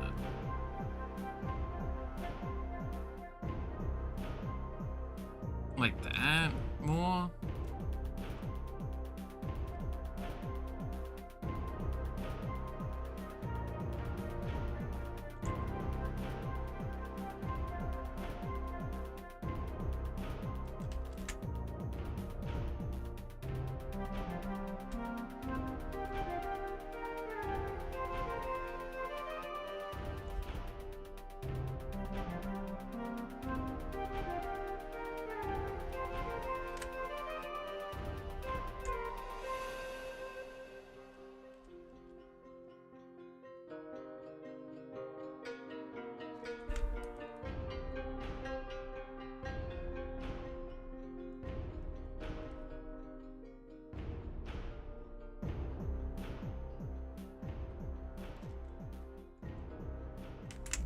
That doesn't look right. That looks way worse.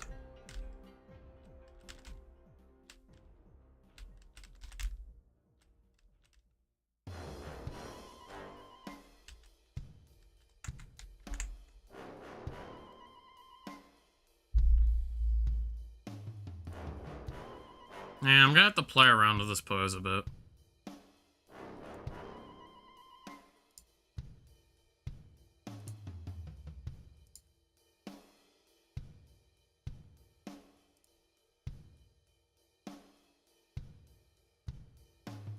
Do kind of know what I need to do with it though, which is good. I got references there that I can use for direction, and then I'll figure out from that. But for something that we've thrown together over like, what, hour, 2 hours, or something while talking? I think it's been an hour, right? Something like that. I don't think that's too bad.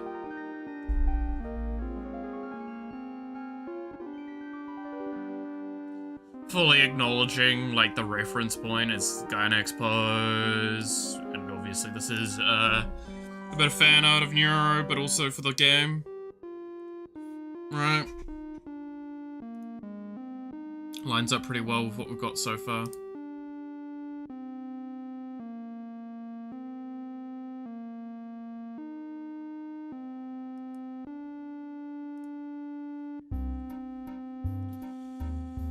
Oh, I think I'm gonna call it there for today. It's nearly 4.5 hours of work. We got a lot of stuff done with, like, preamble for world-related and collision detection. So let's just go over that again real quickly.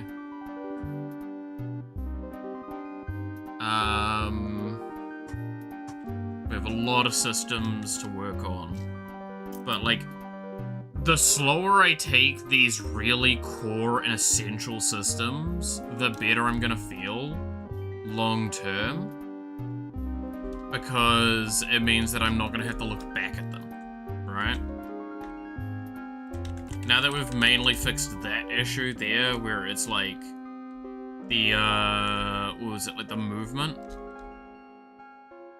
where it would merge the total negative. So now at least we check for it. Is it going up? Is it going down? Is it going to the sides? You can still move up and down. It's because it's only error causing the bounce off the side.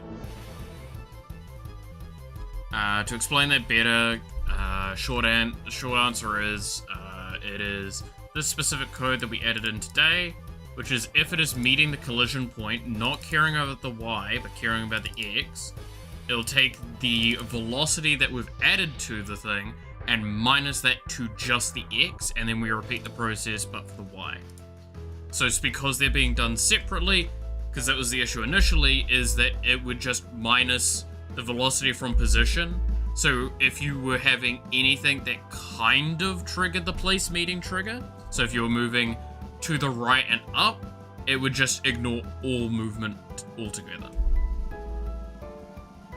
Which is clearly not a good idea.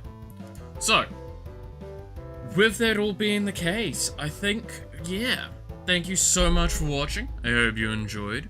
You're awesome, stay awesome, and I hope to see you again next time. Until then, bye-bye.